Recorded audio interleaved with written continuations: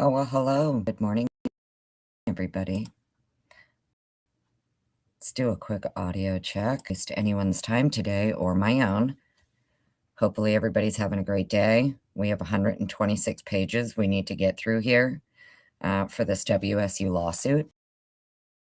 So I figured we might as well read it together. She's having a great day. I know Lana's live, and I'm not trying to cut into her live, but I also have things to do today and wanted to get this out of the way so that I can just continue on with my weekend. Good morning.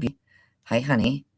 You got to let me know how my audio's doing, please. Don't let me drone on for an hour and a half today with cooked audio. I reconfigured everything, it all up correctly. Hopefully this is going to work. I don't know. I truly don't know. The laptop is cooked and I'm trying to work. I can get another one. So please let me know how the audio is doing. Good morning. Good morning, everybody. Appreciate you being here. Flags if I'm a robot. If you can't hear me, let me know. I'd really appreciate being able to read this lawsuit, but I don't want to waste anyone's time. Okay. And I don't want to. Good morning. Good morning. Inside your bones, you got fires where you are? You had to evacuate? Jeez. Well, I hope you stay safe. Hope you stay safe. You can hear me? Is that why you're laughing? Maybe you can hear me. So far, it's good. Well, see, I have trust issues. I have trust issues because when I went back on the other one, I was asking people, how's my audio? And everybody's like, yeah, I can hear you. And I'm listening to, there's no fucking way they could hear me. So, you, Dana Lynn, good to see you. Beach Babe, hello. How are you? Christina, good morning, darling. Hope everybody's having a great day. Good here, too. There's a few hiccups, but nothing. What do you mean hiccups, Christina? No, it's not a restream. No, we're live. I'm just to be live with. Inside Your Bones says they can hear me. Okay. Meg says it's good. Amethyst says it's good. Good morning, Amethyst. Hi, honey. Last week. Hello. Good morning, Suzanne B. Inside Your Bones. Yeah, I know. Well, that's what I mean. I don't want to waste anybody's time here. You know what I mean? Hemi. What up, Hemi? Good morning. So I don't know, dude. Christina keeps saying that it's cutting out. I don't know. And it sounds great. And then Christina keeps saying it's not. So who do I believe, huh? Who do I believe here? Beth Wagner, hello. Welcome on in. Good.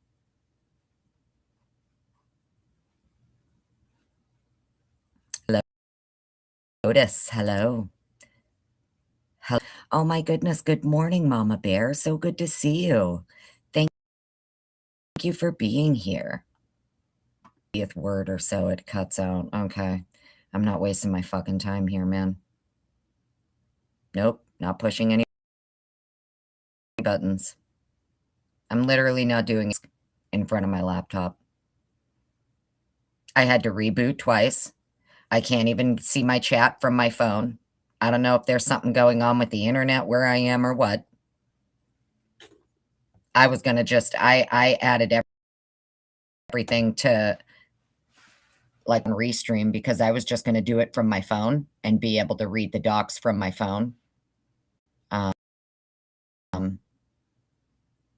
But, you know, waste nobody's time. You guys know me. I'm not going to sit here and try to read 126 pages and then go back on the replay and find out that my audio's fucking cooked and I wasted 2 hours of my life. Know what I mean? I promise you there's other things I can be doing.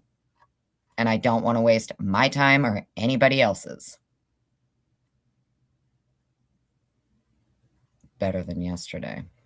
Cutting out. Yeah. See, Tracy's saying it's cutting out too. Interesting. It's a lot better than yesterday. Well, I don't know how that's possible, Dana, because my live yesterday was on my phone and it was crystal clear the entire time. And I went back and listened to it on the and my audio was perfect yesterday because I was on my phone and I wasn't on my computer. So I'm not sure what's happening. But yes, welcome in, everybody. Thank you for being here. Maybe if I, debating if I want to, yeah, I don't want to use that. I do have a mic I can use, an external mic, but I don't know, it's sketchy. Fusion, hello. Says it sounds fine. Yes, Beach Babe, can we do a Teams meeting? Yes. Meeting to figure this out. Out there who hit the Powerball or the Mega Millions or something, and they're like, "Hey, you know what? Let's set Miss Potts up with a whole new studio. If there's anybody out there that wants to hook me up with a whole new fucking studio somewhere, I'm down. I'm down. You want to fund me? Put me up in a nice little studio with a nice little setup. We're down. We're down for it." Chris Tat, what up? Welcome. Good to see you. Welcome on in. Sounds great now. Interesting.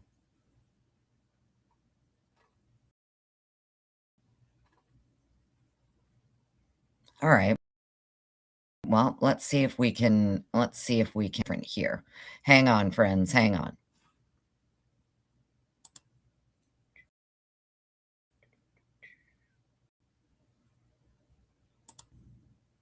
Okay, what about now? What about now?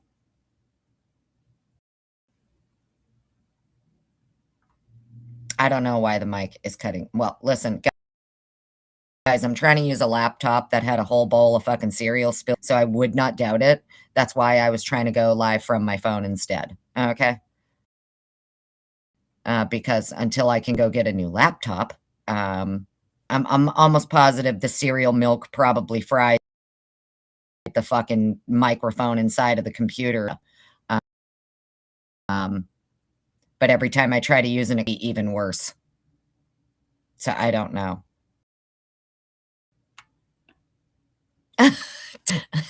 You did not have to do that, honey. Thank you so very much. Thank you, Dana Lynn. Thank you, honey. I truly appreciate you. I'm gonna see if hang on. I'll see if I can put in another mic. Hang on. Hold fucking please.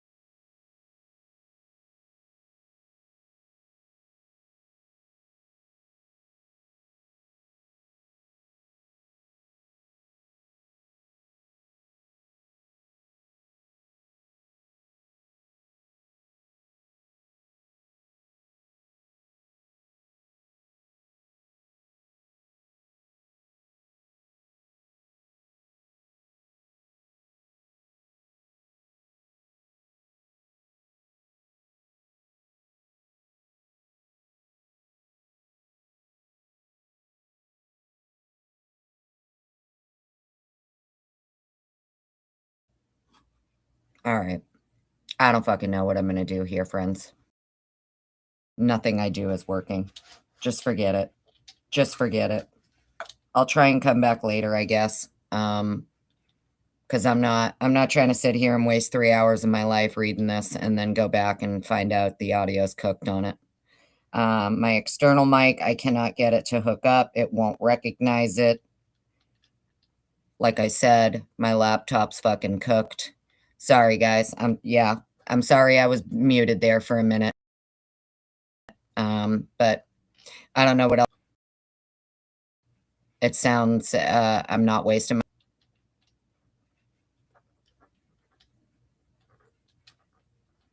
Now you can hear me. Now it's okay. Interesting. Interesting. I have trust issues with all of you, so very sorry. John T, hello. Joanne, good morning. Christina Graves, hello. Oh, Krista. Meg says it's working. Heidi says she can hear me perfectly. Interesting. Interesting. I literally didn't do anything. So that's fucking weird. Kane B, hi, honey. White Rabbit, hello. How are you? Hope everybody's having a great day. Dana Lee, I truly appreciate you. You didn't have to do that. I appreciate you, though. Hope you know that. It's very nice of you. Okay, so yeah, I mean, if my audio is good, then we're going to Hemi, way back. He's saying it's skipping. Let's see. Let's see. Let's see. I just have trust issues. Okay, I have trust issues.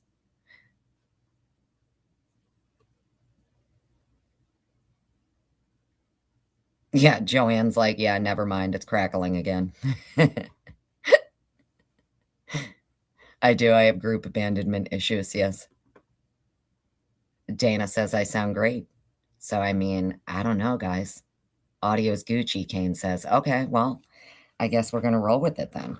I was trying to hook up my external mic, but it wasn't, like I said, unfortunately, a bowl of cereal got spilled into the laptop, and now it's not recognizing any of my mics or anything. And so, sorry, guys. I promise I'm working on getting a new setup.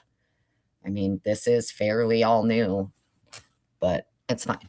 It's fine. It's fine. It's fine. Fuck it. Fuck it. We're going to go. We're going to roll with it.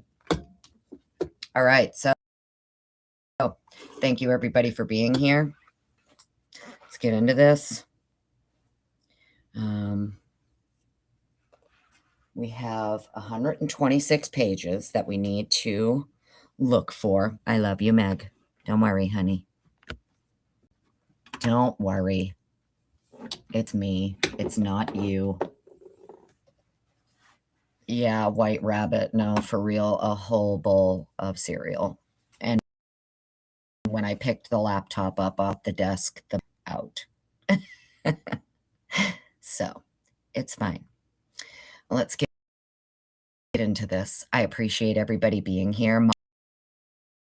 I don't think so no, Dana Lynn, you don't need to start a laptop fund. No, you don't. Don't worry. I'll get another one. Yeah, Moscow needs to pay me 10 grand. Yeah. No, I don't need a laptop fund. Don't worry, guys. It'll be fine. Okay, so anyways, 126 pages. We finally got the complaint for damages from the Gonsalves family, the Canodal family, and the Laramie family against Washington State University. This is going to be pretty interesting. I already read it all last night. I did link it in the description of the video for anybody who wants to follow along. Connor, or another mod, if you're here, if you don't mind dropping Connor's link in the chat, I'd appreciate it. Connor is the one who posted to his channel page, his community tab, and it is in a Google Drive for everybody to have. So that's where I got it from. I did link it, and everybody definitely go give Connor a like, Connor's over there just foiering the shit out of everything in Idaho that he can get his hands on, and he posts it all for us, for free. As far as I know, there's no monetization or anything. He doesn't ask for shit, and he just posts everything for us. So, make sure you do a like and a follow. If I try to go grab his, I mean, let me see if I can go grab his link. I'm afraid to even touch anything. It's cute. Good morning. The White Rabbit. Thank you so much for your super sticker. I truly appreciate it. Something for the appreciate it. I don't need anybody's money for a laptop. Don't worry, friends. I will go get my own. This should still be insured. Plus, it still has the warranty. So I'm hoping when I go over there to drop it off, figure out what I can do with it. We'll be fine. But yes, brooms up, bitches. And aloha to you, Miss Q. Thank you for being here. Kane B, thank you so much. Thank you so much for dropping Connor's link. And yes, Connor is goated, the White Rabbit. And Connor doesn't get enough shout outs. So he got the Ava Wood view. He got that Kai Kids interview. We find out that's Bethany's little boy toy over all the time. So yeah, thank you, buddy. All right, so yes, I did it this way because I thought it would just be easier rather than me having to show. As we can see here, this is out of the Superior Court for the state of Washington in and for Skagit County. Please put red for the audio. Do not let me waste my time, please. As we can see, the plaintiffs in the case are Steve Gonsalves as a personal representative of the estate of Kaylee Jade Gonsalves. We also have, yes, thank you, Kane B, and there's Connor's PayPal too. Thank you, Kane. So, sorry, we can see the plaintiffs are Steve Gonsalves, Karen Laramie, personal representative for the estate of Maddie Mogan, Jeffrey Kernodle as a personal representative of the estate of Xana Kernodle, and Stacy Chapin as a personal representative in Chapin.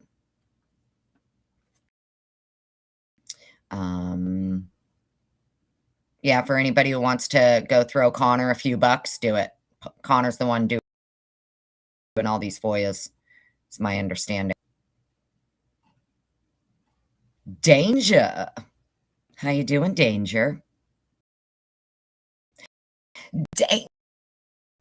Good to see you. Good to see you. Hope you're... I'm so sorry you were here the other day and my audio in toast, and I rambled on for 2 hours. Hopefully today's much better for you, friend. As we can see here, the defendant in the case is Washington's Public University. James Moen, good to see you, sir. You little fucker, you made it.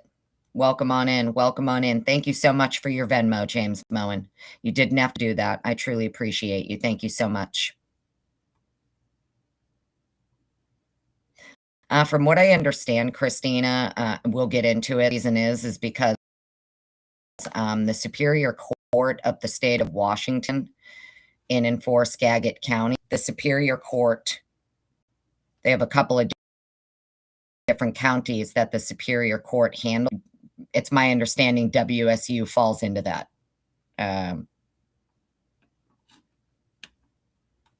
Popping in on the way to work.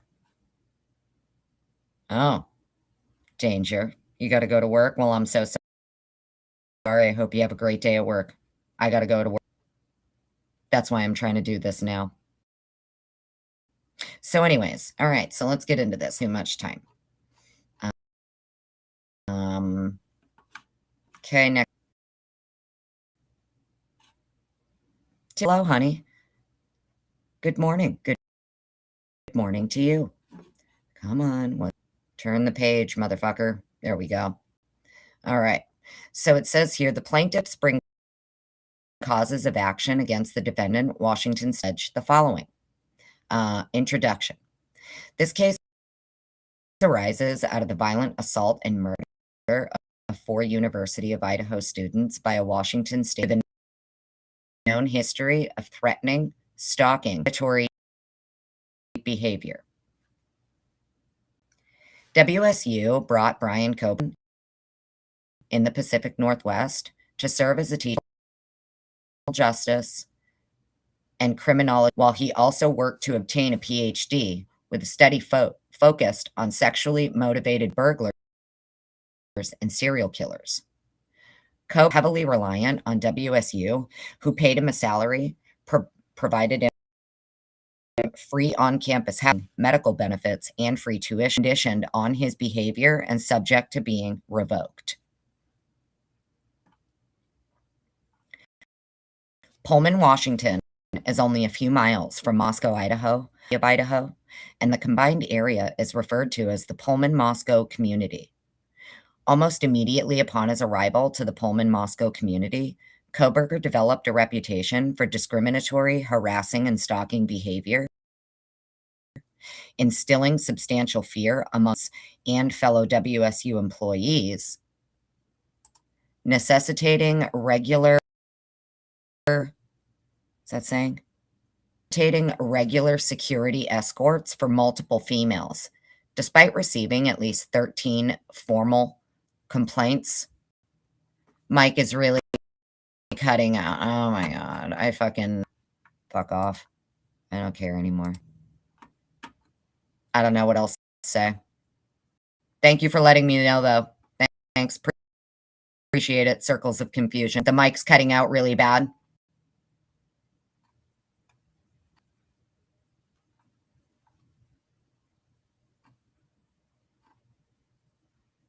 I'm not wasting my time here. Just saying.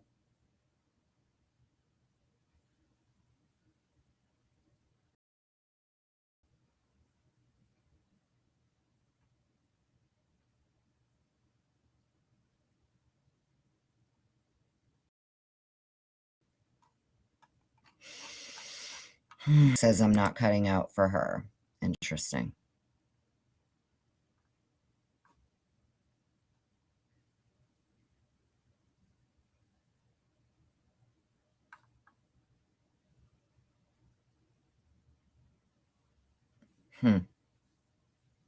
Okay.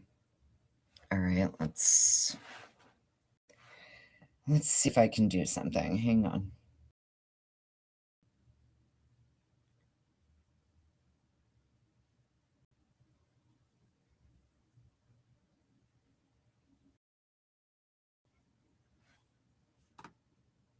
How come there's not a case number on there? I don't know.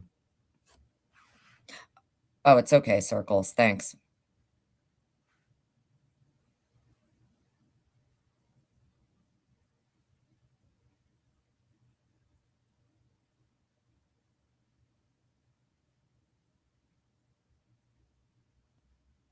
Lucy, good morning, darling. Thank you for being here. Satire says they just got here and it sounds fine. I mean, I'm not sure. I'm not wasting my fucking time. That's what I do know. That's what I do know. Sarah D. Irish. Good to see you. I'm going to try and log in from my phone. If it'll let me do audio at least from my phone, then that's what we'll do. And I can close it out here on the laptop. So hang on.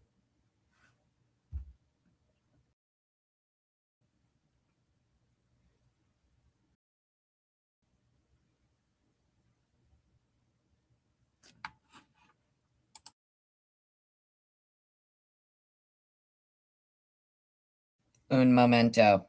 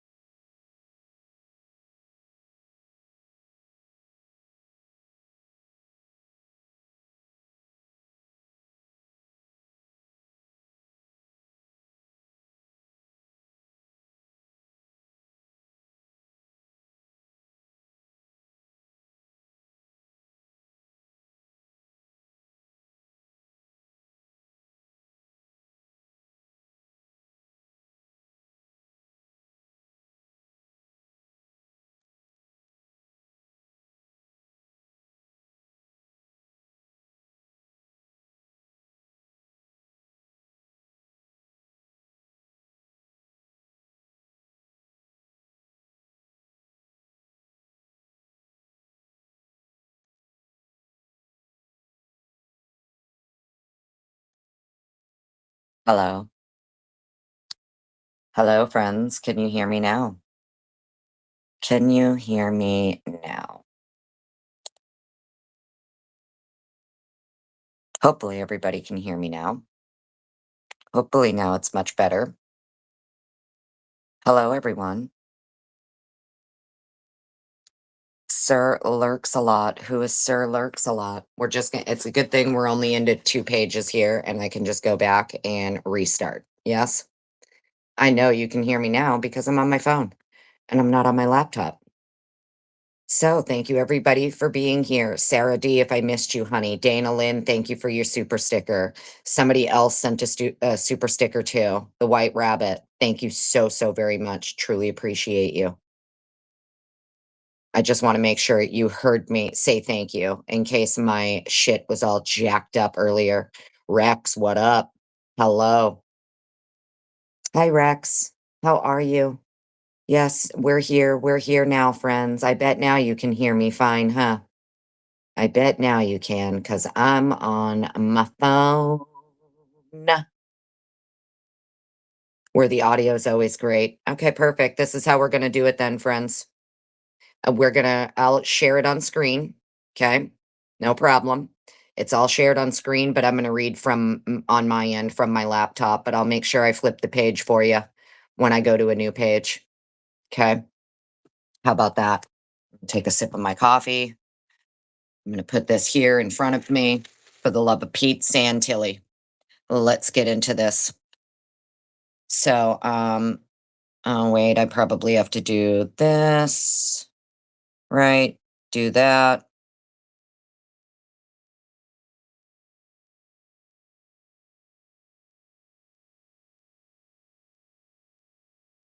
Let's go.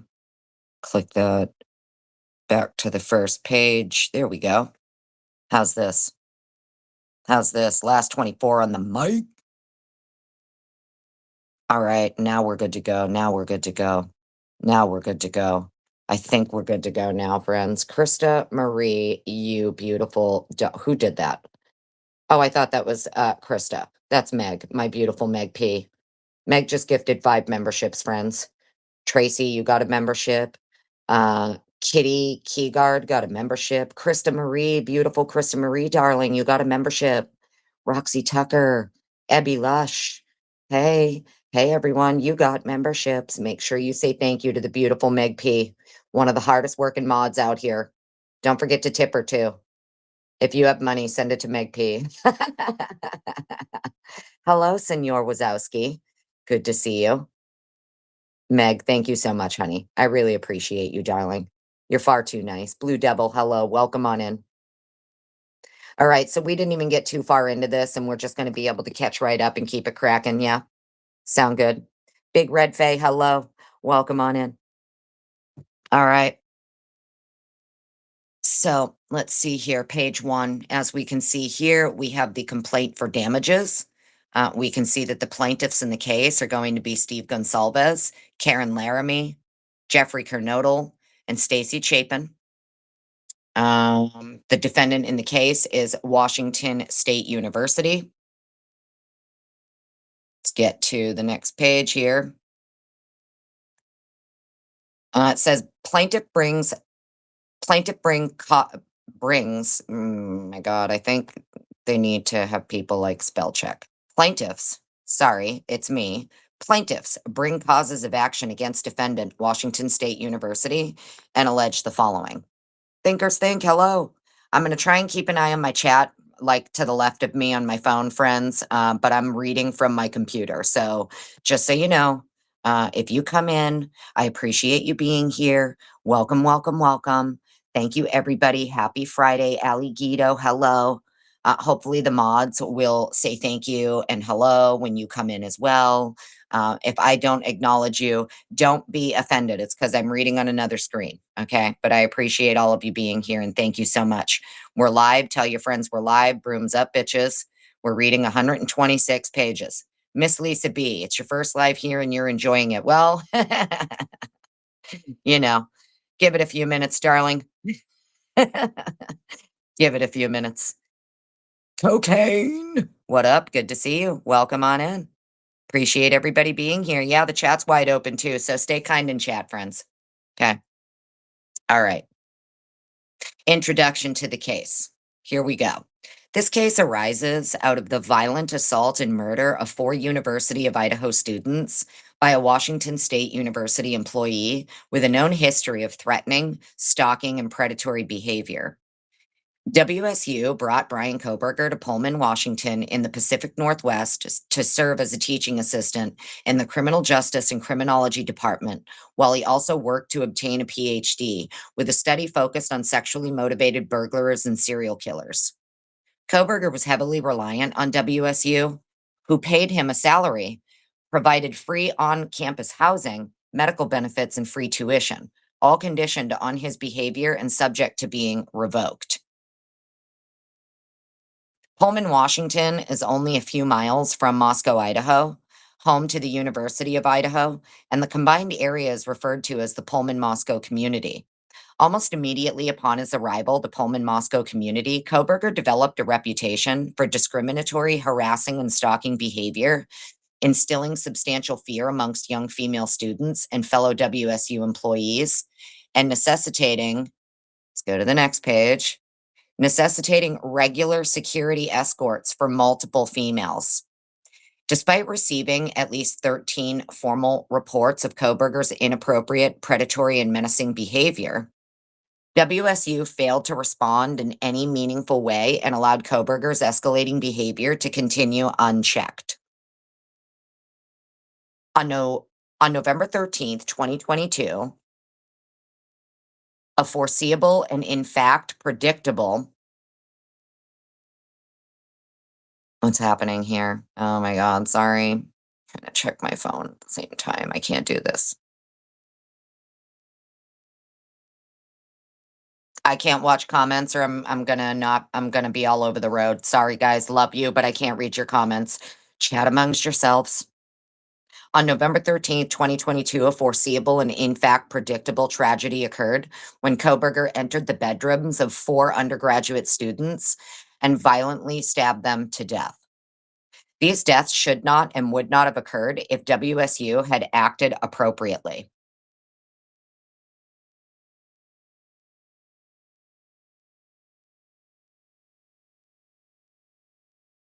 Trying to see on my screen here. Where does it get to? Okay, yeah.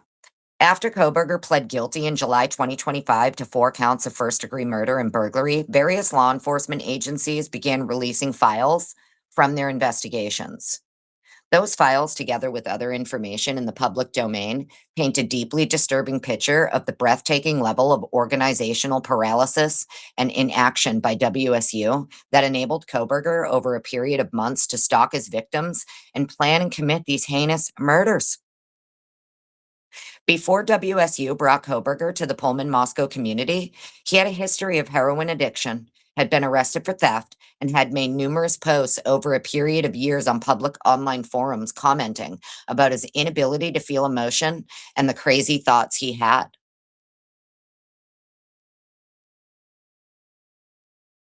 He had been removed from a vocational program in high school because of problems with women, and later local business owners had become so alarmed at his behavior towards young women that staff kept electronic notes about him to warn female staff when he arrived. He also had pursued a graduate degree in criminology, where he demonstrated a particular fascination with serial killers. Almost immediately upon Kohberger's arrival to the Pullman Moscow community, he began demonstrating antisocial, disturbing, and menacing behaviors. In August 2022, early in the semester, a fellow graduate student began leaving her office door open because she believed, quote, this guy was going to do something inappropriate with a student, end quote, and said that Kohberger struck her as, quote, stalker or, quote, sexual assaulter type, end quote. Okay. Based on how Kohberger talked to and treated women, another fellow graduate student described him as a, quote, possible future rapist, end quote. And Kohberger's supervising instructor was aware that several female graduate students had reported that they were very uncomfortable with interactions they had with him. Female graduate students also complained that he made them feel unsafe. He was noted to be obsessed with studying sexually motivated burglars and serial killers. On multiple occasions and with multiple WSU female staff members and fellow students, Kohberger would regularly stand close. Let's go to the next page. Kohberger would regularly stand close to their desks, loom over them, and would block their exits from on campus offices for long periods of time. One female graduate student reported that Kohberger would trap her in her office and try to talk to her about the Ted Bundy murders. Kohberger followed several female students and staff to their cars after hours. And nobody reported this to the police, huh? Sidebar. Sidebar, no police reports on this, huh? I'm guessing. No one went to the fucking cops and reported it while it was happening. Interesting. Kohberger followed several female students and staff to their cars after hours. Multiple female students. Oh my God.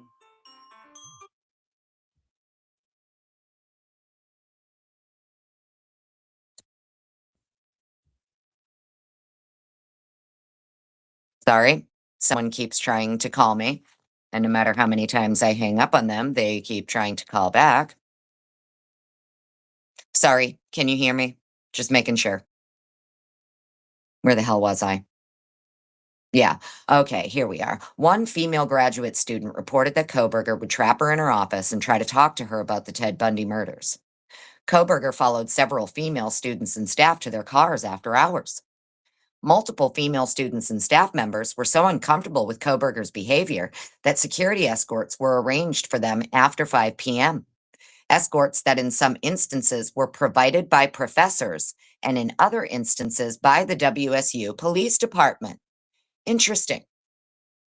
So the WSU Police Department is escorting female students to their vehicles because they feel unsafe about this particular person, yet he's not under investigation and no complaint, criminal or otherwise, is filed.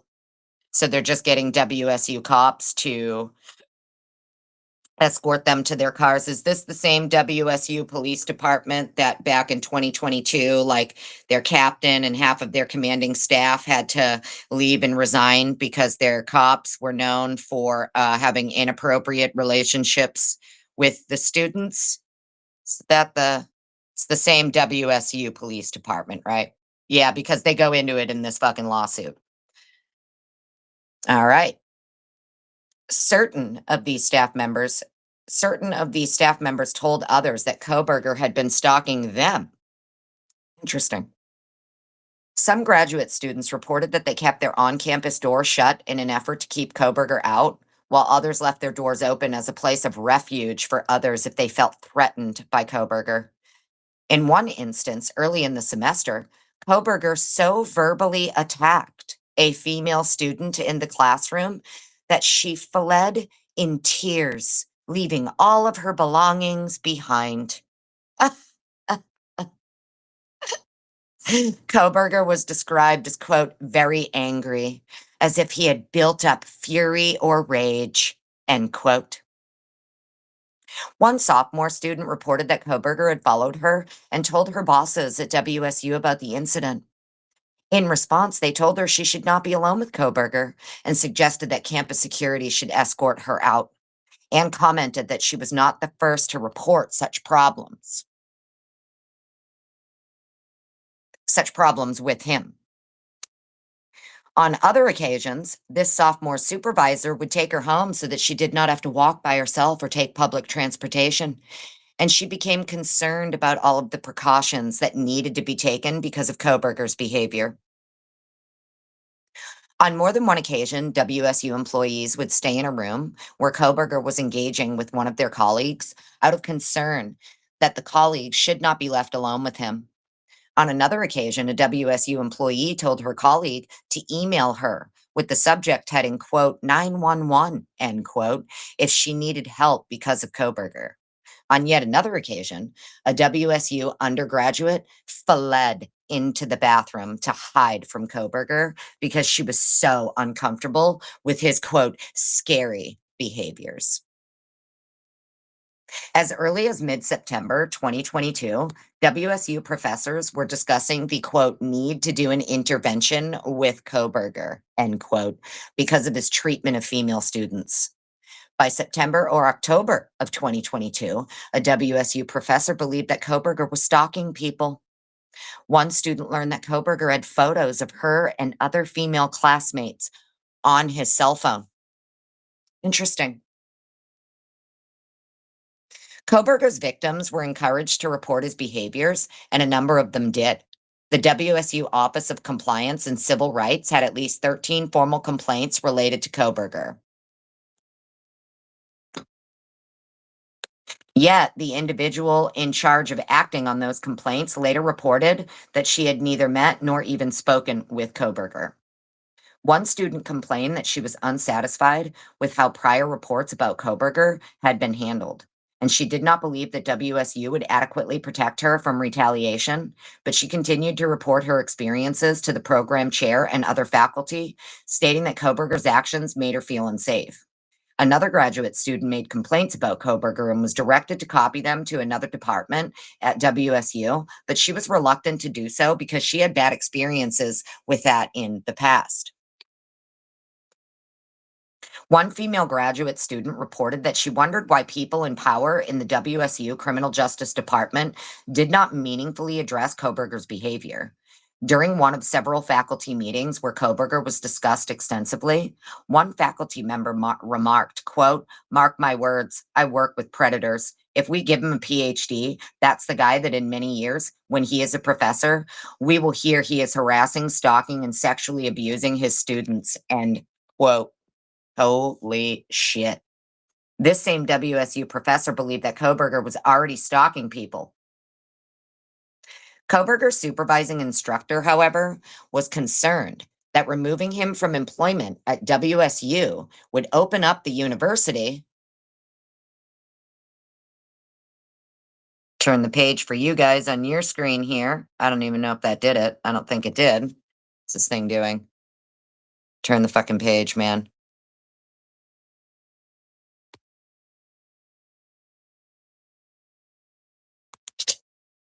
Hmm. Hang on. Trying to get it to.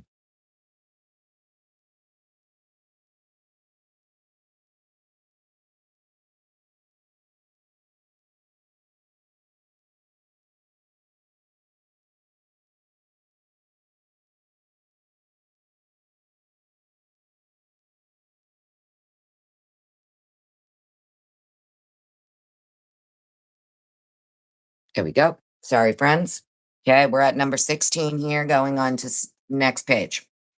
Kohberger's supervising instructor, however, was concerned that removing him from employment at WSU would open the university up to a civil lawsuit from Kohberger, thereby elevating the financial interests of the university above the safety and security of students, staff, and members of the Pullman Moscow community. The WSU Police Department is intended to be a critically important bulwark when it comes to protecting students in the community from sexual harassment, stalking, and dangerous predators. However, prior to Kohberger being hired by WSU and arriving in the Pullman Moscow community, the WSU Police Department had a long, troubling, and sordid history of tolerating and, in fact, fostering inappropriate sexual behavior in its own ranks and discouraging complete and accurate reporting of such misconduct. In 2007, the WSU chief of police was demoted after an internal investigation found he had viewed inappropriate emails on his university computer, forwarded those to other WSU police, and invited them to view them. In 2011, WSU was fined over $80,000 by federal officials because of multiple sexual assaults that were not properly reported. WSU did not dispute the findings of the federal investigation. In 2022, WSU undertook an investigation of improper sexual activities by the WSU police force involving allegations that an officer had sex with a victim in the presidential suite of the Martin Stadium. Next page.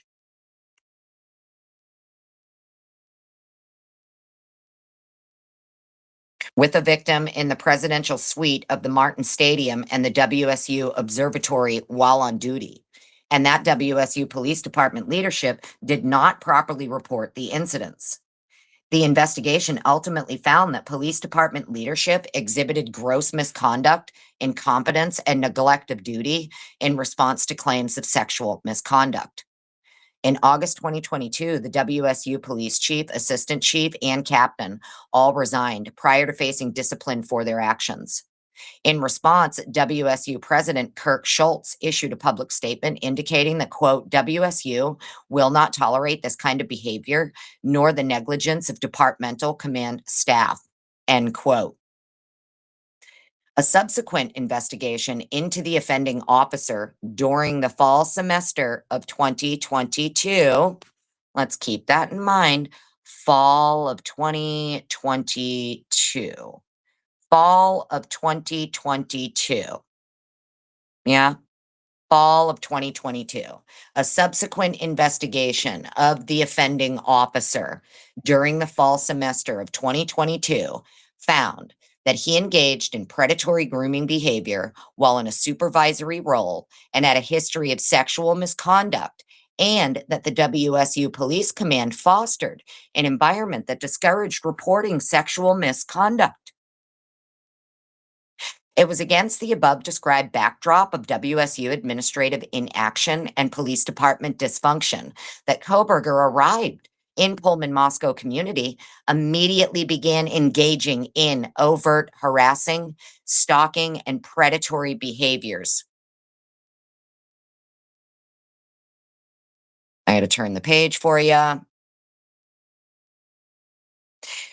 Let's see. It was against the above described backdrop of WSU administrative inaction and police department dysfunction that Kohberger arrived in the Pullman Moscow community. He immediately began engaging in overt harassing, stalking, and predatory behaviors, including repeatedly stalking over a period of months the 4 victims that he ultimately murdered on November 13th, 2022. That's interesting. So in this sidebar, they're claiming in this lawsuit that he was stalking the 4 victims as well, which is super interesting when you consider that we have Bill Thompson and the state of Idaho claiming he didn't stalk them. So I don't know how that's going to work, right? WSU is going to play the prosecutor is my guess. They're going to play the clips of the prosecutor. I don't know. I think WSU actually may fight this. I was under the impression at first they may just settle this out of court, but I don't know, dude. I think that they're actually going to fight this, if you want my honest to God's opinion. I don't think they're going to settle this out of court because I think they're going to be like, no. What do you mean he was stalking? We didn't facilitate his stalking. Even the state said he wasn't stalking. Know what I mean? So I don't know. Let's continue. Subsequent forensic examination of Kohberger's electronic devices revealed that he had performed many searches regarding home invasions, co-ed killings, and serial killers. Kohberger's search history also revealed internet searches about psychopaths, paranoia, and porn involving exclusively non-consensual sex acts. Jesus. Yeah, because maybe sidebar, maybe somebody put a little fucking bird in his ear and told him what was going on out there with all of these cops. In the fall semester of 2022, one of the cops is found to to be grooming students, not just committing sexual assault against them. It's a pattern of abuse and grooming. How do we know he wasn't there? How do we know he wasn't brought in specifically to monitor that? How do we know he wasn't brought in specifically to look into that situation? How do we don't, right? We don't.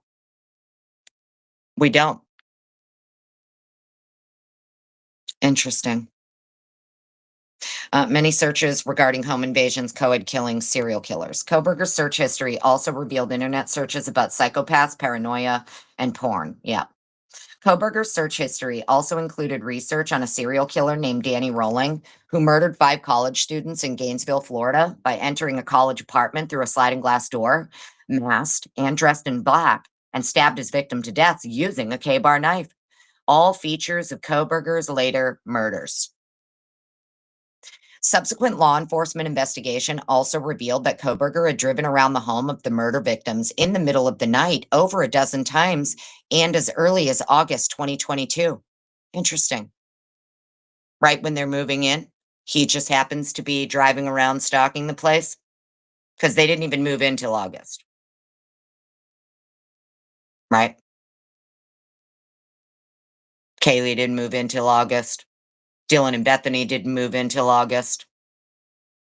So how could it? So he just look at that luck of the draw. What luck?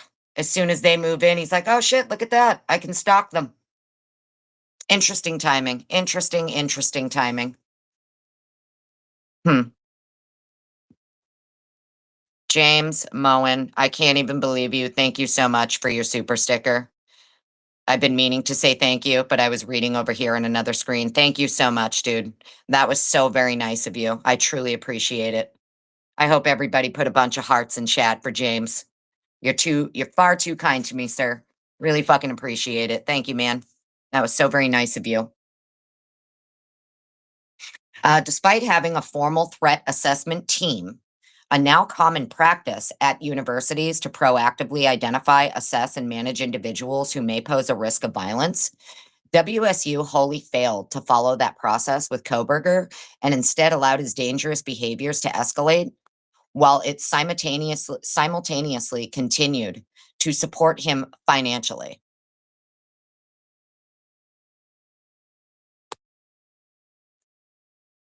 Make sure that turned the page for you guys. Yes. Um, so they allowed his dangerous behaviors to escalate while they simultaneously continued to support him financially and provide him with access to university resources and students and keep him housed rent free in the Pullman Moscow community. As a result of WSU's actions and failures, 4 young college students were brutally murdered. And then we're going into the parties of the case. So, parties of the case, we have Steve Gonsalves is a citizen of the state of Idaho and is the surviving father of Kaylee Gonsalves. Steve Gonsalves brings a survival claim and wrongful death claim as personal representative of the estate of Kaylee Jade Gonsalves. Karen Laramie is a citizen of the state of Idaho and is the surviving mother of Madison Mogan. Karen Laramie brings a survival claim and wrongful death claim as personal representative of the estate of Madison May Mogan. Jeffrey Kernodle is a citizen of the state of Arizona and is the surviving father of Xana Kernodle. Jeffrey Kernodle brings a survival claim and wrongful death claim as a personal representative of the estate of Xana Alexia Kernodle. Stacy Chapin is a citizen of the state of Washington and resident of Skagit County and is the surviving mother of Ethan Chapin. Turn the page. Stacy Chapin brings a survival claim and wrongful death claim as personal representative of the estate of Ethan J. Chapin. WSU is a subdivision of the state of Washington and operates a public university with campuses across the state of Washington. All acts and omissions of the defendant are alleged to have been committed by agents and or employees of defendant acting within the course and scope of their agency and or employment, including members of the WSU Department of Criminal Justice and Criminology, members of the WSU Department, and members of the USU administration. Jurisdiction and venue.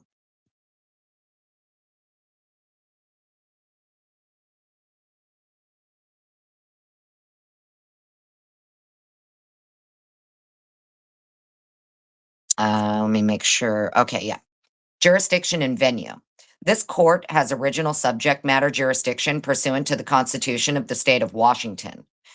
Venue is proper in Skagit County pursuant to RCW 4.92.0101, as plaintiff Stacy Chapin resides in Skagit County.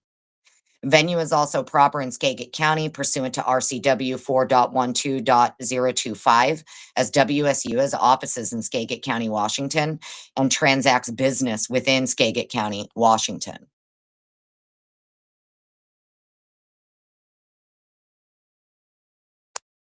Oh, this fucking screen here, man. Just turn the page.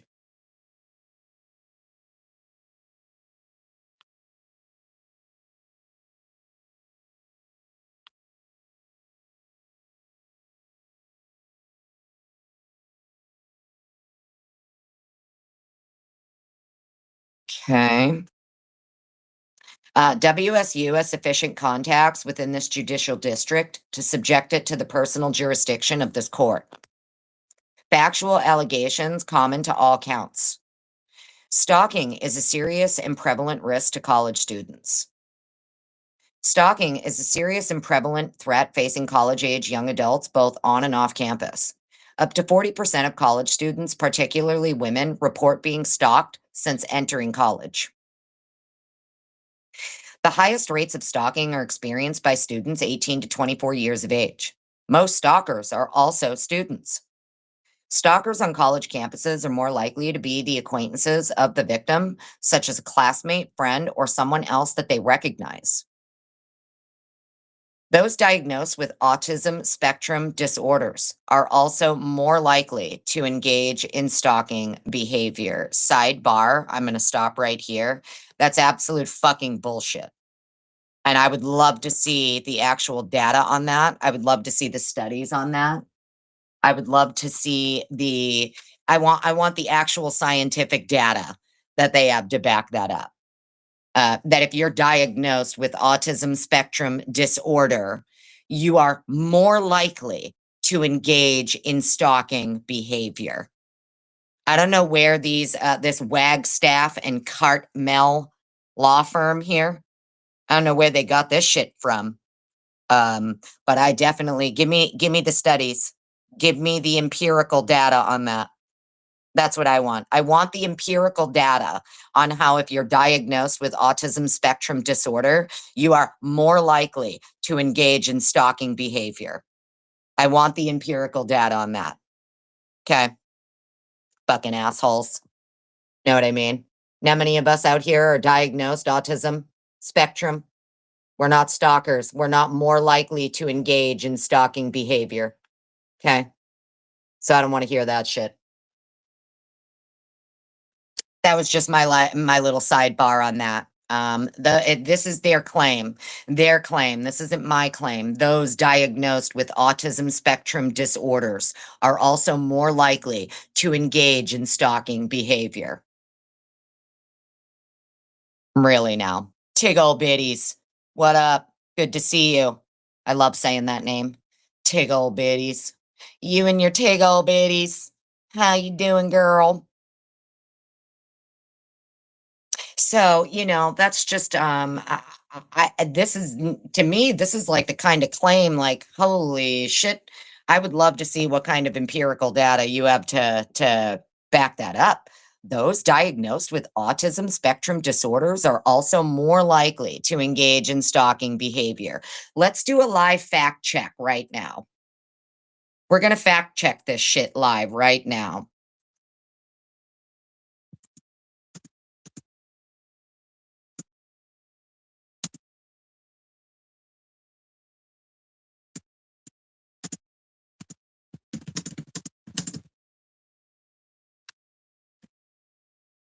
We're just going to live fact check this.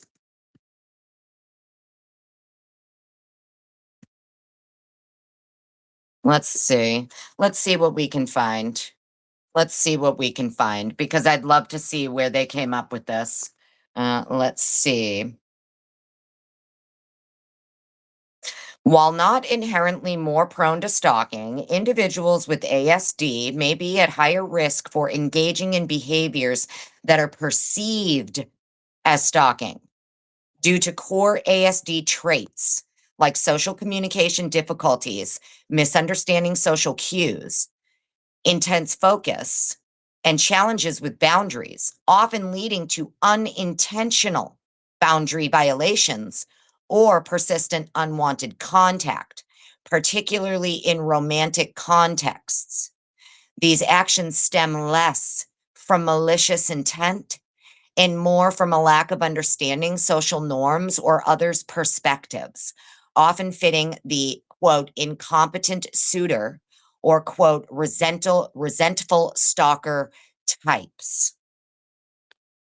So obviously, I am just doing a quick little basic fact check search here.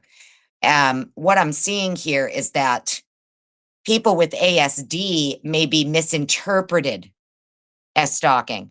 They're perceived as stalking because of some of the traits of the ASD, right?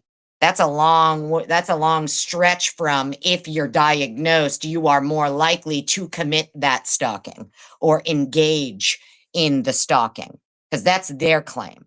Their claim is that if you are diagnosed ASD, you are more likely to engage in stalking behaviors. I don't know where they got that from. I want the studies and I want the empirical data.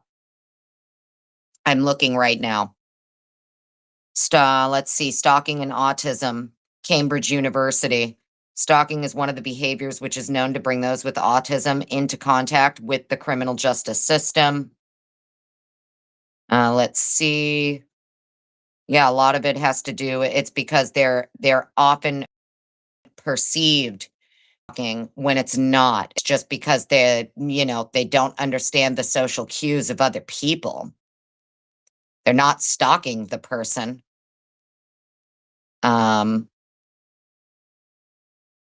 Let's see. Stalking prevention and awareness, campus response to neurodivergent individuals. So I have something here. It's for the Stalking Prevention and Awareness and Resource Center, stalkingawareness.org, campus response to neurodivergent individuals.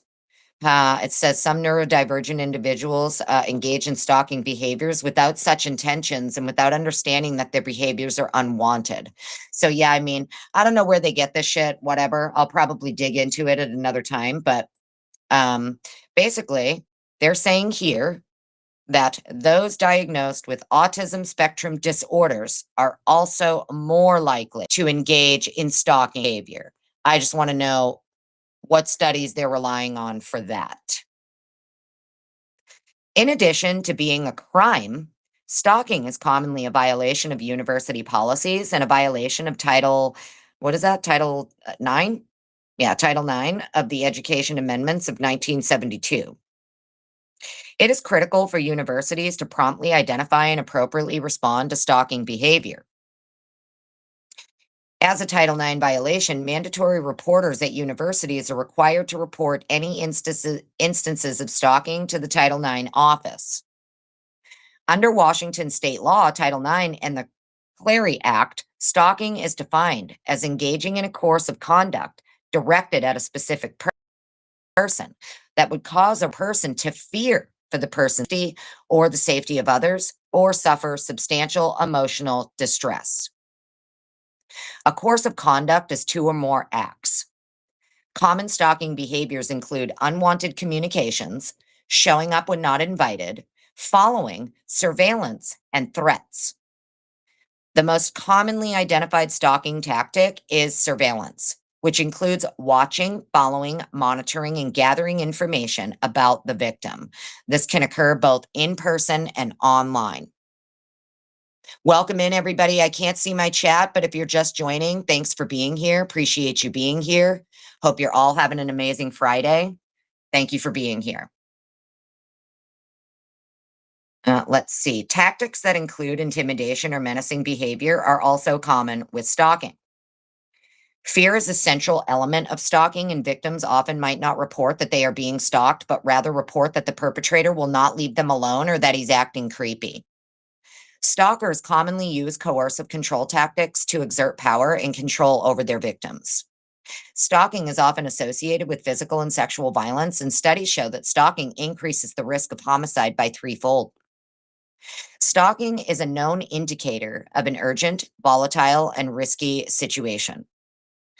Because stalking involves a pattern of behavior that often includes multiple and varied tactics, it is critical that universities promptly coordinate the response so that complaints about concerning behavior can properly and urgently be identified as stalking. Stalking behaviors often change escalate over time.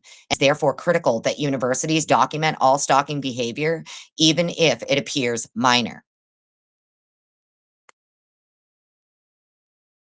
Recognizing the extreme danger that stalking can pose to students, many universities have processes designed to ensure a coordinated response for reports of stalking or sexual violence that involves campus police, student affairs, and Title IX coordinators. WSU, in particular, has implemented policies and procedures to prohibit, prevent, and intervene in situations involving discriminatory, harassing, stalking, or predatory behavior, and to discipline its employees and students who engage in these behaviors. WSU also has the ability to exercise sufficient control over its faculty, staff, and employees to manifest a duty to control their behavior. WSU has policies and procedures to control conduct and prohibit and prevent discrimination, harassment, and stalking. As discussed further below, WSU recruited Kohberger from the East Coast to the WSU Graduate School and hired him to be an employee of the university. WSU was obligated to control Kohberger under the requirements of its employment agreement with him. WSU gave Kohberger a written offer of employment to serve in the role of a teaching assistant, which offer Kohberger signed in agreement. I think they typed that wrong. WSU gave Kohberger a written offer of employment to serve in the role of a teaching assistant. That offer Kohberger signed in agreement. I think because which offer Kohberger signed in agreement, it doesn't, I don't know, whatever. Maybe it makes sense and my brain's not computing. Next page. James Moen, are you leaving? I hope you have a great day, sir. Thank you so, so, so much. I'm trying to keep an eye on my chat on my phone, but I'm sorry. It's difficult for me to look at both at the same time. I hope you have a wonderful, wonderful day, sir. Thank you so much for your super sticker. You are far too fucking nice. You are amazing, and I truly, truly appreciate you. $50 super sticker from James Moen. Thank you so much, sir. Okay, so he signed an agreement, his offer for employment. Did I accidentally flip it to the wrong page? What's that? We're at 71. Oopsie poopsie. Let's go back one. Think we want to be here. Yep. There we go. Sorry, guys. Bye, James. Thank you so much. Leslie and Billy, hello. Clifton Mayo, hello. I'm going to quickly say hi to everyone in chat. Eccentric Skeptic, hello. Rex, hello. Jane, hello. I hope everybody's having a great day. Rach, hello. All right. If I missed anybody, I'm sorry. Need some Z's. Hello. Thank you, everybody, for being here. If you're sending super stickers or whatever and I'm not seeing them, I'm sorry. So sorry, mods. If you don't mind, like star them for me if you can. I appreciate it. I'll try and catch them at the end. Thanks so much, everybody, for being here. I hope you're having an awesome Friday. All right. So under the requirements of the employment agreement, WSU was obligated to control Kohberger. WSU policy provides that a teaching assistantship is an appointment in which a graduate student's primary duty is teaching or serving as a teaching assistant. Kohberger's employment with WSU came with conditions and obligations. Under WSU policies, one condition of employment was that Kohberger complete a sexual misconduct declaration prior to his hire. He had to declare whether he was the subject of any findings or investigations into sexual misconduct. A failure to provide complete and accurate information in this declaration can result in WSU withdrawing the offer of employment. Presumably, the sexual misconduct declaration is intended to identify and prevent potential inappropriate interactions with the graduate students that Kohberger would be interacting with in his employment with the university.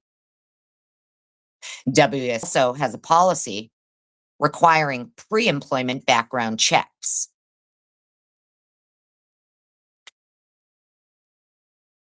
Had WSU performed a comprehensive pre-employment background check on Kohberger, it likely would have revealed significant red flags and the risk of hiring Kohberger and bringing him to the Pullman Moscow community.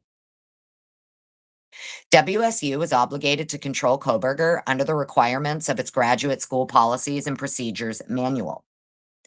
WSU was further obligated to control Kohberger under the requirements of its Graduate School Policies and Procedures Manual. As a teaching assistant and employee of WSU, Kohberger was required to abide by and meet the regulations and policies set forth in the Graduate School Policies and Procedures Manual.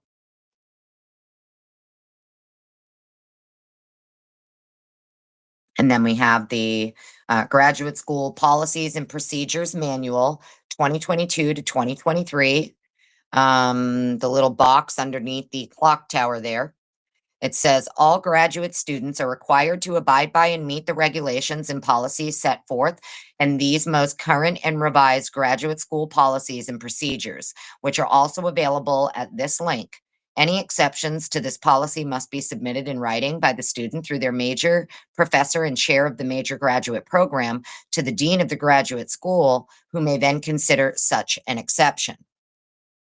WSU policies required that Kohberger be at work each normal workday, including periods when the university classes are not in session. WSU also states that as key contributors to the WSU community, graduate assistants have a responsibility to maintain high standards of professional and ethical conduct. Oopsie. Okay. To that end, WSU Silent G, hello, welcome, welcome. Suzanne B, hello. Sorry, guys, if I'm missing you, sorry. Welcome in, everybody. Welcome. Thanks for being here. Momo, hello, Momo. To that end, WSU policy requires that all graduate teaching assistants complete the Human Resources Services Discrimination, Sexual Harassment, and Sexual Misconduct Prevention training. Failure to timely complete this training can result in a loss of employment with WSU.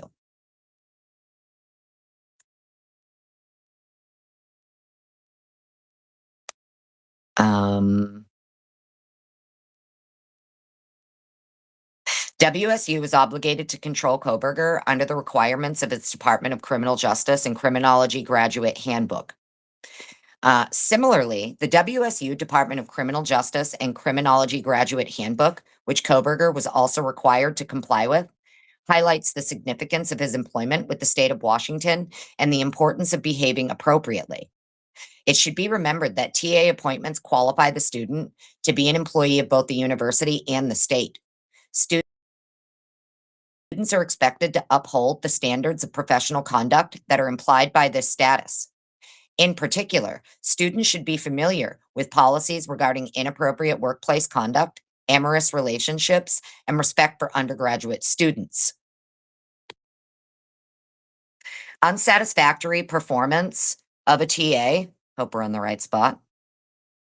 Unsatisfactory performance of TA responsibilities could result in a discontinuation of funding as determined by the chair in consultation with relevant faculty. Moreover, as a teaching assistant employed by WSU, the university had increased supervision and oversight responsibilities with respect to Kohberger's conduct. WSU policies state that departments and programs working with teaching assistants, quote, should provide adequate supervision and training, end quote. WSU is obligated to control Kohberger under its standards of conduct for students. WSU was obligated to control Kohberger under its standards of conduct for students. WSU policies state that termination mid-semester can be recommended if a teaching assistant encounters performance difficulties, such as continual deficient performance or misconduct while performing the duties of the assistantship, misconduct while engaging in other educational activities, violation of the university's academic integrity policies, or violation of the university's standards of conduct for students.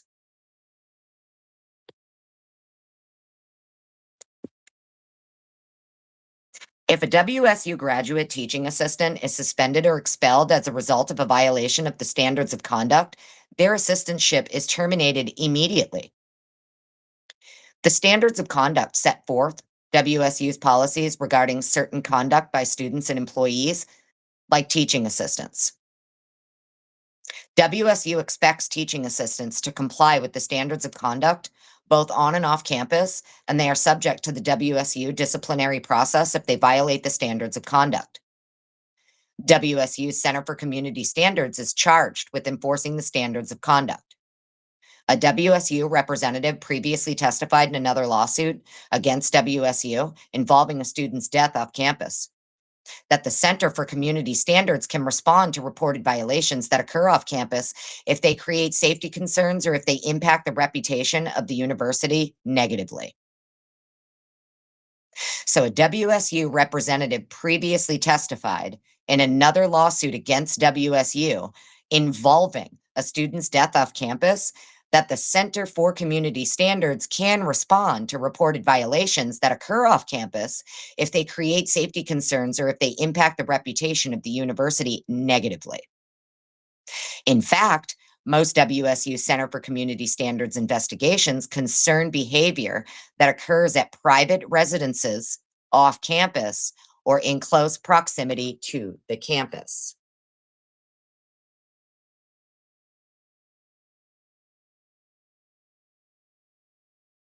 Under his terms of enrollment at WSU, Kohberger acknowledged the university's authority to take disciplinary action for conduct on or off university property that is detrimental to the university's mission. In fact, the stated purpose of WSU's disciplinary processes and standards of conduct is to, quote, protect the welfare of the community, end quote. Similarly, the basic philosophy behind the WSU standards of conduct and disciplinary processes is to guide and correct behaviors, to protect the rights of all students, and to support a safe environment for students, the university, and the community at large. The WSU standards of conduct prohibit physical harm or threats of physical harm, harassment, and stalking, among other behaviors.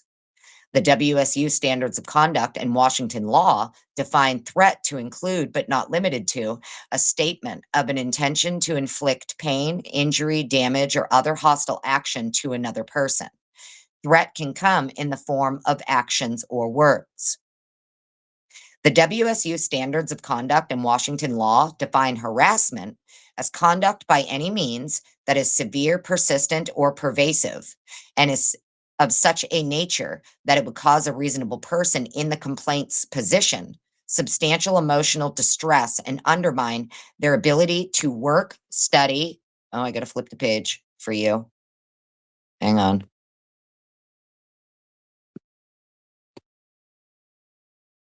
Undermine the individual's ability to work, study, or participate in their regular life activities, or participate in the activities of the university, and or actually does cause the complainant substantial emotional distress and undermines the complainant's ability to work, study, or participate in the complainant's regular life activities, or participate in the activities of the university. The WSU standards of conduct, Washington state law, and federal law define stalking as engaging in a course of conduct directed at a specific person that would cause a reasonable person to A, fear for their safety or the safety of others, or B, suffer substantial emotional distress.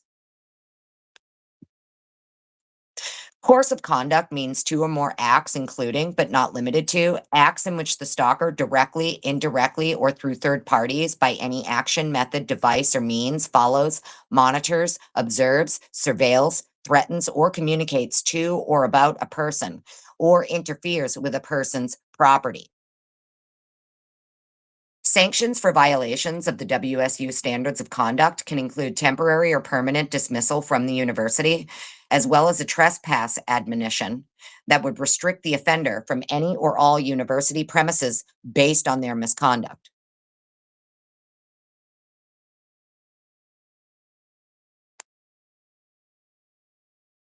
WSU was obligated to control Kohberger under its Executive Policy 15.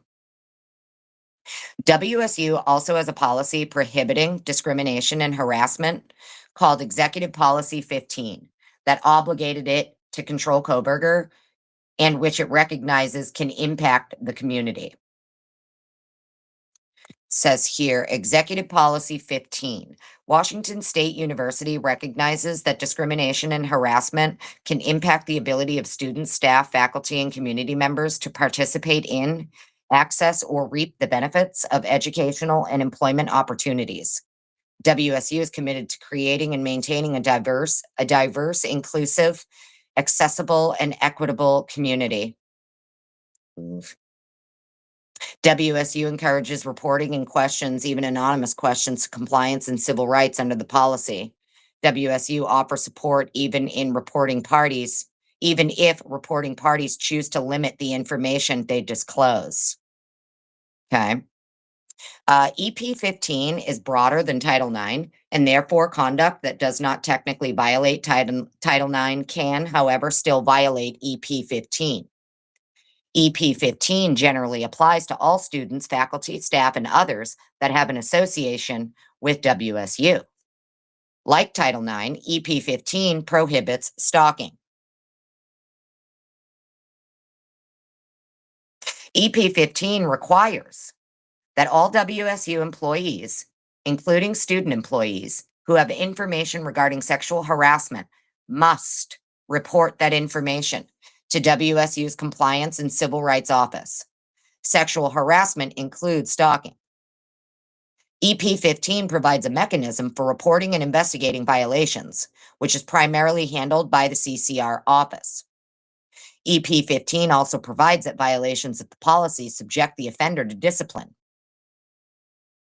WSU was obligated to control Kohberger under its Executive Policy 42. WSU was also obligated to control Kohberger under its Executive Policy 42. In the aftermath of mass killings on both K-12 and college campuses, including those at Columbine High School in Colorado and Virginia Polytechnic Institute and State University, Virginia Tech, the United States Secret Service developed programs to detect and prevent incidents of mass violence involving principles of behavioral threat assessment and threat assessment and management. These are proactive, evidence-based processes to identify, assess, and manage individuals who may pose a risk of violence. Homeland Security. Oh, sorry, United States Secret Service. Did that turn the page for you guys? Damn it.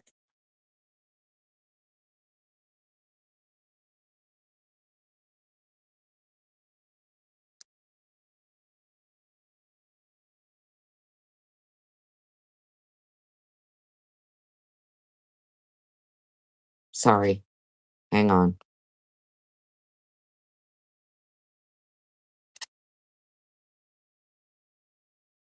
Yep, next.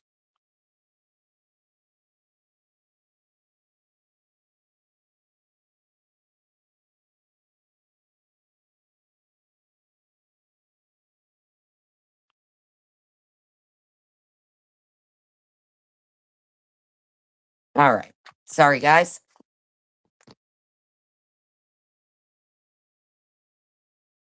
Okay, the United States Secret Service developed programs, blah, blah, blah, threat assessment, blah, blah, blah. These are proactive, evidence-based processes to identify, assess, and manage individuals who may pose a risk of violence, focusing on concerning behaviors and communications to prevent harm before it happens. The U.S. Department of Homeland Security, through its Center for Prevention Programs and Partnerships, emphasizes, quote, threat assessment and management teams are effective, proactive, and protective measures that are designed to prevent, not predict, potential acts of targeted violence and terrorism. Threat assessment teams, or TATs, are now commonplace at colleges and universities throughout the United States and have become a critical part of the standard of care for preventing violence on campuses and in surrounding communities. In addition to WSU's CCR office and disciplinary processes, WSU also has a threat assessment team, as set forth in WSU Executive Policy 42, EP 42.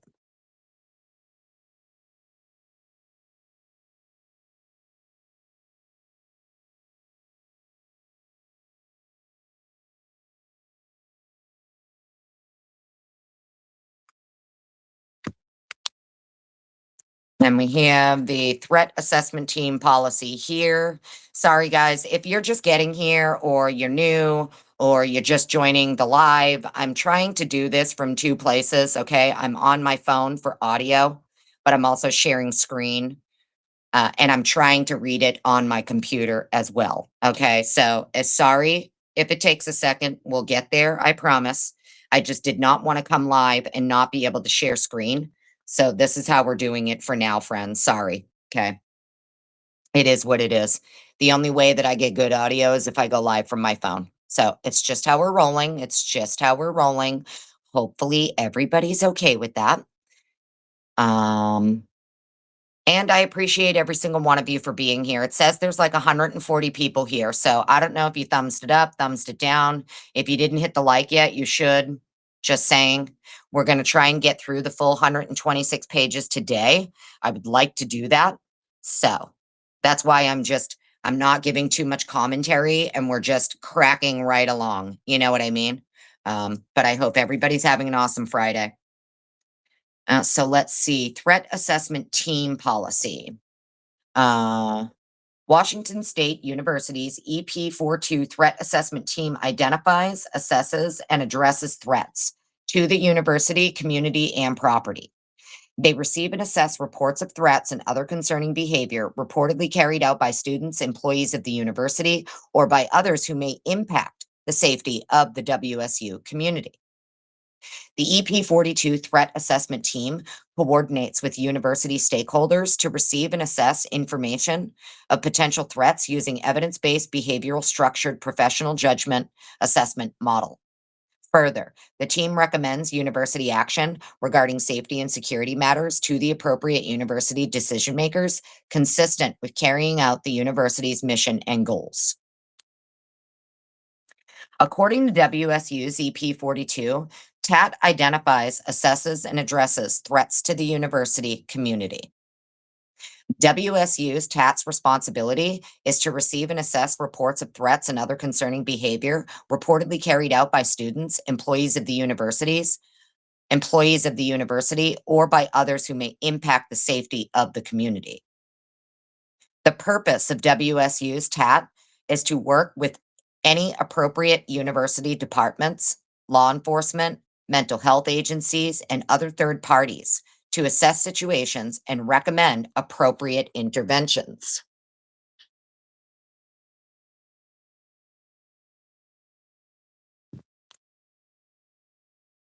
WSU's TAT is designed to work quickly and efficiently with the best information available at the time of the concern. WSU's TAT has the responsibility and authority to confer on an urgent basis to assess and recommend mitigating strategies for threats of potential violence or to manage behavioral risks or threats. Anyone may submit a report of instances of distressing, disruptive, or dangerous behavior to WSU's threat assessment team. Threat assessment areas of focus include, but are not limited to, behavior that creates reasonable fear of physical harm, intimidation, threats, both direct or indirect, stalking, fixation, and harassment. WSU's threat assessment team then is responsible to coordinate with the relevant stakeholders to receive and assess information about potential or perceived threats and recommend WSU action regarding safety and security matters. WSU's threat assessment team is a multidisciplinary team co-chaired by the Associate Vice President and Executive Director of Public Safety and the Associate Vice President and Dean of Students, and includes representatives from the WSU Human Resources Services, Emergency Management, Campus Safety and Security, Student Affairs, Academic Affairs, and Counseling and Psychological Services. WSU was obligated to control Kohberger under its Waiver 21 Threat Assessment and Intervention Protocols. WSU's threat assessment team claims to utilize tools and methods recognized in the field for threat assessment of individual cases and situations. These tools assess These tools assess psychological, behavioral, historical, and situational factors associated with organizational violence, such as preoccupation with violence, threats, irrational thinking, substance abuse, history of violence or criminality, or extreme moods. In particular, WSU's threat assessment team utilizes a structured, evidence based risk assessment tool called Workplace Assessment of Violence Risk, or Waiver 21. WSU is obligated to control Kohberger under its Waiver 21 threat assessment and intervention protocols. Waiver 21 warns about the conflict avoidant manager who allows behavioral issues to fester, which is particularly prevalent in some institutions of higher learning. Waiver 21 emphasizes that one precursor to violence is when the problematic individual has a distorted self perception of competence and achievement that differs from leadership's view of their performance, leading to tension between the parties. This tension often includes issues with the individual's conduct and increasing disruptiveness.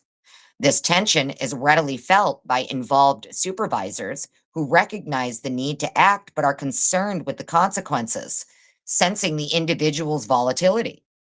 For instance, they may acknowledge the need to remove him from the program, but fear that he will resort to violence if they do. Managers or advisors feel intimidated by the angry, defensive individual and avoid interactions with him, which increases and only makes matters worse as time goes on. Waiver 21 recommends that when removing such problematic individuals from a program, the organization should offer supportive services and careful messaging to reduce the risk of the individual committing violence. Mishandling complaints about a problematic individual can also contribute to them committing violence. Waiver 21 warns that in a campus setting, problematic individuals are most likely to become violent in the days following a shameful or rejecting event, such as a reprimand, even though they may have fantasized about mass killing for weeks or months.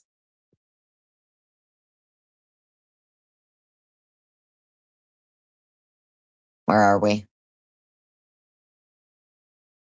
Next one.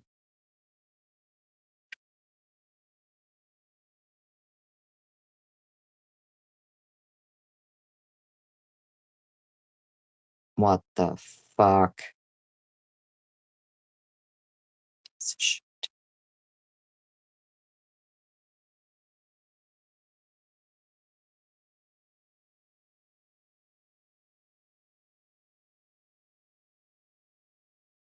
There we go. Sorry.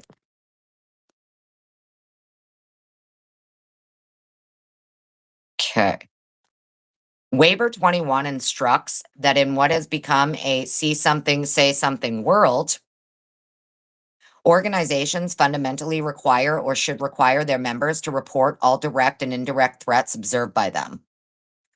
Waiver 21 emphasizes that there is a tendency in academia to not fully vet faculty or graduate level applicants for conduct or criminal history, and that has contributed to dire consequences.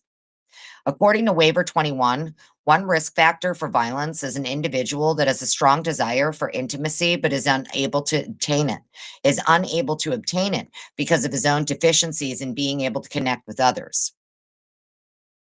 Waiver 21 further warns that autism spectrum disorder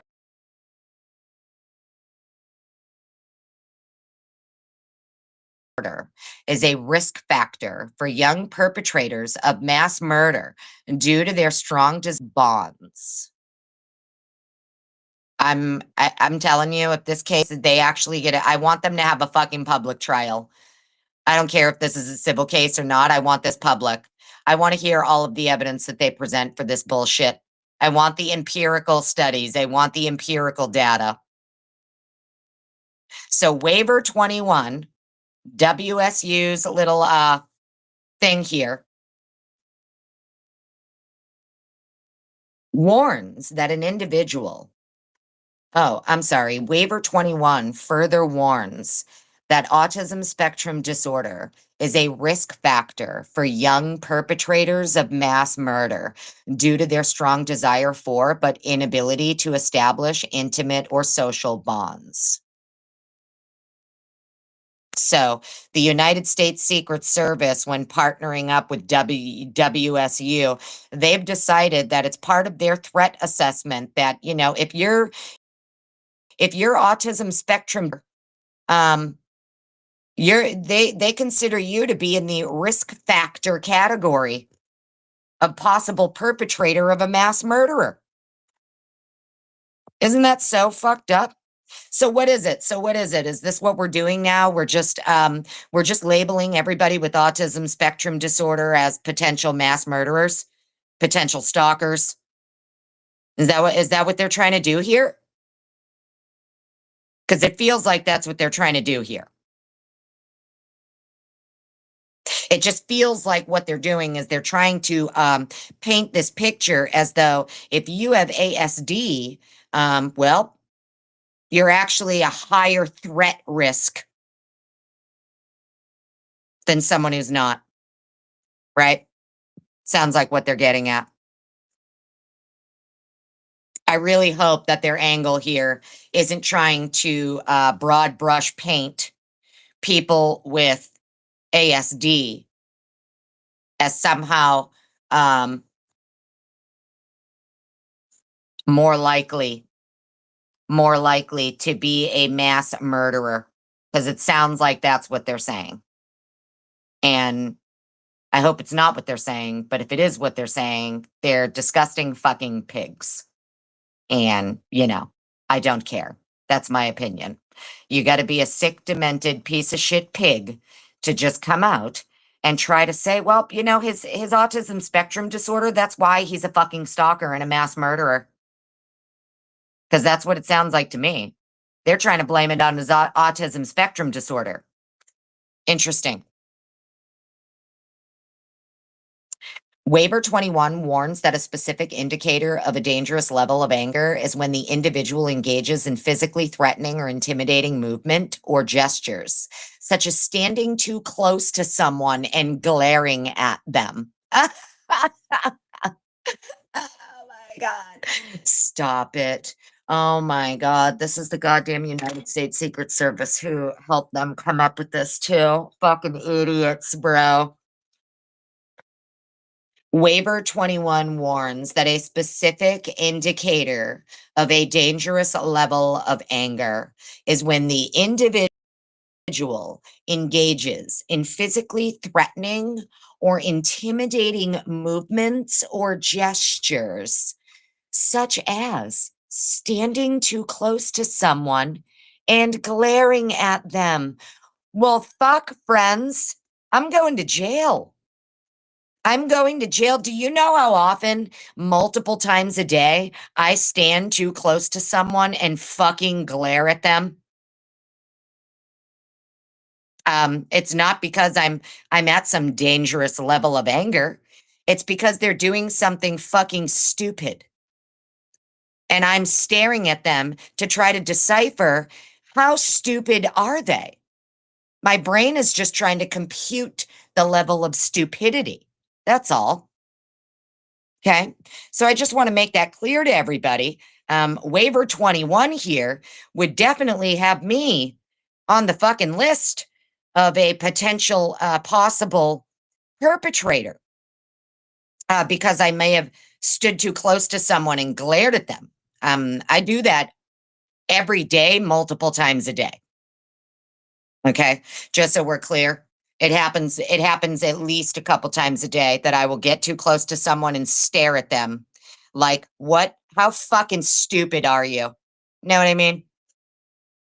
But apparently here, waiver 21 says a specific indicator of a dangerous level of anger is when the individual engages in physical threatening or intimidating movements or gestures, such as standing too close to someone and glaring at them.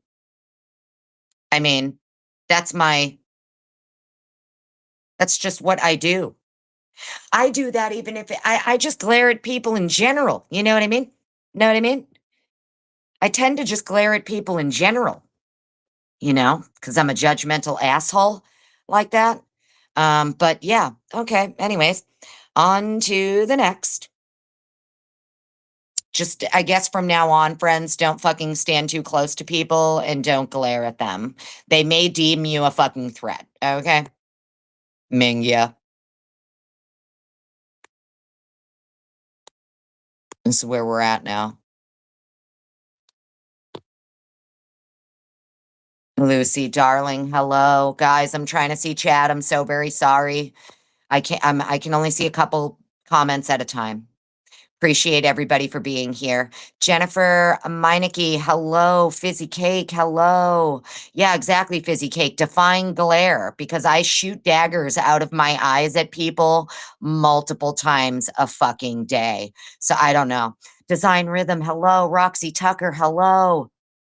Sandra Kyoshi, hello. Tara Lynn Dawkins, hello. Good to see you. All right. Circle of Confusion. Hello. Yeah, glaring is your signature move, right? Same, homie. Same. We all on that list. That's right, Lucy. I just glare at people all day in general. Holy shit. So did I already let's see. Did I already click the page for you guys? What number does that say on your screen, friends? 130, 132. Is that what that says? Okay, let me go to the next page for me then over here. Yeah, okay. We're on the right page. RJ Anderson, hello. Good to see you. Tara Lynn, love you right back. Yeah, we're rolling a different way, friends. I'm sorry if it seems a little all over the road. It's fine. It's fine. I'm sure you're all smart enough to fucking keep up. You know what I mean? Exactly, Fizzy Cake. Don't stand so close to me, motherfucker. Yep. All right, so let's get into it. Stalking or menacing behavior is a strong indicator of future violence. Waiver 21 defines stalking or obsessional following as a pattern of unwanted pursuit and harassment of another that threatens their safety, a crime that is illegal throughout most of Western civilization. According to Waiver 21, workplace or campus related stalking behavior typically involves physical following, surveillance, and appearances at the victim's work or home. Stalking is commonly perpetrated by a student or a subject who has nothing to do with the perpetrator and is most commonly perpetrated young males. Many stalkers have a criminal history and a history of drug abuse and psychiatric issues.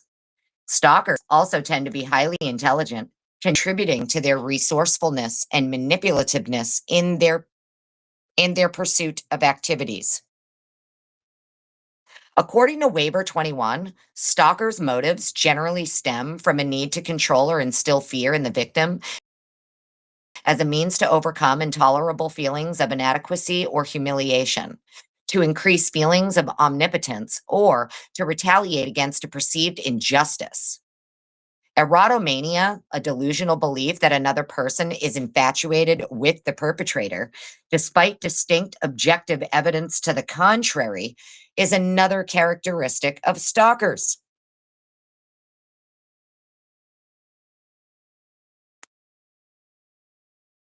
Waiver 21 defines stalking as a broader than physical violence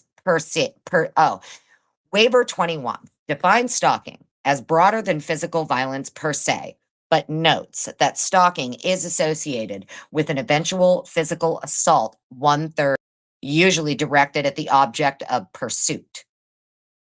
The risk that the stalker kills their victims is many times greater than the risk of an ordinary citizen being intentionally killed by another. Waiver 21 warns that a thorough investigation and consistent management and follow through are essential for dealing with workplace and stalkers. According to Waiver, a particularly ominous sign is when the problematic individual shows a lack of conscience. These individuals are potentially dangerous in work and campus settings because they exercise no brakes on their behaviors. They often come to the attention of threat management teams because of their aggressiveness and bullying. I would be on a threat management team's risk assessment stat. Stat. Yes, if I had a boss. Good thing I'm my own fucking boss, huh? Right? Holy shit. Individuals are potentially dangerous in campus settings because they exercise no brakes in their behaviors. They often come to the attention of because of their aggressiveness and bullying. There is often a history of questionable conduct, inconclusive of wrongdoing, or blatant been ignored by the management. They also often first come to attention as the subject of non-threat related. When that investigation identifies their callousness, then it should lead to concern about violence at risk. These individuals, harassment, stalking, and sexual assault or abuse.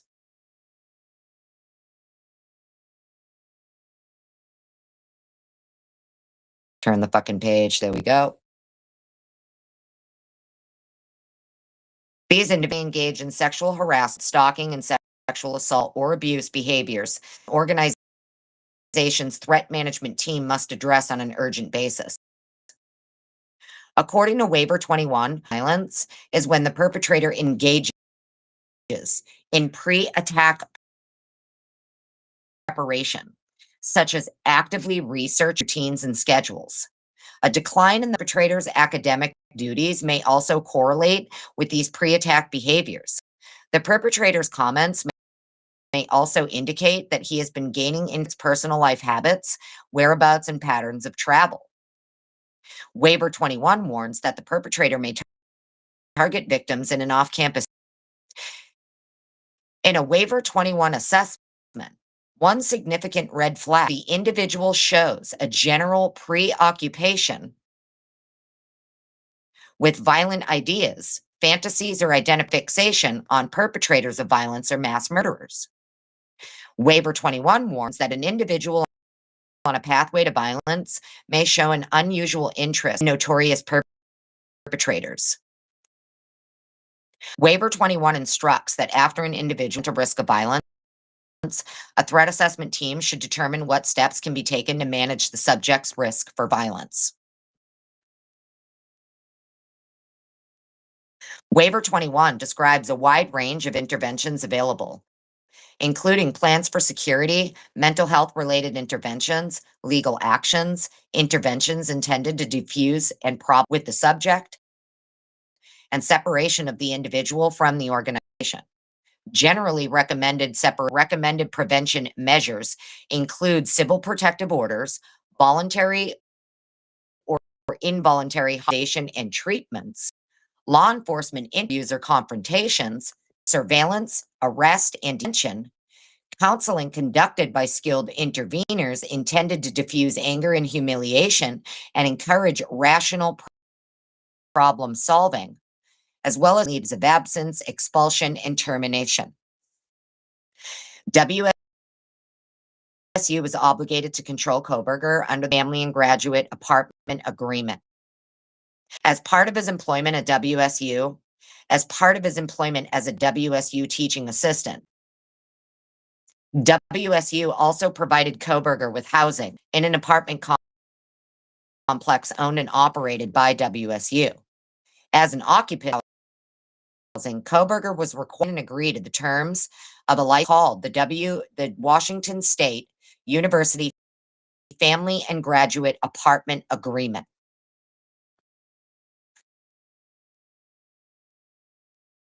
We have it here, WSU Family and Graduate Apartment Agreement, 2022 through 2023. WSU is further obligated to control Kohberger under the terms of WSU's Family and Graduate Apartment Agreement. One of the requirements of the apartment agreement was that while on, Kohberger had to abide by all local, state, and federal law and WSU rules and regulations. One of the amenities that W provided to Kohberger as part of the apartment agreement was free internet access, both wired and wireless. WSU provides internet access through a single network called WSU ResNet, which serves all WSU apartment complexes. And then we have the network service agreement for connection of personally owned devices to WSU owned and operated. Kohberger agree and abide by network service agreement in order to access WSU's ResNet internet network. WSU is further obligated to control Kohberger under the terms of this network services agreement. WSU ResNet provides users with access to all publicly available resources. In other words, does put any technical or physical restrictions on what a user could potentially access or do on the internet. WSU acknowledges that some of the information available may contain language or images about the subjects intended for adult audiences. Some information available over the internet may even be illegal to transmit or possess. Examples of this include, but are not limited to, CP, illegal export of software, distribution of copyrighted material, distribution of chain or pyramid schemes, unsolicited bulk email, spam, and other fraudulent or questionable activity. The apartment agreement states that inappropriate use of computers on the WSU provided network can result in the loss of network privileges. WSU also retains the right to monitor. WSU also retains the right to monitor usage of ResNet. WSU further retains the right to terminate access to and without notice if the network is abused or used in an inappropriate. WSU requires that users comply with all applicable laws of ResNet. It would be a violation of WSU's policies as well as Title IX to use ResNet to facilitate discrimination, sexual harassment, or stalking.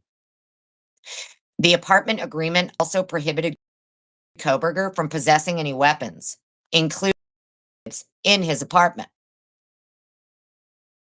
Oh, oopsie.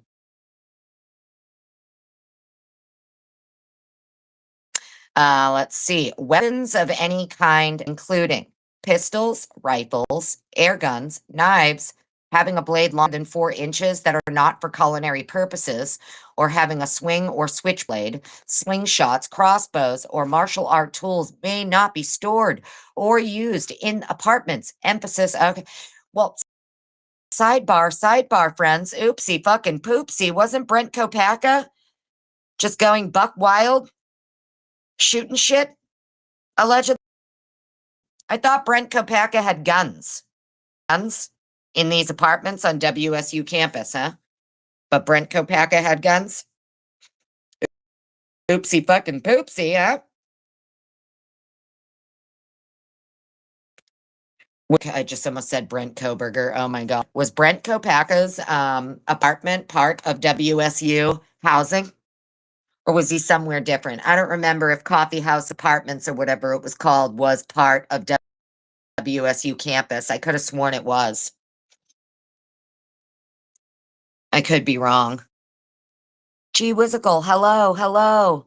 Welcome in, everybody. William Tardy, hello. Sorry, I'm trying to keep an eye on chat, friends, but I can't. I can see a couple of you at a time, so sorry.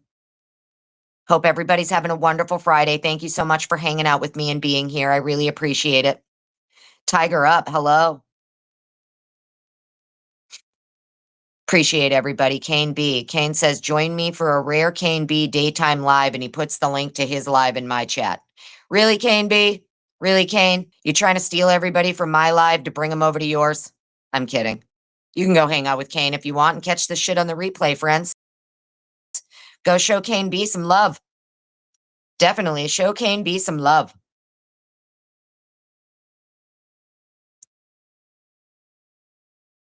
So that's interesting. So you're not allowed to have firearms or knives in your apartment if you're on WS8, but Brent had guns, knives. There was a hatchet in the wall.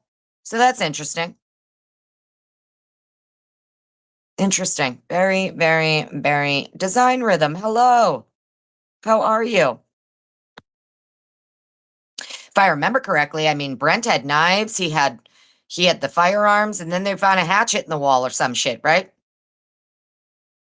Big booty Judy. Good to see you. So, where's Damn It Janet today? And if you're out there listening and I missed you and I can't see your comment, just wanted to say hello. Janet, you know how much I love you. Oh, it's after my show. Oh, Kane, gotcha. Okay, sorry, darling. I thought I was going to say you. That's fine. Everybody can go see you. That's fine. Says they like my voice better, Kane. Sorry, honey. I'm going to be on Kane's show soon anyway, guys. I'm trying to work it out with them. Told him as long as he doesn't use Video Ninja, I'll hop up. We can geek out on some shit.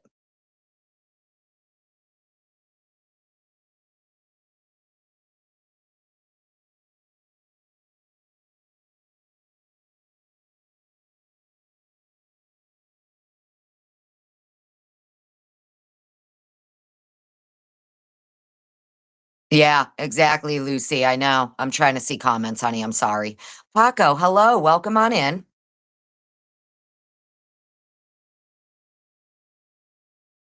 Okay. All right. So let's see here. WSU explicitly retained the right to have an agent of WSU enter Kohberger's apartment, quote, at any reasonable hour for purpose of inspection, end quote. And WSU retained the right to enter the apartment without notice. Failure to abide by and adhere to the rules and regulations in the apartment agreement or failure to abide by other WSU policies and regulations could result in termination of the apartment agreement from the premises. Similarly, repeatedly disturbing other or violating WSU policies could result in a termination and removal from the premises. When WSU in the fall of 2022, the department was consumed by a university investigation into its own long and sordid history of tolerating and, in fact, fostering serious conduct in its own works.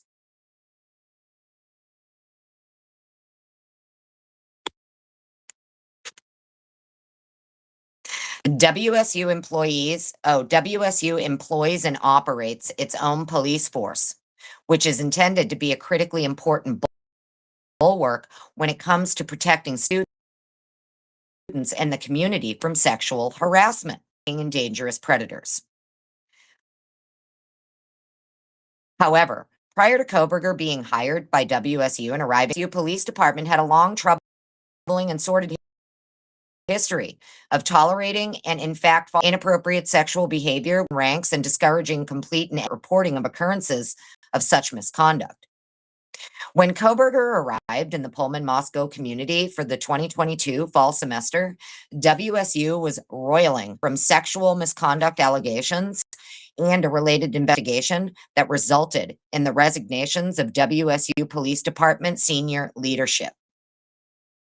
The scandal and investigation that consumed the WSU Police Department in the fall of 2022 was not the first such scandal.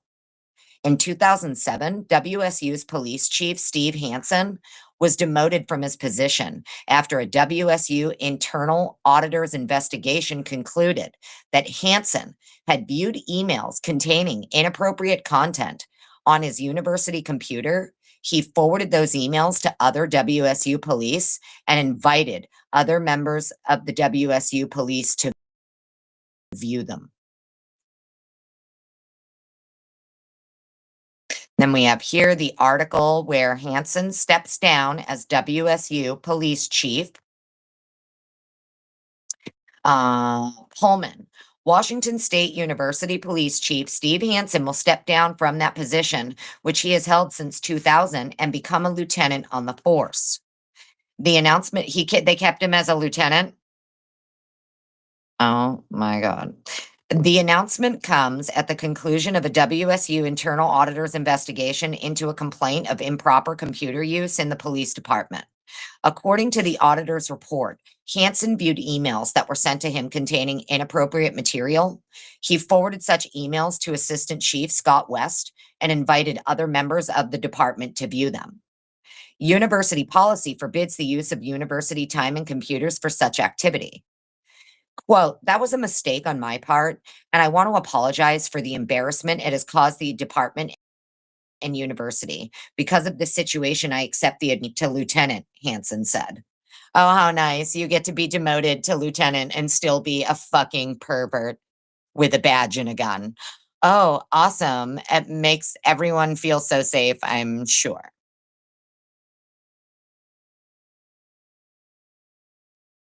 In 2011, FSU $82,500 over a separate campus that occurred in 2007 involving multiple sexual assaults. Another article here, federal officials fine WSU over campus safety. Failures in reporting sexual assaults draw the $82,500 penalty. Federal education officials completed an investigation of WSU's campus safety statistics and determined that WSU had not properly reported two sexual assault violation of the Clary Act. Federal law requires campus notification of potential threats to students and employees. Federal officials charged WSU with failing to properly disclose forcible sex crime statistics and to properly classify offenses in its annual security report. The charges arose out of two incidents in 2007. In one incident that occurred in August of 2007, WSU police labeled the offense as a domestic dispute, even though investigators found it included a rape perpetrated by the friend of the victim's husband. In the second incident, a January 2007 police report of sexual assault was relabeled as unfounded by a WSU police records manager without the authority to make such changes. The WSU did not dispute the findings of the federal investigation. In early August 2022, like right after Kohberger gets there, right? Not long after Kohberger gets there and right when all of these girls are moving into the house, in early August of 2022, the police chief, assistant chief, and captain of the WSU Police Department resigned from their positions to avoid investigation into yet another incident of serious sexual misconduct involving a WSU police officer. Then we have the Spokesman Review article here. WSU police leaders retire early to avoid discipline following sexual misconduct allegations. WSU initiated a disciplinary investigation into the WSU Police Department for failing to advise university leadership of a 2020 departmental investigation involving a WSU police officer alleged to have engaged in sexual activities on campus and while on duty. Joint disciplinary investigations were initiated by the Office of Compliance and Civil Rights and the Human Resource Services Office, HRS.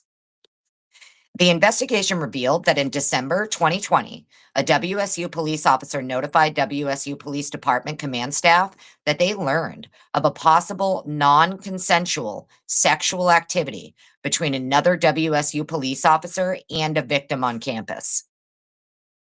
The allegations of improper sexual activities included that the WSU police officer had sex with the victim in the presidential suite at the Martin Stadium and at the WSU Observatory while he was on duty as a WSU police officer. The offending officer told departmental staff that he was willing to identify the name of the woman involved, but the WSU Police Department investigators said that it was not necessary, and then misleadingly wrote in their internal report that they could not substantiate the allegations without talking to the victim whose identity they didn't have. Oh my God. Maybe this is why Miss Massett said, what was the terminology that she is? We are honored to be representing Mr. Kohberger, I think was something to that effect. We are honored to represent Mr. Kohberger. Something to that effect.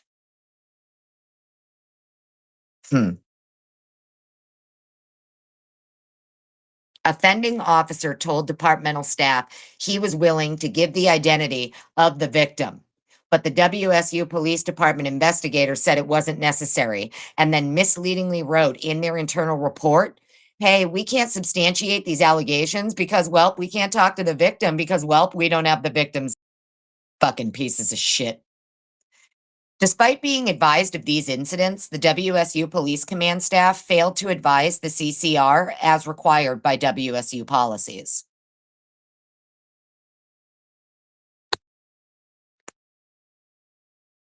Instead, the WSU Police Department attempted to keep the incidents internal and claimed to ultimately be unable to locate any witnesses willing to file a complaint against the offending officer.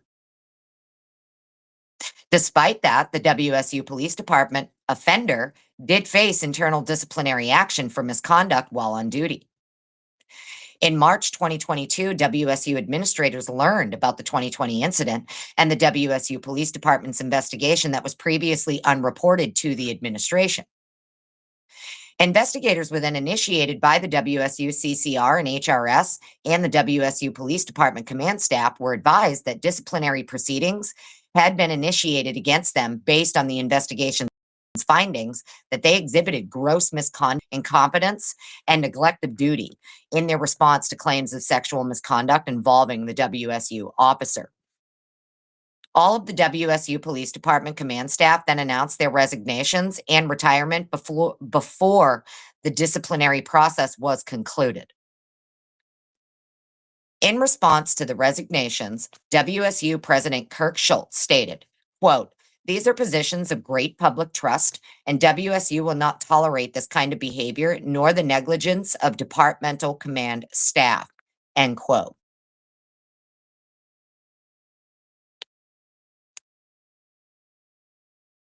WSU then hired the retired chief of police of the city of Pullman's police department to serve as interim chief of police of the WSU Police Department. The offending WSU officer, however, did not resign, and WSU continued to conduct a formal investigation under Title IX.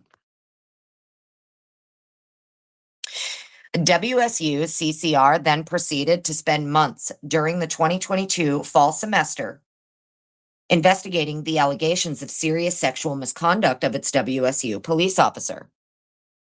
The offending WSU police officer admitted to having sex while on duty. The WSU investigation found that the offending officer engaged in predatory grooming behavior while in a supervisory role at the university. He made sexually explicit comments to coworkers, subjected coworkers to non-consensual physical contact, and engaged in sexual activities while on duty and on university property.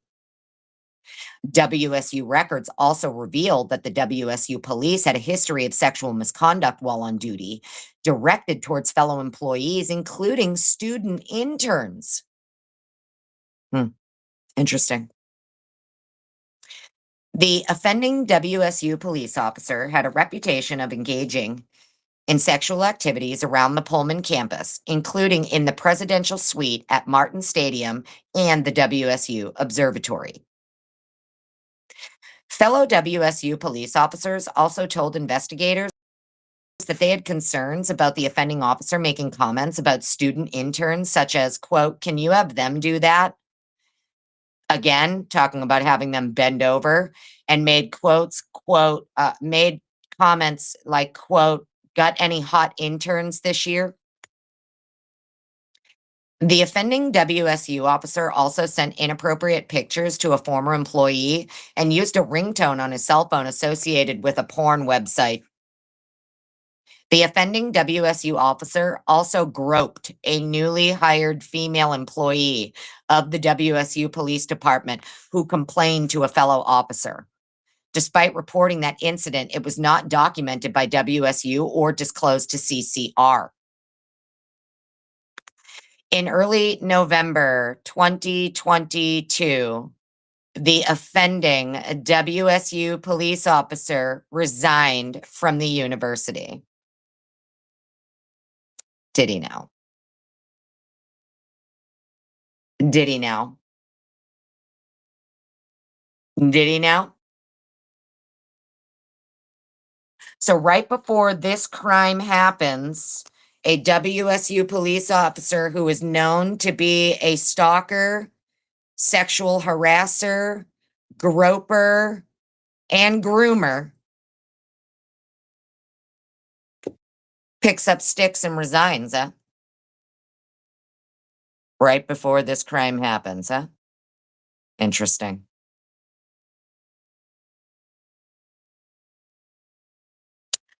What's the date? What's the date? November 4th, 2022. Hmm.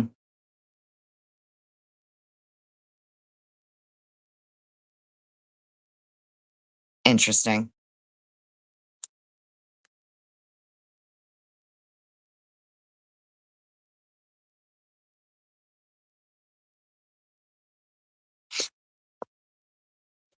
Hmm.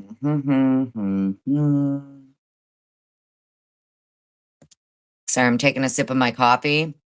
Just taking a quick little break, friends. I'm taking a sip of my coffee, okay? I need to rub my eyeballs. We're on page 50 here, okay? We're almost halfway through. I appreciate every single one of you being here. Thank you, Meg. Appreciate that, honey. Yes, there's the link for the article. So this person here, this WSU police officer who is known to be a groomer, known to be a sexual assaulter, known to be this disgusting fucking pervert that everybody's aware is a disgusting fucking pervert, just happens to resign on November 4th, huh? 9 days before the crime. Interesting.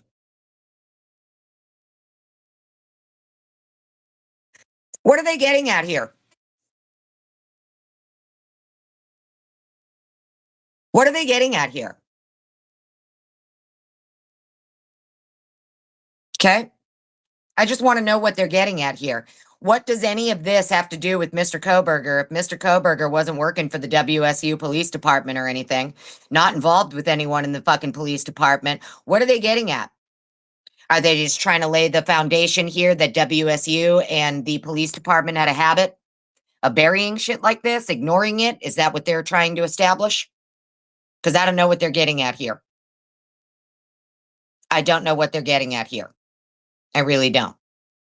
You're very welcome, Christina. Anytime, honey. You know I love reading this stuff.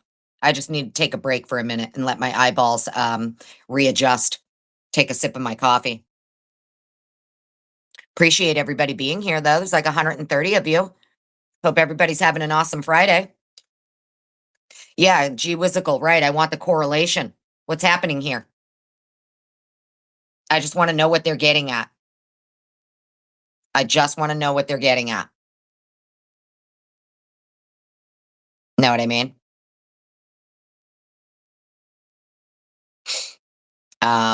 You know, was Bryan running around with this off-duty officer? Do you get what I'm saying? It's just a hypothetical, friends. It's just a hypothetical, okay? Everybody calm the fuck down. I'm not saying, what are they getting at? Because we just went over this yesterday in my live yesterday, okay? The state claims it's him and only him. The state claims it's him and only him. Therefore, you can't say he was with someone else, somebody else picked him up, he hopped in a different car. You can't go with any of that. I'm just, my guess is what they're doing here is they're trying to lay the foundation that Washington State University, as well as the Pullman Police Department and campus police, had a history of collaborating and conspiring together to bury and keep hidden the disgusting, perverted antics of their fucking cops out there. That's just my opinion.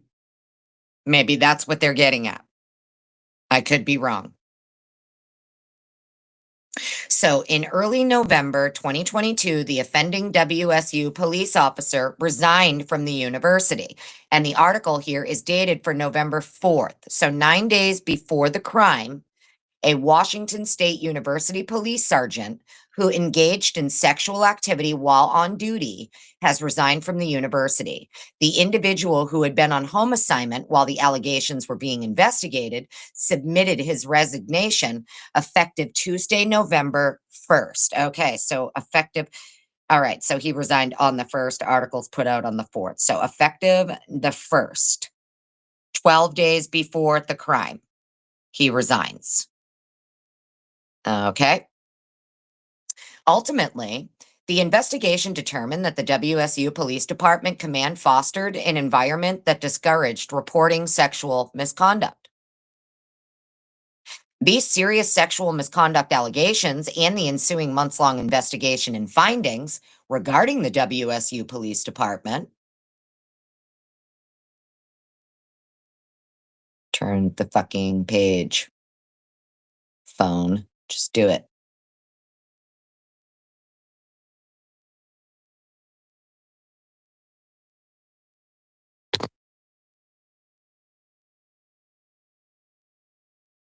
Okay.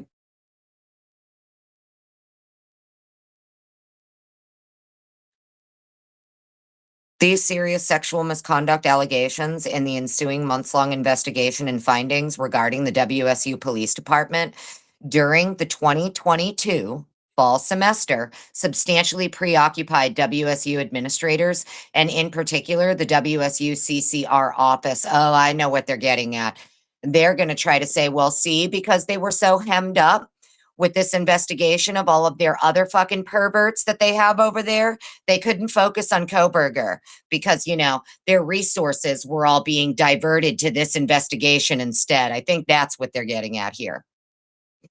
Holy shit.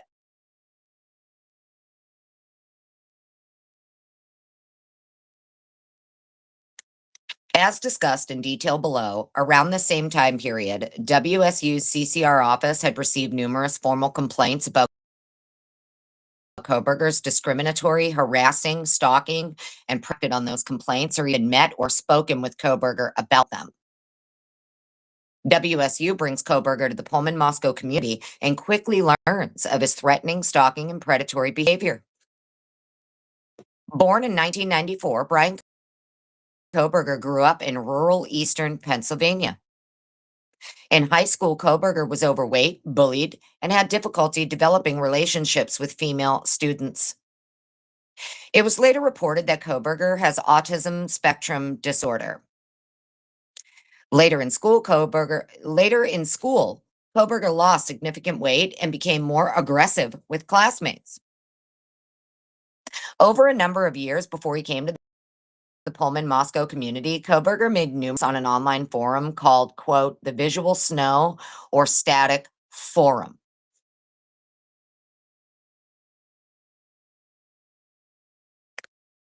People with visual snow report seeing small moving dots across their field of vision. Kohberger posted about his, quote, crazy thoughts and, quote, depersonalization, inability to feel emotion, and that he was a, quote, blank soul and his despair. Yeah, he was like 14, bro. He was literally like a 15-year-old kid when he typed this. Are they kidding right now? Mingya. And this is why I tell my kid all the time, do not put nothing of your personal shit on the internet ever. Don't use talk forums. Don't use nothing. You need to talk to somebody, fine. We'll get you somebody. Talk to me. If you don't want to talk to me, we'll find you someone we can trust. But do not go onto the internet and start spilling all your personal bullshit. Because you just never know later on in life, they're going to use it against you. This poor 14, 15-year-old kid is out here just trying to figure out, like, what the fuck, man? I got this visual snow and I can't make friends. And, I'm just struggling and my hormones are crazy and I'm in puberty. And look at what they do. They come back and hold it against you. Ha ha, bitch. We found your posts all about your visual snow when you were a kid and your autism. And we're going to use it against you. What kind of bullshit is that? Tell your kids to keep their shit off the internet, people. Stop using the fucking TikTok, the Snapchat, the Instagram. Cut the shit. What you need to do is be like me and make yourself up a little witch cackling bitch emoji, okay? That you can use as your profile picture. That way you don't have to show your face. You don't have to tell people your personal problems. You don't need to go cry about everything on fucking Reddit, right? Every time something happens in your life, you don't need to immediately hop on the fucking interwebs and cry about it to your 50,000 followers or whatever. Sometimes it's okay to just keep shit to yourself. All right? Because this is wild to me. They're using his stuff that he wrote when he was like a 15-year-old kid in this lawsuit right now. His juvenile stuff. Kohberger posted online that, quote, as I hug my family, I look into their faces, I see nothing. It is like I am looking at a video game, but less, end quote. Kohberger wrote that he could, quote, do whatever I want with little remorse, end quote. Kohberger also wrote about an array of mental health challenges that he faced, including anxiety, depression, depersonalization, lack of emotion, and his, quote, constant thoughts of suicide, end quote.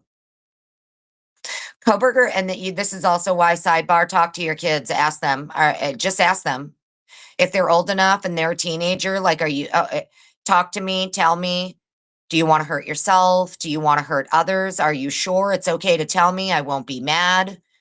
I just need to know, because if you do want to hurt someone or yourself, we need to know so we can get you appropriate. Do you get what I'm saying? Like, oh my God, please talk to your kids. I have one who won't tell me shit. But I'm still let her know that even it's okay. You don't have to tell me, but I'm here if you want to. I'm here when you're ready. I'm here when you want to talk. If there's something you need to tell me, please do. Don't hold it in. I think as long as your kids know that they can just come to you, and even if maybe you might get a little bit upset, they know you're going to get mad, but as long as they know they can come to you, they won't want to go to the internet to talk to everybody else about the problem. Hopefully, they're going to want to come to you first to get the advice before they want to go to the interwebs for the advice. I don't know. I don't know. We're all fucking doomed, man. We're all fucking doomed inside your bones. Exactly. I don't know what else to say. Keep your kids off the internet. To me, it's like, whatever. You shouldn't even, I'm sorry.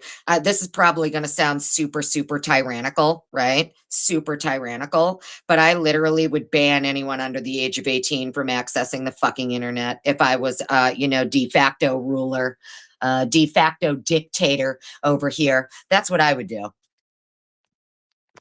If I was a de facto dictator, I would make it that anyone under the age of 18 cannot access the internet unless it's for school only.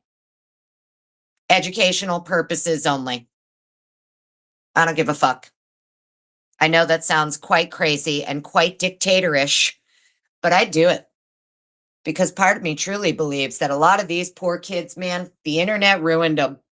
It ruined them. They got addicted to the internet. They didn't develop real relationships with actual human beings on the outside of their home. And then they get out into the real world and they do not know how to act. They don't know how to make friends. They don't know how to hold a job. They don't know how to talk to people. They don't know how to just, I don't know, maybe because I grew up differently and I address everything from the angle of sarcasm from jump. Unless it's something, like a death in the family or, but for the most part, anything and everything, it's sarcasm from jump. So I don't know. I just think we're all cooked at this point. And the internet is a fucking wild place and you have to monitor everything your kids are doing. Sorry. So Mr. Kohberger wrote about his mental health challenges as a teenager. He, what probably I would say 90%, 95% of all teenagers go through in their teenage years, in their puberty years, their thoughts of maybe suicide, lack of emotion, depression, anxiety, can't make friends. I think that's a normal thing for many, many, many, many teenagers. I think it's just part of the process of puberty, to be honest with you. All of these emotions and feelings are of puberty. Your brain is still growing, hormones and chemicals that are just flying through it. Puberty is amping everything up by, a thousand times. And to me, I think it's, we got to help these kids understand that the thoughts and the emotions like this are normal. It's how you handle them and deal with them and work through them, right? Some kids need meds and some don't. Some need different therapeutic things like swimming or art or whatever, and it helps. I mean, everybody's different, but holy shit. So he wrote about this as a teenager, something that most teenagers go through and deal with, and it's being used against him to make it sound like, hey, see, even when he was a kid, he had anxiety, he was depressed, and he had ASD. And look, see, now he's a fucking quadruple murderer. See? Like, it's wild. It's just, I can't figure out where they're going. So it's his ASD and it's pervert WSU cop. They facilitate because a bunch of perverts were running WSU and the police over there. They facilitated this other murdering pervert. Is that the gist of what they're getting at here? In this 126 pages? Because that's what it fucking sounds like. I don't know, man. Wild. Absolutely wild. My God. Yeah, and kids have a difficult time expressing emotions. Exactly right. Yeah, exactly. Yeah, it's just freaking puberty. Exactly. It's just part of puberty, which is why you shouldn't give your kid a puberty blocker either. Let them go through the hormones naturally, the way they're supposed to. Once the brain stops developing and the body stops growing, that's when they can you can start to, if they need medicines. I get it. There are some extreme cases. I get it. But like for the most part, it's just the normal part of puberty, that you're going to go through. You're going to have feelings of depression and anger and sadness and maybe, oh God, I hate my life. I don't even want to fucking be here anymore. I don't want to, right? It's normal. It's just a normal part of puberty. Um, and unfortunately, there's a lot of people out there that they don't want that to even happen. They don't even want your kid to go through normal puberty. Nah, just give them this instead. Block that shit. Give them this hormone instead, Like, I don't know. I'm going to shut up now because I'm going to end up saying something. And, we'll go off on a whole tangent that I don't need to be going on right now. The point of what I'm saying here is that anxiety, depression, and some thoughts of suicide are completely normal when you're a teenager. It's just a matter of what you do with those negative thoughts and those intrusive thoughts. Don't hold it in. Talk to someone you trust about it. And don't put it on the fucking internet. Keep it to yourself and talk to someone you trust. Don't share it with the internet because it could come back at you 20 years later, like it did with Mr. Kohberger here, and it's being used against him. That he was honest about his emotions and honest about his feelings and what he was feeling, and it was fucking used against him because he put it on the internet. Can't trust anybody. Can't trust anybody. That's why I say make sure you talk to someone you trust implicitly, not some rando on the interwebs. Kohberger also developed a heroin addiction while in high school that he funded in part by theft.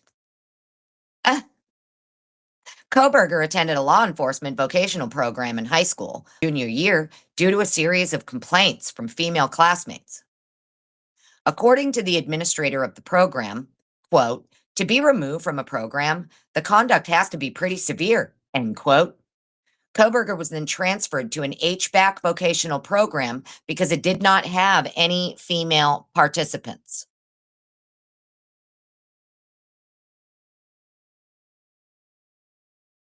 Shit, wrong way. Meant to go this way. Come on. Didn't have any female participants. Next. Kohberger did not attend the vocational program his senior year and finished his high school degree online, graduating from Pleasant Valley High School in 2013. Kohberger did not attend the vocational program in his senior year, finished his high school degree online, graduating from Pleasant Valley High School in 2013. Okay. In 2014, Kohberger was arrested in Pennsylvania for theft. Kohberger went on to attend DeSales University in Pennsylvania, seeking a graduate degree in criminology. At DeSales, Kohberger demonstrated a particular fascination with serial killers. Also, while at DeSales, Kohberger reportedly made multiple women uncomfortable. Employees at local businesses in Kohberger's community were so concerned about his behavior that they took extraordinary measures. For example, female staff at a local brewery complained about Kohberger's behavior and even made a note in their electronic ID system that would warn staff about his conduct when his ID was scanned. The female staff noted that Kohberger would make creepy comments and ask probing questions like where they lived, and he would get upset if they did not answer. After obtaining his master's degree from DeSales, Kohberger applied to the PhD program at WSU.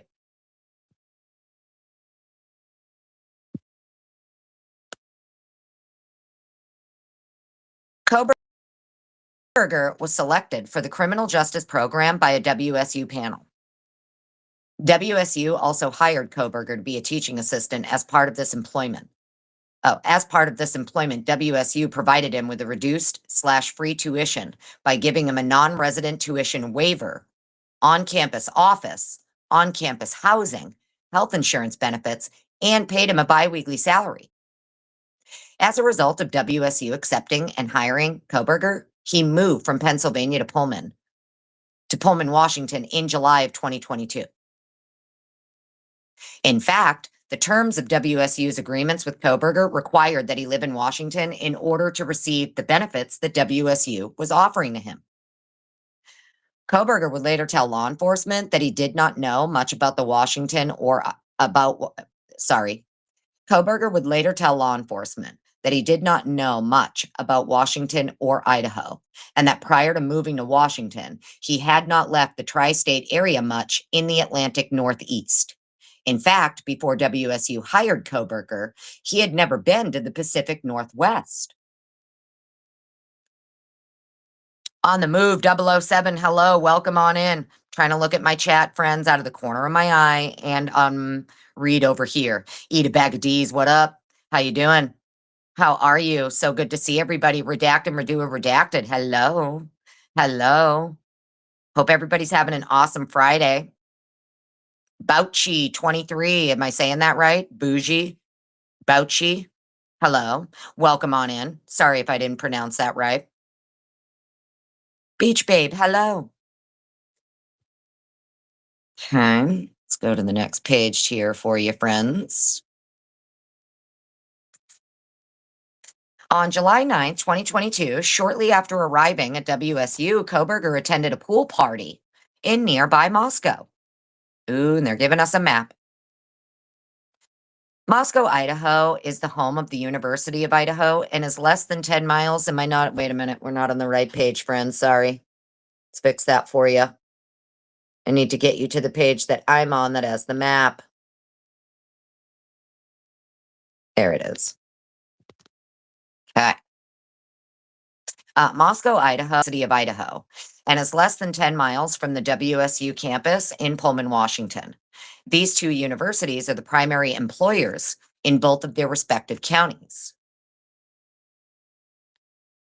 As neighboring small, quote, college towns, end quote, there is expected and considerable interaction between the students enrolled at WSU and the students at the University of Idaho.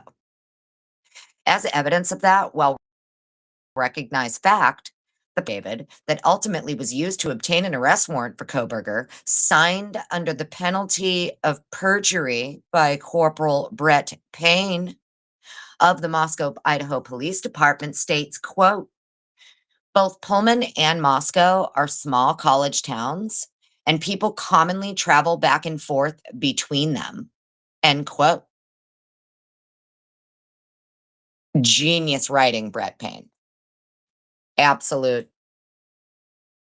200 IQ writing of that probable cause affidavit.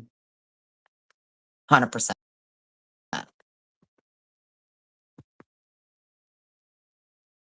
I just love it that they were like, oh, hey, by the way, the lead investigator who swore to this shit under the penalty of perjury. How much you want to bet Brett Payne's going to be subpoenaed as a witness in this too? Over under on that. What are the odds Brett Payne gets deposed and subpoenaed by the attorneys for the families here, if he hasn't been already? Also, he's not a corporal anymore, to my understanding. Thank the sweet baby Jesus.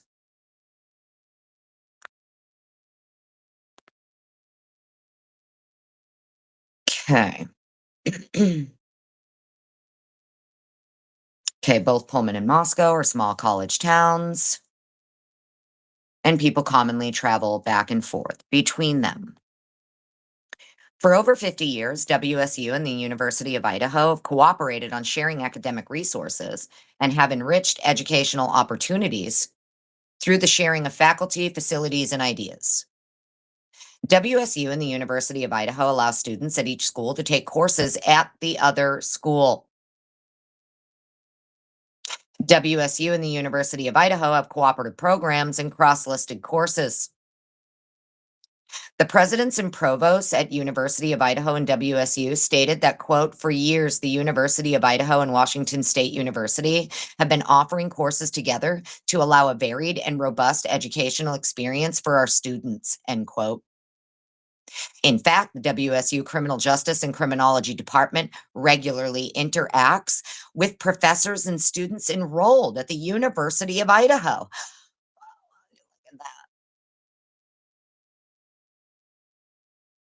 The WSU Criminal Justice and Criminology program advertises on its main webpage its relationship with the University of Idaho.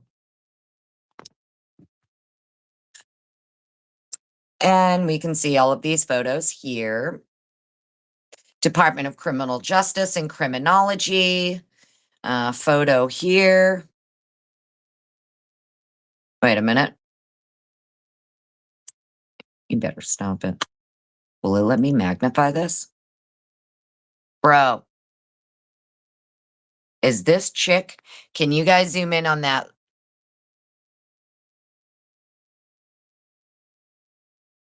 The girl holding up the Vandals flag, the left side of the U of I Vandals flag. The girl holding it up. Why does she look so familiar to me? I'll leave that up on the screen for a second. I don't know how well you guys can see it at all. It looks like it won't let me magnify the image. It kind of looks like Ashlyn. And I'm not even, if I'm wrong, I'm wrong. It's just my opinion. I can't zoom in on it anymore, or I would. But it literally looks like Ashlyn Couch holding up the left side of this Vandals flag here in this photo. Can you guys see that? It's definitely not Dylan. The Vandals flag. The top photo. There's two photos. I'm talking about the top one here. The photo at the top.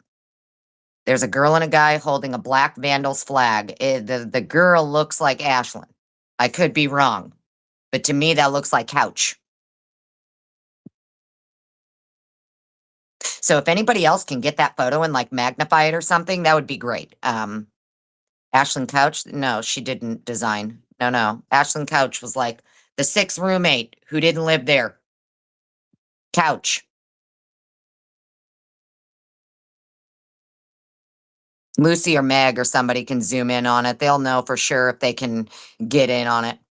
Good for me. Maybe somebody can download the photo and try to zoom in. It won't let me magnify it on my end, but I just wanted to point that out. The girl holding the flag here in the first photo, the U of I flag, really does look like fucking Ashlyn Couch. Wow. Holy crapola. So as we can see, they do have these photos showing the collaborative efforts between, oh wait, there's Brat Norton. Wait a damn minute. Is that brat chick right there in the second photo? For fuck's sake, Fitziana, darling, are you listening? Are you here?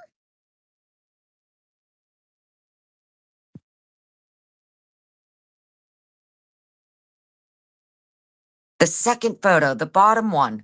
The girl with the blue scarf on holding the U of I doll. The mascot doll.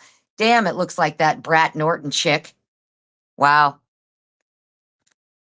Looks like Hannah Cleary in front, you say, huh? Where? Oh, yeah. Hmm. Well, either way, I'm not going to spend too much time trying to figure out who the people are because I truly don't care. It just stuck out to me that one of these chicks, she caught my eye. She looked like Couch. Anyways.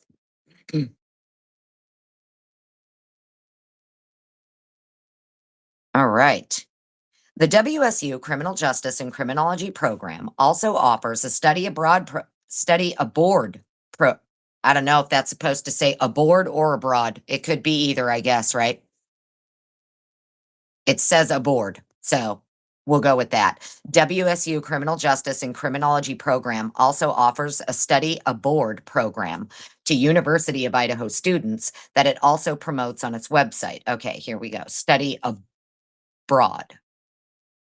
Okay, it says both. I don't know which one to go with. So, the way that the law firm here for the families typed this up is that it says it offers a study aboard program. But down here, it clearly says study abroad. So the study abroad program is offered to University of Idaho students, Moscow, Idaho, and Pullman, Washington are often referred to together as the Pullman-Moscow or Moscow-Pullman area.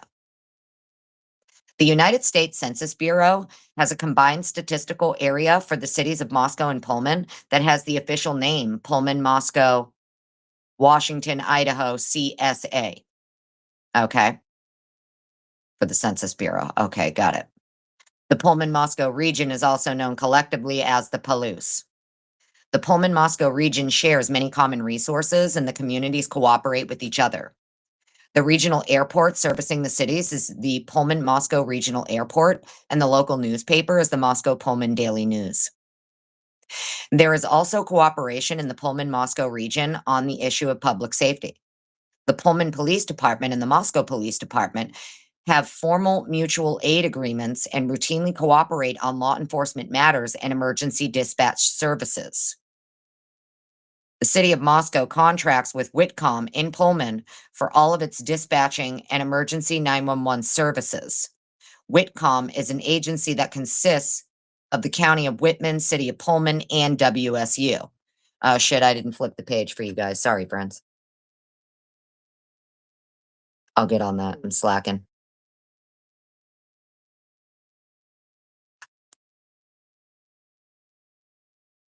Okay. And then I just read that page that I just put on screen now, friends. That's what I was just reading. Who contracts with who? City of Moscow contracts with Whitcomb in Pullman for all of its dispatching and emergency 911 services. Whitcomb is an agency that consists of the county of Whitman, city of Pullman, and WSU.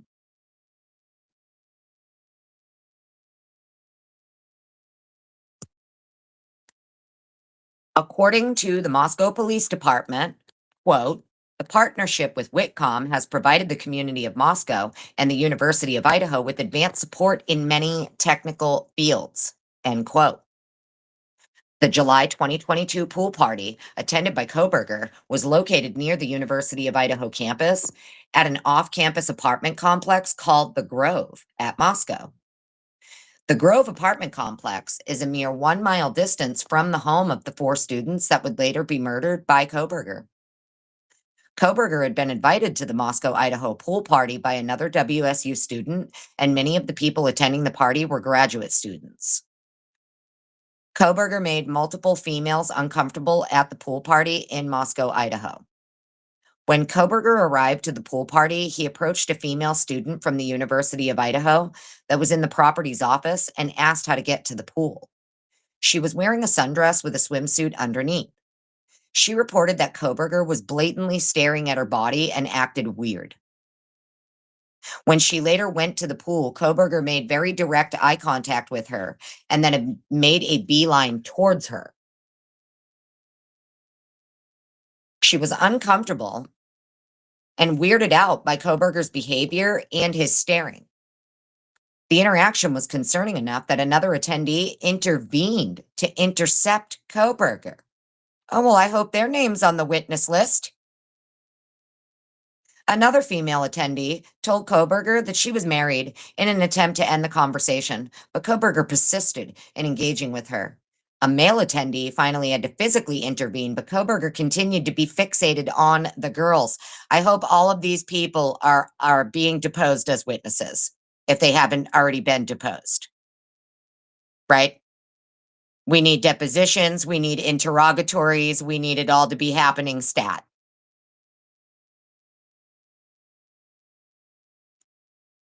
Another female attendee also reported that Kohberger behaved oddly at the pool party and gave a quote off vibe that caused her to keep her eye on him. On August 17th, the WSU graduate program hosted a meet and greet event on the WSU campus. Kohberger attended, and fellow graduate students noted they did not like their interactions with him. August 17th. Hmm.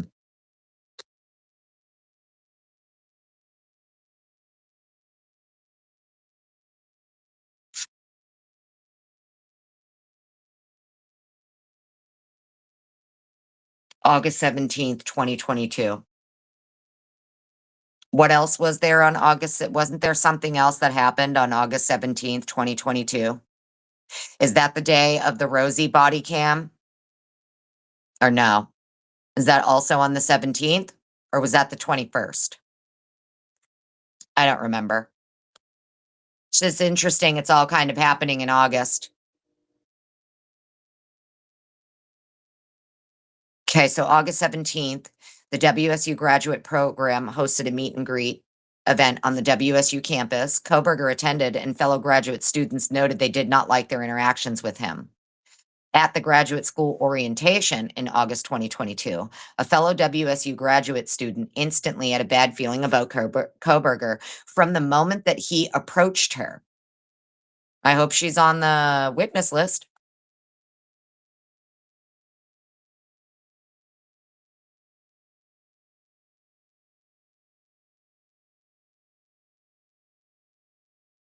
A fellow WSU graduate teaching assistant quickly identified Kohberger as a threat. Really now. Quote, pretty early on, I started leaving my office door open when he was in his office, especially if there was ever a student in there, because I just wanted to make sure that nothing was inappropriate. Like I felt way early on that this guy was going to do something inappropriate with a student. Really now.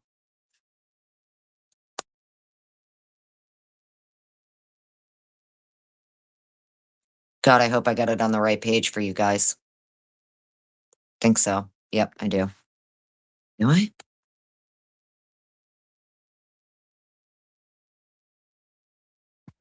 Yep. Okay, we're good. The teaching assistant indicated that she pegged Kohberger as, quote, stalker or sexual assaulter type, end quote. Most, if not all, of Kohberger's fellow graduate students were also teaching assistants or research assistants employed by WSU, and as such were mandatory reporters of any instances of sexual discrimination, sexual harassment, and stalking under WSU policies in Title IX. Some instances of Kohberger's discriminatory, harassing, and stalking behavior were reported to WSU administrators, but many instances went unreported in violation of WSU policies in Title IX. Kohberger's supervising instructor at WSU was aware early on that the female graduate students did not like Kohberger because he was so off-putting, and that several female graduate students were very uncomfortable because of interactions they had with Kohberger. Kohberger was known by WSU professors and fellow students to have a particular interest in studying sexually motivated burglars and to be obsessed with serial killers.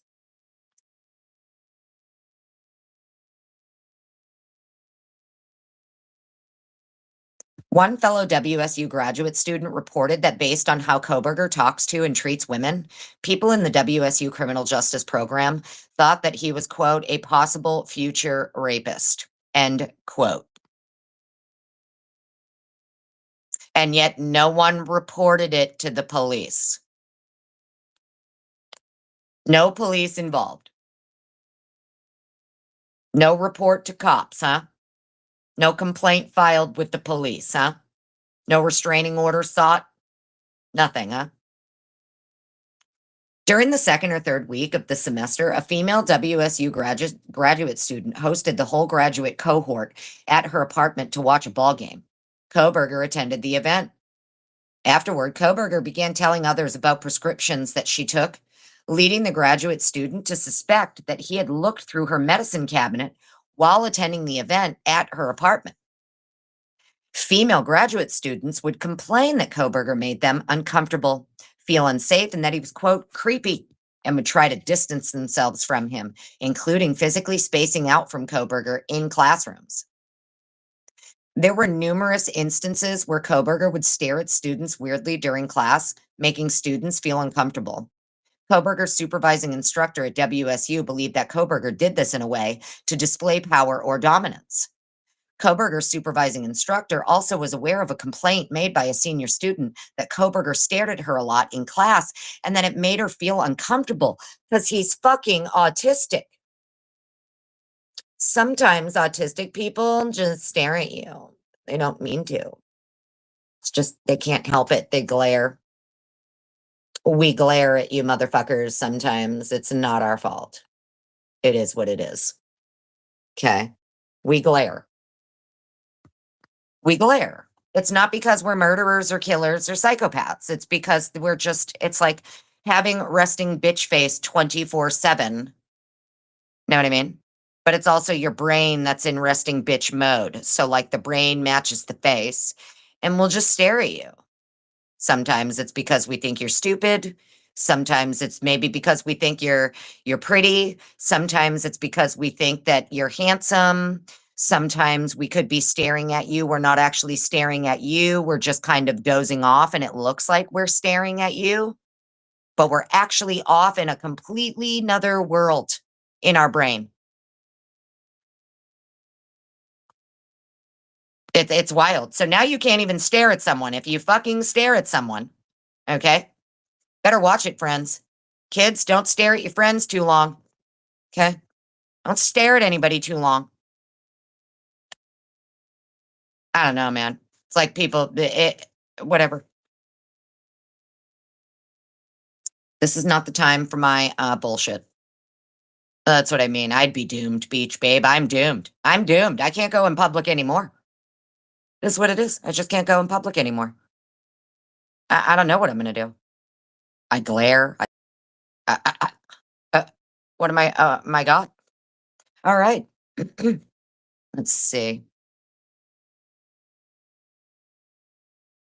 Next. Make sure I have it on the right page for you. I think I do. Kohberger would engage in similar inappropriate behavior with WSU instructors. The instructor under whom Kohberger served as her undergraduate teaching assistant reported that she would regularly interact with him and that he was frequently in her office. That instructor stated that Kohberger would stand behind her while she was working at her desk and stare over her shoulder at her. This instructor and another WSU professor escort her to her car at the end of the workday because Kohberger's behavior was of such concern.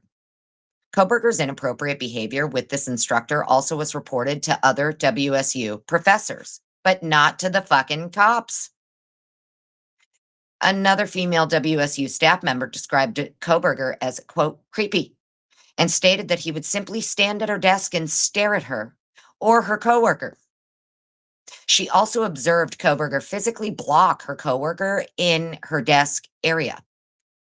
Kohberger would also follow this female staffer and her coworker to their cars at the end of the day, causing her to arrange for escorts at 5 p.m. after work to safely get to their cars, maybe because he knew all your cops were fucking rapists. I'm just saying, maybe, just maybe, Bryan here, I could flip this and go the entire other way with it. Maybe Bryan knew that all of the cops out there are disgusting rapist pig perverts.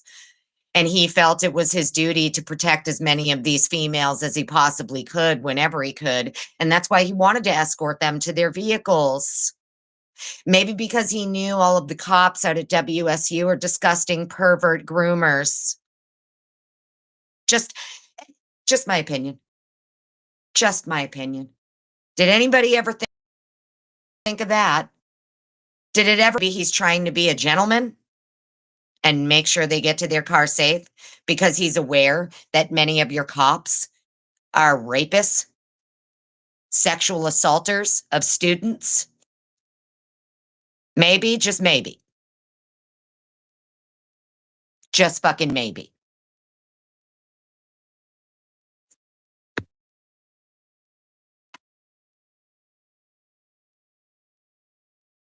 Kohberger would also follow this female staffer and her coworker to their cars at the end of the day, causing her to arrange for, it sounds to me like everything I'm hearing is Mr. Kohberger knew how disgusting and perverted all of those cops out there were. And either he wanted in on the action or he was there to clock some motherfuckers. He was there to lay in the cut and clock bitches is what I think he was doing.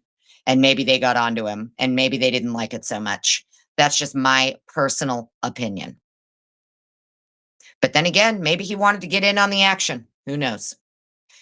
There were also numerous instances where Kohberger would block the door and trap female graduate students in their on-campus student offices for long periods of time. In one instance, a WSU professor heard a female, I really need to get out of here, quote, and the professor intervened by going to the office to allow the female student to leave.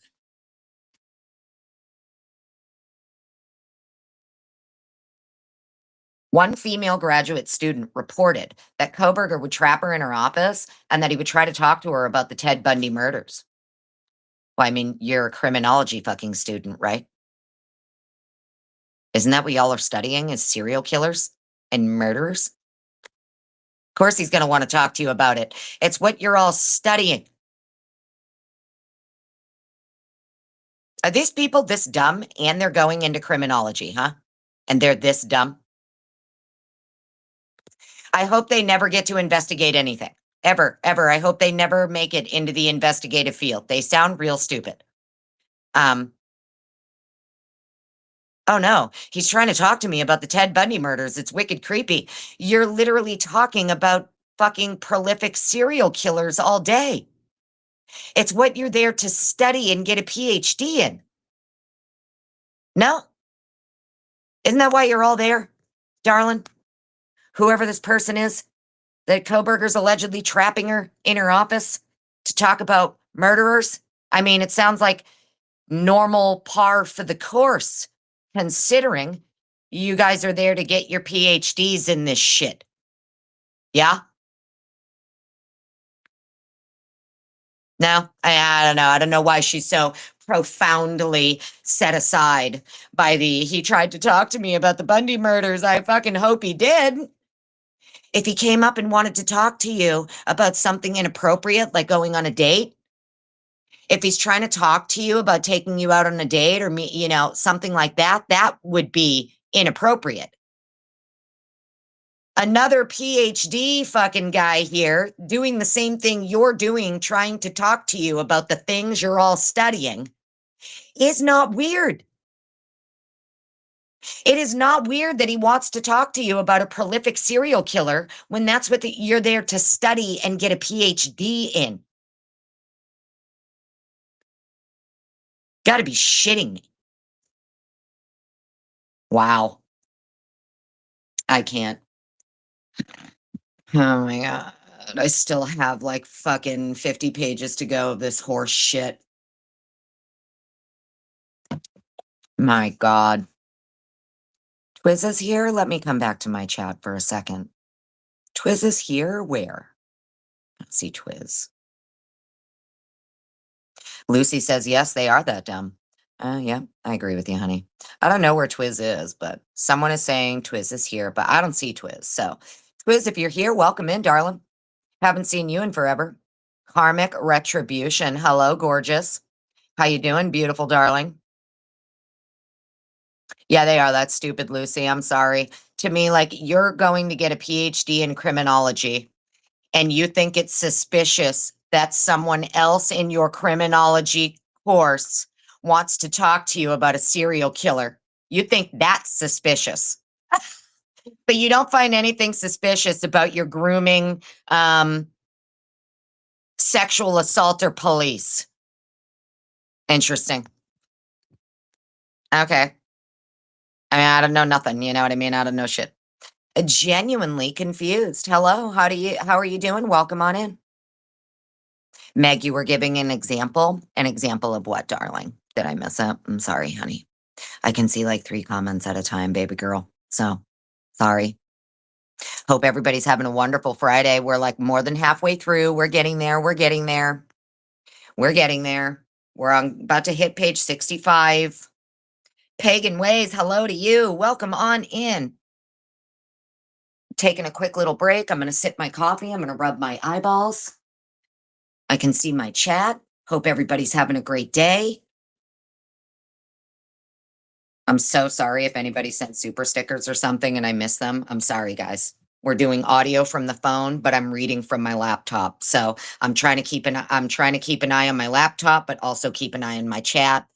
And I just can't. I can't keep up with it, but I'm trying, I promise. Yes, Suzanne B., the most premier criminology program in the country. Right.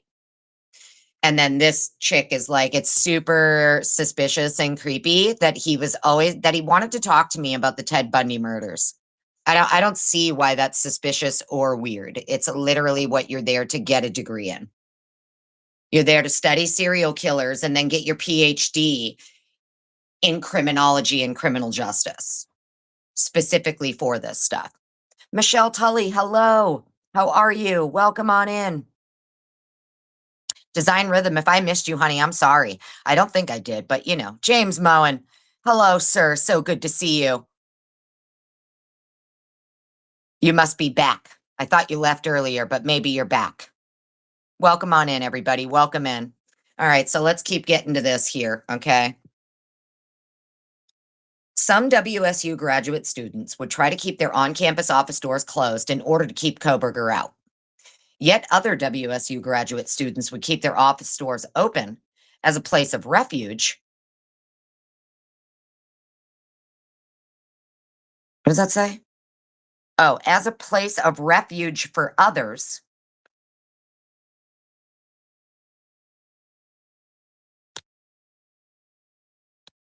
Sorry, my brain's fried. Thank you, Leslie and Billy. Thank you so much, darling. I truly appreciate you. I'm trying to do 2 things here at once. I'm so sorry. Thank you, Leslie and Billy. I appreciate you. Other WSU graduate students would keep their office doors open as a place of refuge for others in the event that Kohberger was present. Kohberger was perceived by female classmates as dominant and sexist and was disrespectful to female instructors. Kohberger's coworkers in the WSU criminal justice program believed that he was, quote, an incel, end quote, or involuntarily celibate, and was sexually frustrated. By September 2022, Kohberger had developed a reputation at WSU for, quote, being a dick. Oh, no, not that. Okay. Kohberger also developed a reputation at WSU for being very homophobic. I've been called both of those things in my life. You're such a dick and you're a homophobe, even though I'm neither. I mean, I probably am a dick, actually. I mean, I am kind of a dick, but I'm not a homophobe. I love the gays. Kohberger would pick fights with other WSU classmates, and his arguments would leave the class upset. Oh, well, how dare you hurt their fucking feelings, Mr. Kohberger? What do you think you're doing?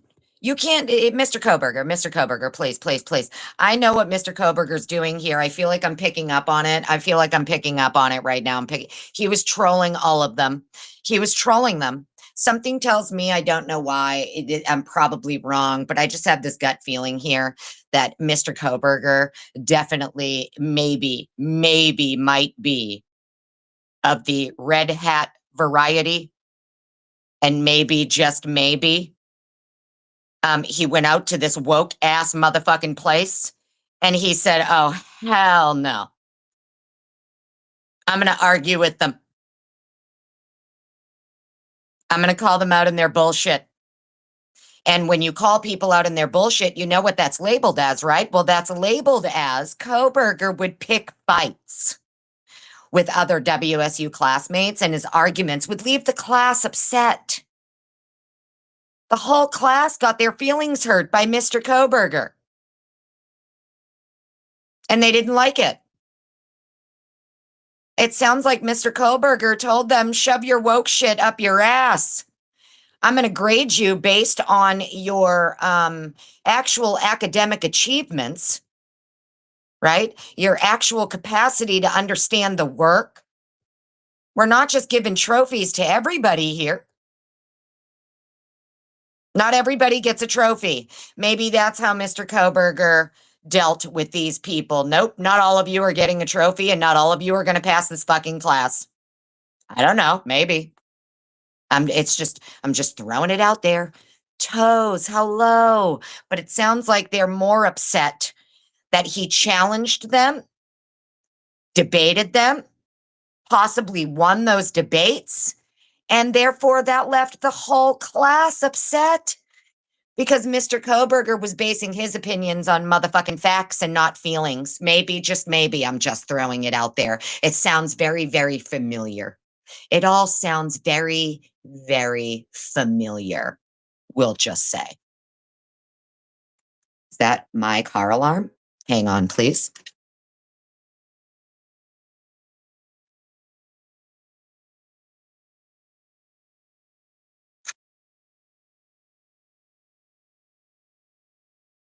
Okay, not my car alarm. But it just feels very, very familiar to me. That's all, friends. I'm just saying. It feels very familiar. I've been here before. It feels like deja vu, is what I'm getting at, is the crux of my opinion here. It feels very familiar and similar to deja vu. Kohberger was described as, quote, very angry, as if he had built up a fury or rage, end quote. Kohberger tended to be when interacting with female colleagues and would get agitated, argumentative, and confrontational during class instruction, as well as out of the classroom, often prompting other classmates to intervene. Yep, it sounds exactly like what I'm thinking. Ree! How dare you argue with me? I'm a woman. You're being a bit misogynist, asking me what I'm talking about. I can already hear it. I can already hear it. I can see it playing out. It's like a movie playing out in my head. It's ree. That's what it is. That's what's happening here. Kohberger tended to be aggressive when interacting with female colleagues. He would get agitated, argumentative, and confrontational during class instruction. No, that's called debate. That's called debate in a PhD criminology course. He's also your teaching assistant. Okay? He's also your teaching assistant. He's going to push back. It's his job. This isn't hard to understand. It just sounds to me like, they didn't like it. It's so familiar. You guys have no idea. This is like deja vu. It's just deja vu for my life. Okay? Deja vu, bro. Often prompting other classmates to intervene, right? Because he defeated them in the argument with facts, not feelings. And then the girl cries and runs away and leaves her belongings behind because she got her feelings hurt. Many of these people can't debate with facts. It's all about feelings, unfortunately. It just feels so familiar. In one instance that occurred during the first few weeks of the semester, a confrontation with Kohberger made a female student so upset that she fled the classroom in tears during the middle of class, leaving her possessions behind. Oh, really? No. Really? No. Professors in the WSU graduate program were aware of the incident at the time that it occurred. The student later filed a complaint against Kohberger with the WSU CCR office. The student filed this complaint with the goal of creating documentation of the incident should further issues arise with Kohberger. Kohberger was supposedly spoken to about his inappropriate behavior, but nothing further was done about the incident. Yeah, because they probably found, okay, she's obviously a hyper emotional fucking mental case, and we can't take her seriously. Okay, just because he said something to you that hurt your feelings, your very little feelings, doesn't mean you get to like get him kicked out of the class and shit. Get over yourself. Fuck over yourself. She flees the classroom and leaves her belongings crying. It sounds like that's a you problem, sweetheart. Sounds like it's a you problem, sweetheart. You just what? You just abandoned all your possessions, laptop, phone, and everything, and fled the class crying because Bryan Kohberger said something that hurt your feelings? Are we for real? Are we so for real? And you're in a PhD criminology course.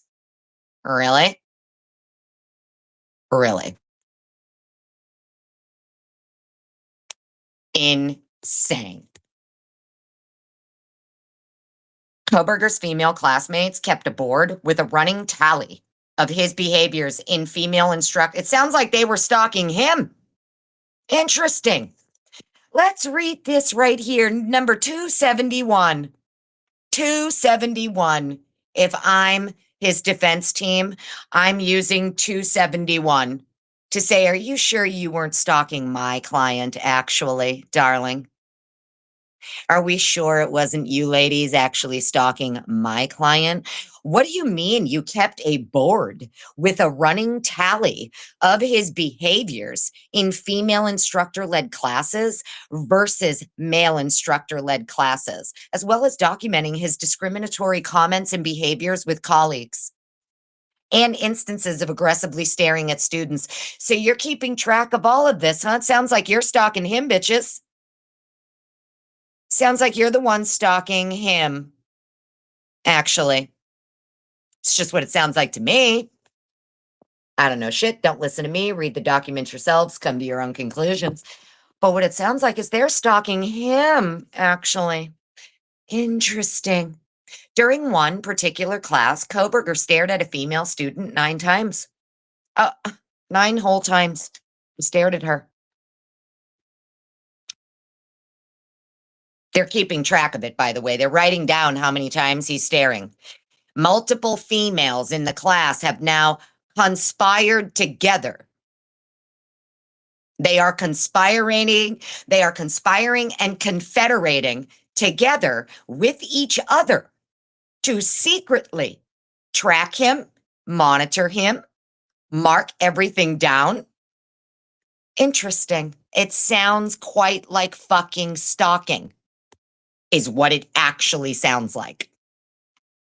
Maybe Mr. Kohberger here could file a counter civil claim.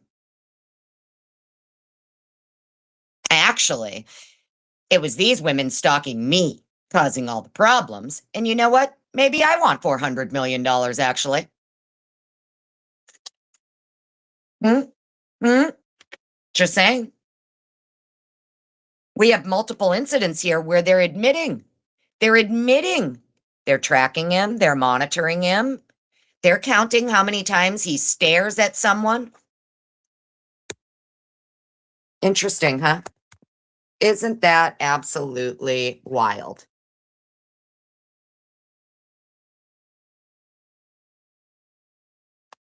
So there's all these instances where they are tracking Mr. Kohberger, monitoring his every move, his every behavior, how many times he stares at someone. I wonder if they wrote down how many times he took a shit each day. I wonder if they wrote that down. So let's read 271 again. Kohberger's female classmates kept a board with a running tally of his behaviors in female instructor-led classes versus male instructor-led classes, as well as documenting his discriminatory comments and behaviors with colleagues and instances of aggressively staring at students. During one particular class, Kohberger stared at a female student 9 times. WSU professors were aware of this tally board concerning Kohberger's behavior. Sue them, Mr. Kohberger. Counter civil claim. They were stalking you. In one incident, Kohberger and a female WSU graduate student were alone in a classroom, and Kohberger physically blocked her from leaving the room. I call bullshit. In another incident, Kohberger asked a fellow WSU staff member who rejected his advance, and then he followed her outside to her car. Oh, he asked out. In another incident, Kohberger asked out a fellow WSU staff member who rejected his advance, and then he followed her outside to her car. That WSU staff member told another female WSU graduate student that Kohberger had been stalking her. Get them both. Get them both deposed under oath. I'm not even kidding you, Miss Taylor, Miss Masseth, Miss Parlow, Mr. Logston. I'm sure you're already on all of this, but please, if you need any help, let me know. We need to get all of them under oath, deposed under oath, every single one,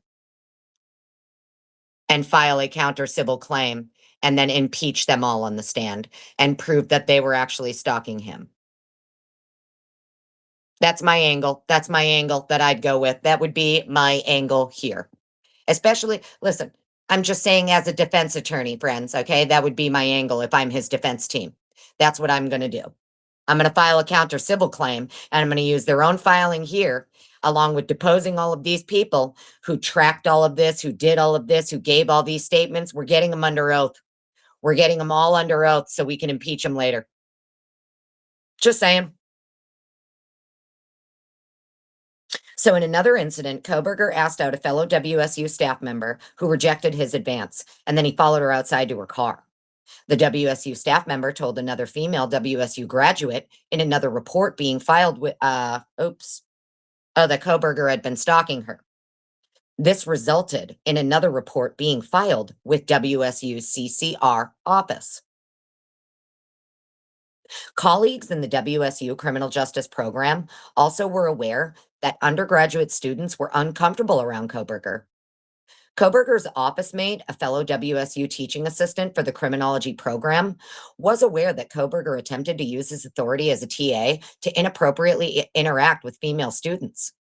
The office mate thought that Kohberger wanted a girlfriend and would frequently talk about his desire for a girlfriend.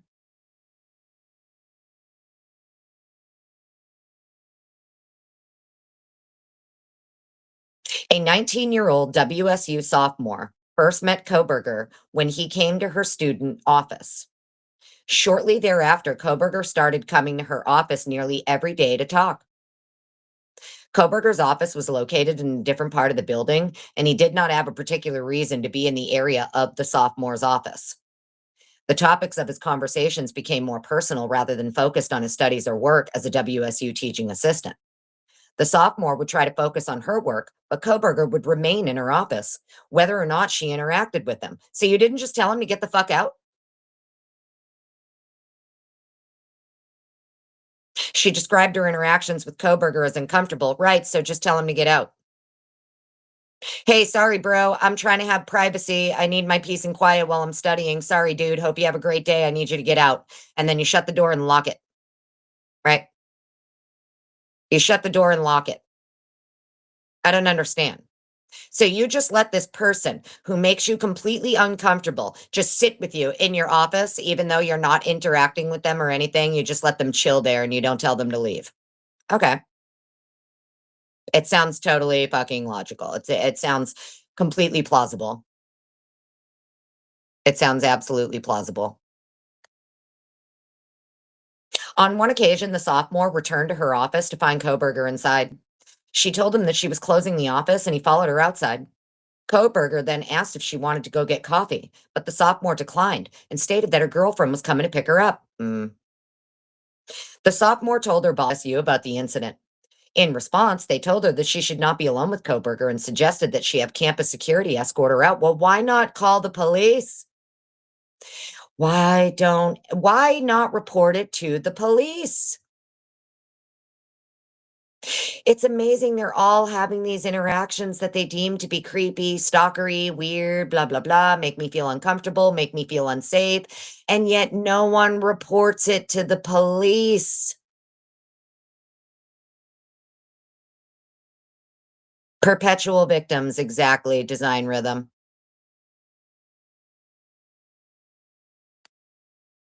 Her bosses at WSU also told the sophomore that she was not the first person to report such problems about Kohberger. Kohberger continued to come to the sophomore's campus office when she was alone. On another occasion, Kohberger stood directly behind the sophomore's chair as she was working. He stood directly behind her for a while and did not move until another WSU advisor came into the room. The sophomore was told the WSU staff had talked to Kohberger as many as 5 times about his inappropriate behavior. When she would see Kohberger in the hallway, he would physically corner her and attempt to force a conversation, even though the sophomore tried not to engage. The sophomore found these experiences to be, quote, scary, especially when she was alone. You were so scared when you're alone with him that you don't to get out and you don't shut the door, and that's how scared you are. You just let him hover behind you. You're so scared, you just let him hover behind you. Okay. All right. Sure. Maybe I was just raised differently, dude. I promise you. It's been a very long time since some dude has been able to come stand behind me like a fucking creep and me not immediately spin around and say, "Hey, can I fucking help you?" Right? Can we be so for real here? Think about it. You're out at the grocery store, you're out anywhere. Some creepy dude comes up behind you. What are you going to do? You're going to spin around and be like, "Hey, can I fucking help you?" Huh? Right? You trying to tell me that this chick is so scared she's just letting him hover behind her as she trembles in fear? Is that what we're expected to believe? The sophomore thought it was strange that Kohberger seemed to know her schedule and would intentionally encounter her. In another incident, the sophomore saw Kohberger walking outside as she was locking up her campus office. Kohberger made eye contact with the sophomore through the window as if he was looking for her in anticipation. Well, that's an assumption. And then he entered the office building. In order to avoid contact with Kohberger, the panicked sophomore fled into the bathroom to hide. Oh my God. She hid out of instinct due to how uncomfortable contact with Kohberger had become. Her contact with Kohberger is so uncomfortable that she lets him hover behind her while she studies in her office. Out of concerns over Kohberger, the sophomore's boss at WSU would occasionally take her home so that she would not have to walk by herself or take public transportation. The sophomore became concerned about how many precautions needed to be taken because of Kohberger's behavior. In another incident, the sophomore's neighbor informed her that someone was lurking outside the window of her residence and warned her to lock the door. She later learned Kohberger lived nearby, so the bitch just assumed it must be Kohberger. Well, there was someone lurking outside. Well, it must be him, right? It can't be anybody. It can't be one of those grapist, perverted cops of yours. No. It can't be one of the rapist cops hanging out your window. It can't be one of them. It's got to be Kohberger. That's the conclusion she fucking leapt to.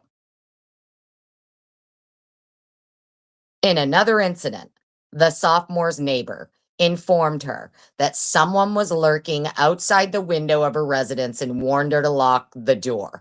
Not call police. She just warned her to lock the door. Hey, don't call the police, bitch. Right? No, just make sure you lock your door. I saw someone lurking outside. Maybe that's why they don't call the cops.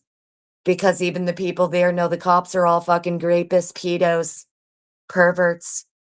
Right? So they don't call cops. They just alert each other. They don't call the cops on Bryan. They don't report Bryan to the cops. They don't call the cops. Nothing. They just tremble in fear and take notes and keep fucking boards, wish boards, whatever they call them, dream boards. What do they call those things? What's it called, darling? Sophie. Vision board. That's what it's called. So they're just keeping their vision boards about Kohberger, trembling in their fucking offices as he lurks behind them. They're not reporting it to the cops. They're not doing, not calling the police. The sophomore here, their neighbor saying, hey, I saw someone lurking outside. And the sophomore's like, oh, shit, Kohberger lives near me. I bet it was him. Just jumping to all of these wild conclusions and speculation. But what's even more interesting is there's someone lurking outside the window and we don't call cops. We don't call cops. How do they know that the person lurking outside this sophomore's window wasn't one of their grapist cops? They don't know. Fact of the matter is, WSU has a problem with a bunch of perverts roaming around out there. And a lot of them are their cops. So that's unfortunate. The poor people that you can't call the cops. Well, because all the cops are fucking perverts anyway, so we can't call them to report perverted behavior. They're the perverts. My God almighty. Just rate both the towns. What are we waiting for?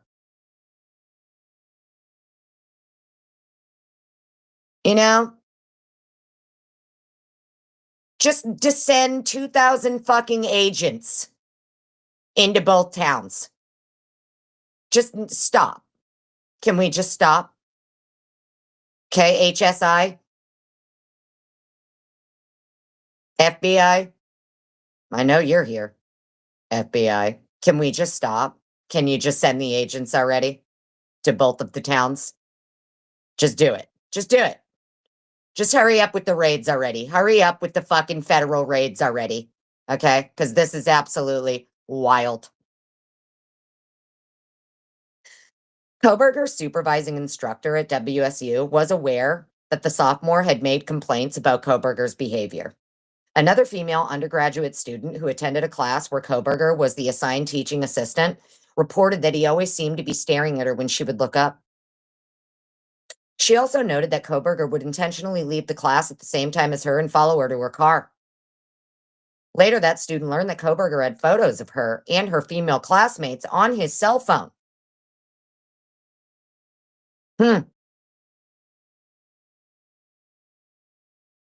Are you the ones that help the cops? Is that why he has photos of you on his cell phone? Are you guys the ones that actually help the cops have the access to the underage minors that they then assault and take advantage of? Like the guy that did that with the girl in the stadium and all of that, and in the observatory and all of that, because that's what that was all about. Underage, if I remember correctly, underage minor in possession, minor in consumption. Hey, you want to get out of your ticket? Mm.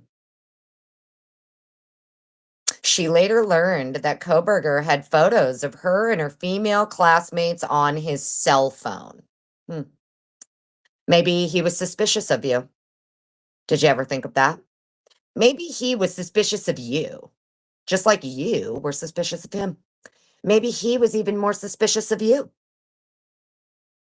We don't know. You never asked. You never asked him, right? Nobody ever asked him anything. There was no allocution. He never had to explain shit. So I guess the world will never know, huh? A WSU employee who was assigned to work with Kohberger began receiving complaints in late August 2022 from students and staff in the criminal justice program about Kohberger's inappropriate behavior. Because of these complaints, the WSU employee spent a lot of time, at least once a week, speaking about Kohberger during different disciplinary meetings. These meetings focused on Kohberger's interactions with fellow graduate students in and out of the classroom, along with his behavior around some of the criminal justice professors. The various complaints included outspoken discriminatory comments, which were homophobic, ableist, xenophobic, and misogynistic in nature. Well, guys, I'm letting you know I've been called every single one of these. I'll lay my cards on the table right now. I ain't got nothing to hide from you. I have been labeled as every single one of these at some point in the last decade of my life.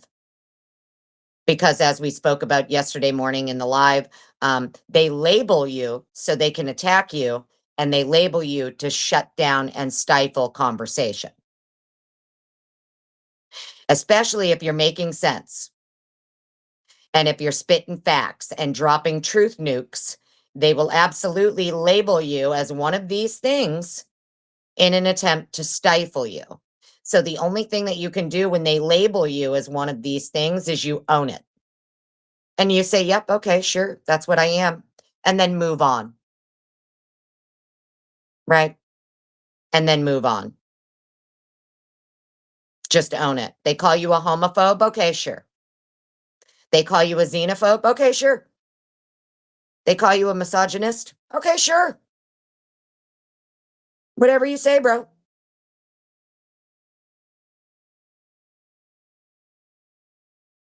Interesting. I'm telling you, it's I'm sorry. I'm sorry. There's probably some of you in my chat, and this is going to offend some of you, but it's you fucking liberals. Okay? It's you raging fucking leftists. You're the only ones using this kind of language and labeling everybody as something every time they don't fucking agree with your bullshit. This is what you do. You label them. I'm sorry if that offends you. I love everyone. I really do. But you guys got to cut it out with this shit. You got to cut it out with this shit. Stop labeling people something just because they don't fucking agree with you. You know, just stop. I'm going to take your label. I'm going to flip it on its head. I'm going to own it. I'm going to grift with your label. Okay. I'm going to troll the fuck out of you with your label. That's just how we're going to roll here. But that's what this sounds like to me. This sounds like a bunch of raging leftist That's what it sounds like. That's what it sounds like to me. Just my opinion. I don't know shit. Other complaints included that Kohberger would stare at people and stand uncomfortably close or lean over women, making them uncomfortable. As a result of the complaints, the WSU employee brought Kohberger to her office to talk about the complaints and attempt to get him to correct his behavior, but Kohberger deflected personal responsibility.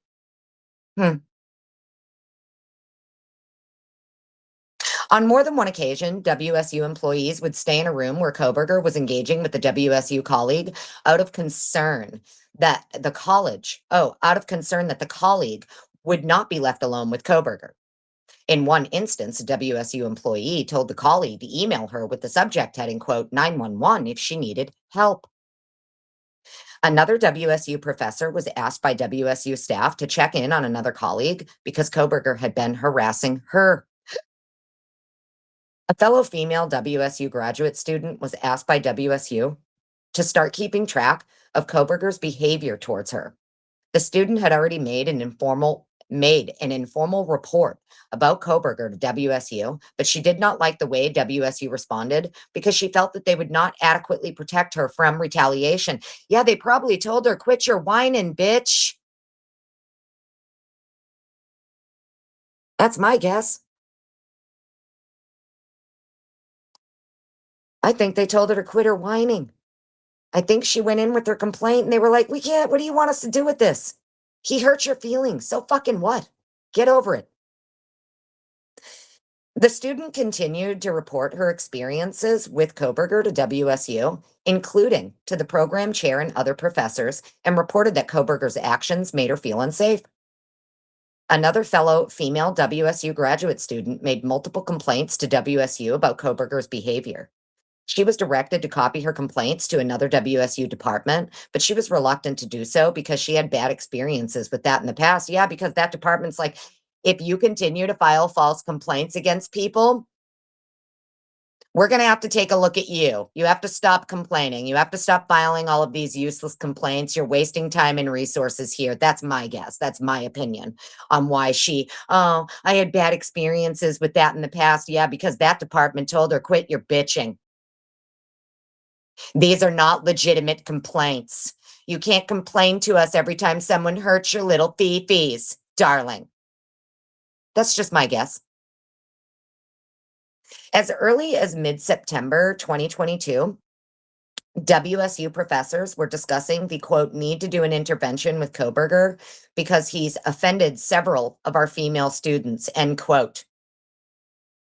When asked, how do you want to handle this? Another WSU professor responded, let's see when we have more info. Correct, because so what if you're offended? Let's read this again. As early as mid-September 2022, WSU professors were discussing the need to do an intervention with Kohberger because he's offended several of our female students. So what? Are you shitting me?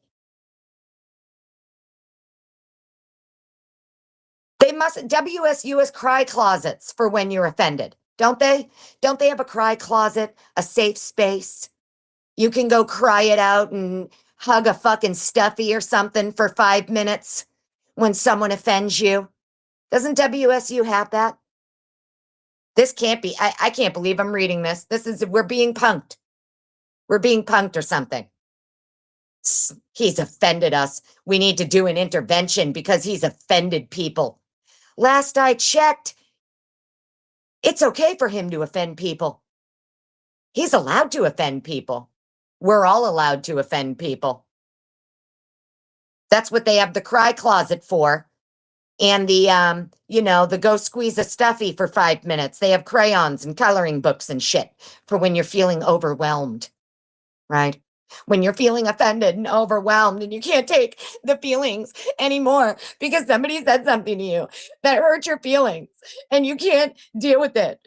And because you don't know how to be an adult and you don't know how to process your emotions, you need a cry closet and a coloring book. And you just need to complain to somebody because you can't take it anymore because you hurt your feelings.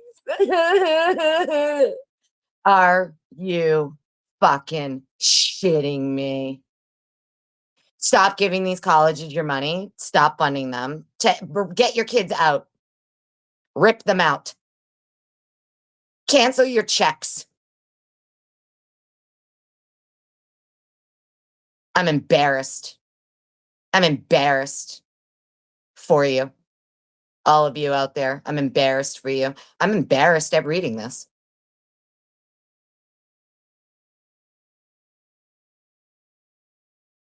I'm embarrassed. We need an intervention because he's offended people. He offended someone. We need a fucking intervention. He's clearly a creepy stalker, potential murderer, weirdo, and we need an intervention because he offended us.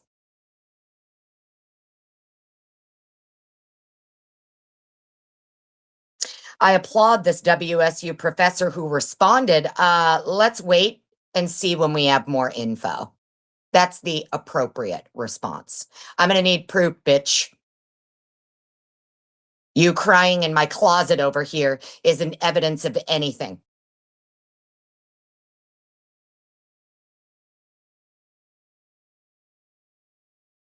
Around September or October 2022, a fellow WSU graduate teaching assistant was asked to stalk Kohberger, monitor Kohberger's behavior. So a WSU graduate teaching assistant was asked to stalk Kohberger's behavior. I fixed it for them because others at WSU wanted to track it. Yeah, they wanted to stalk him. Yep. They're admitting it right here. They wanted to stalk him. The teaching assistant was instructed to write down anything she saw and notify WSU staff. They're all collaborating and conspiring together to stalk him openly. They're not even trying to hide it. It was discussed that WSU could not give, oh, wait a minute. I skipped a line. I'm so sorry. The teaching assistant was instructed to write down anything she saw and notify WSU staff. It was discussed that WSU could not give Kohberger a PhD and the resulting authority that could give him out of concern for his inappropriate behavior.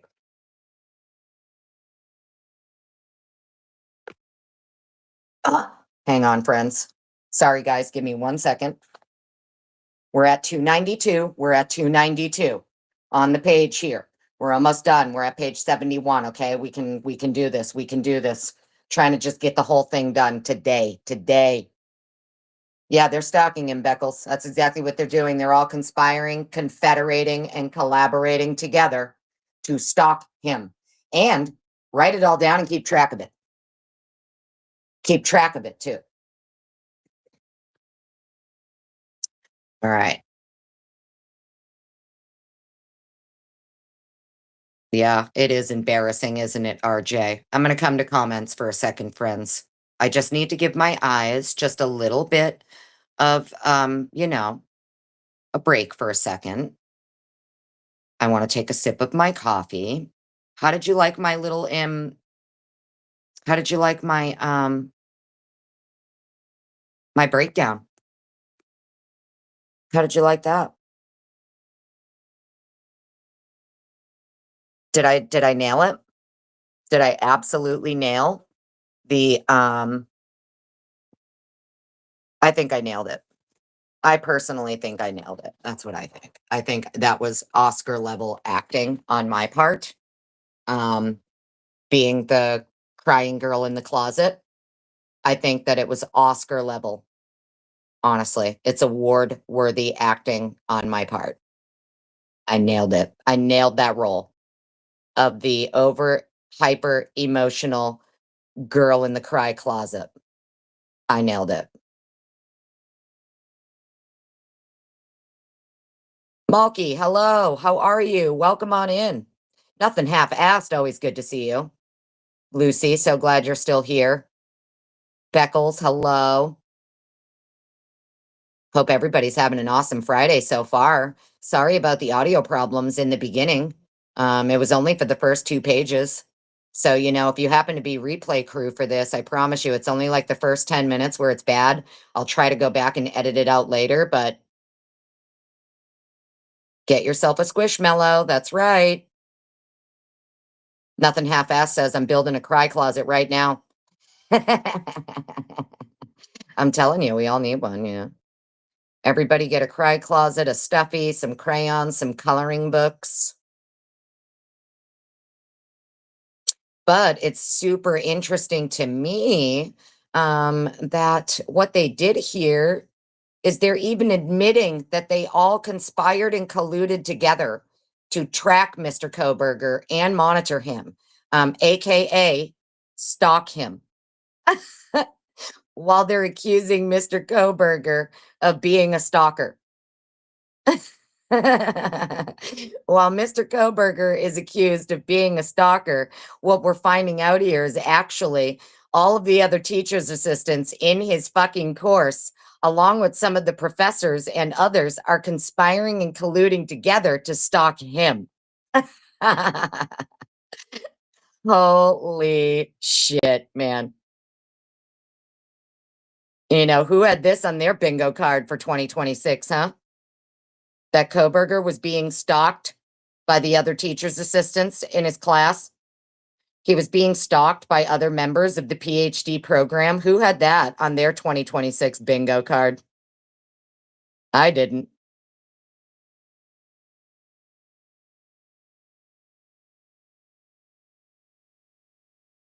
All right. Let's see.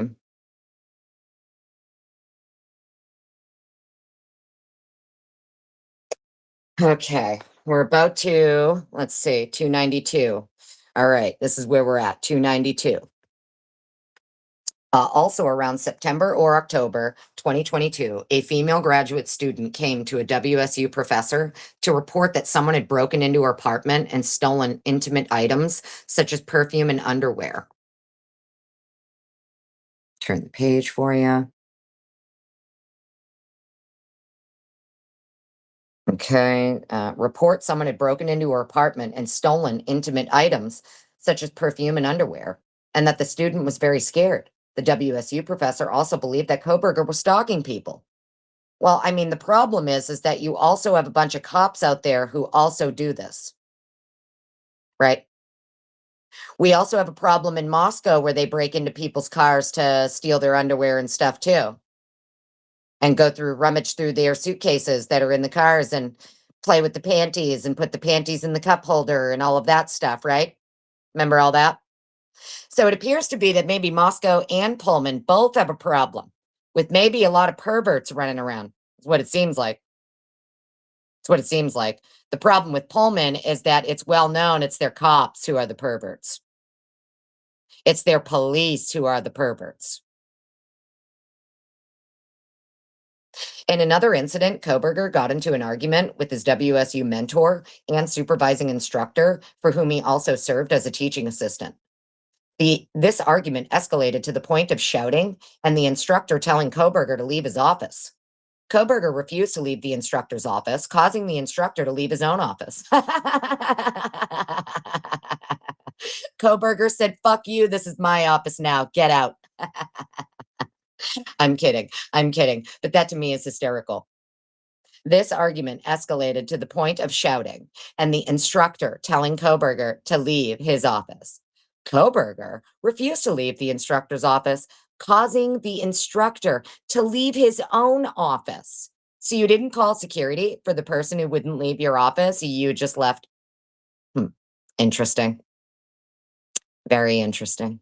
Because most people, you know what they do? They call security. So there's something about Bryan here where not only will they not call security, but they won't call the police. I wonder why that is.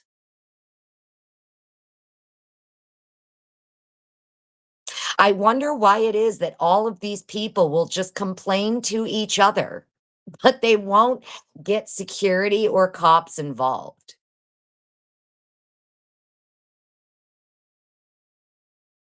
Pretty interesting, huh? It was common for Kohberger to prevent his mentor and instructor from leaving his office, which the mentor believed was Kohberger power tripping to exert control. And yeah, this is a guy. Yeah, I don't get it. Yep. Allegedly, nope, this man just left his own office and gave it up to Bryan, I guess. He said, "Here you go, buddy. You can just have my office instead. I'll leave." You're right, Mr. Kohberger. I'll leave. Didn't get security, didn't do anything, you know. All right.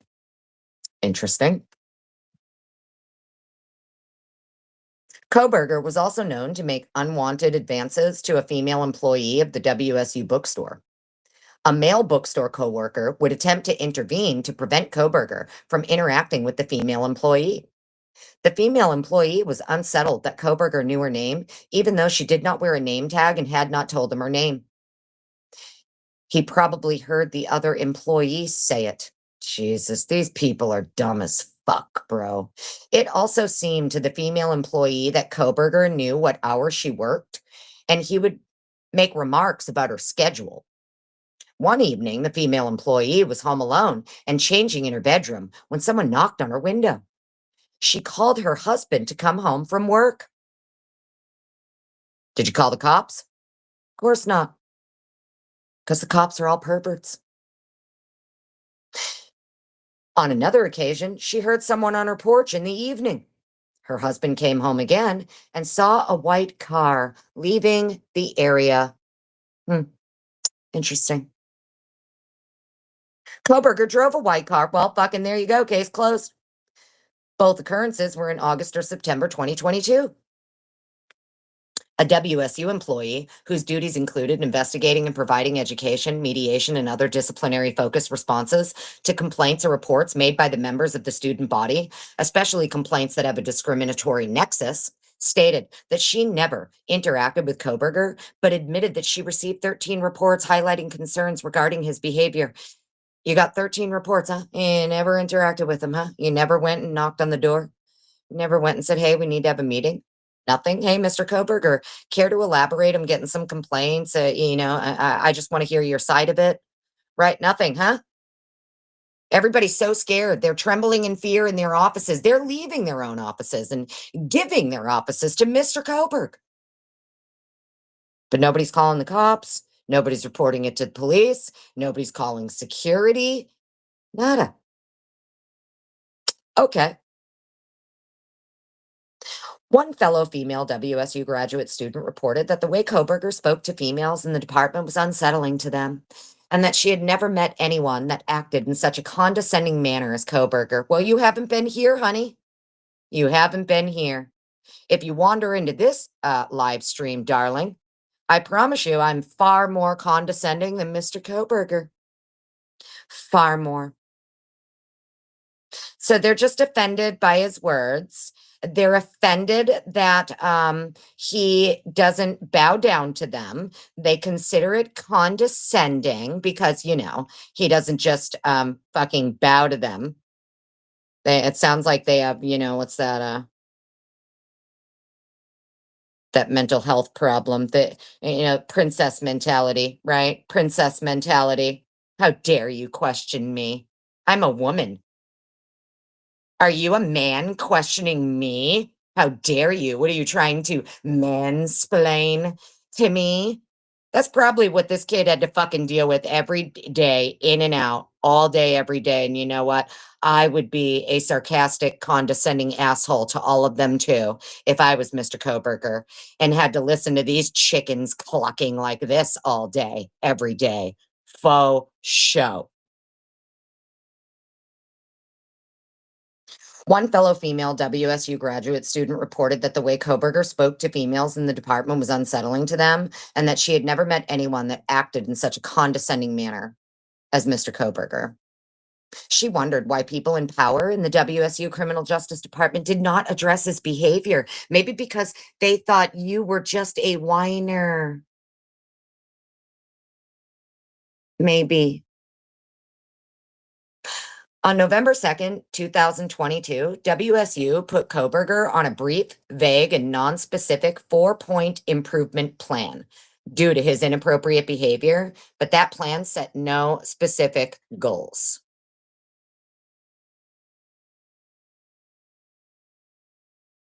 So we have 4 little points here. He has to meet weekly. Can I talk right now? Meet weekly with supervisor at established meeting time. Keep track of weekly hours and provide report to supervisor. Establish weekly goals with supervisor and discuss whether previous week's goals were met during each weekly meeting.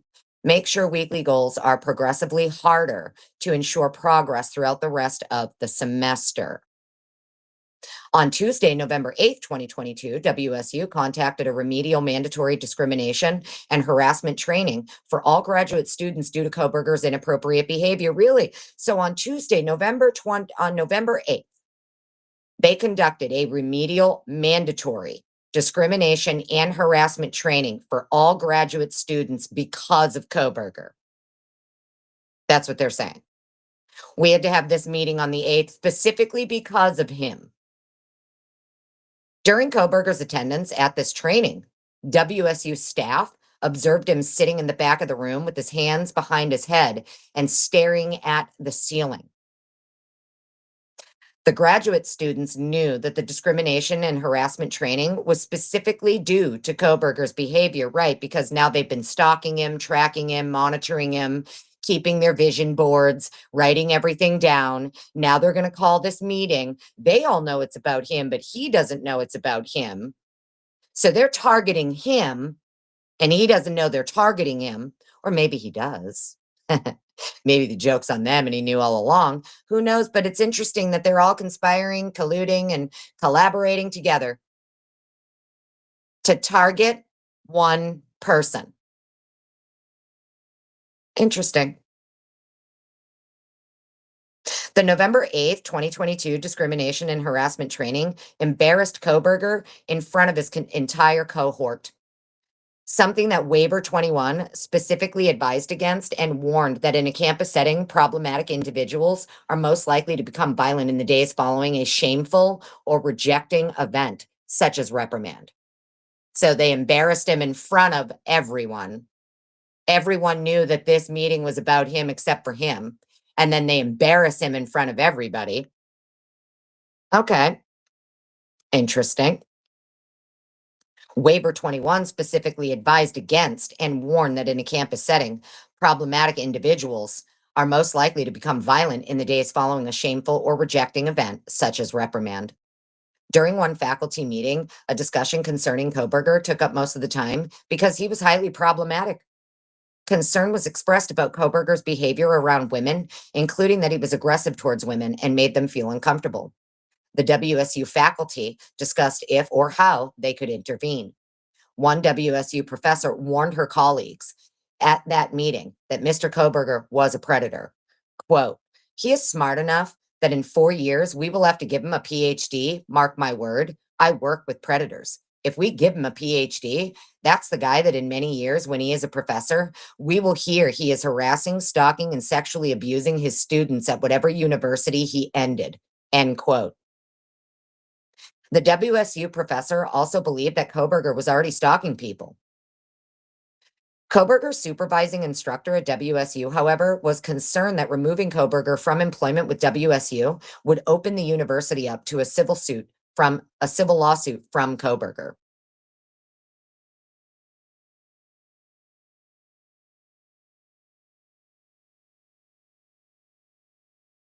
Where are we at? We're at 3:03.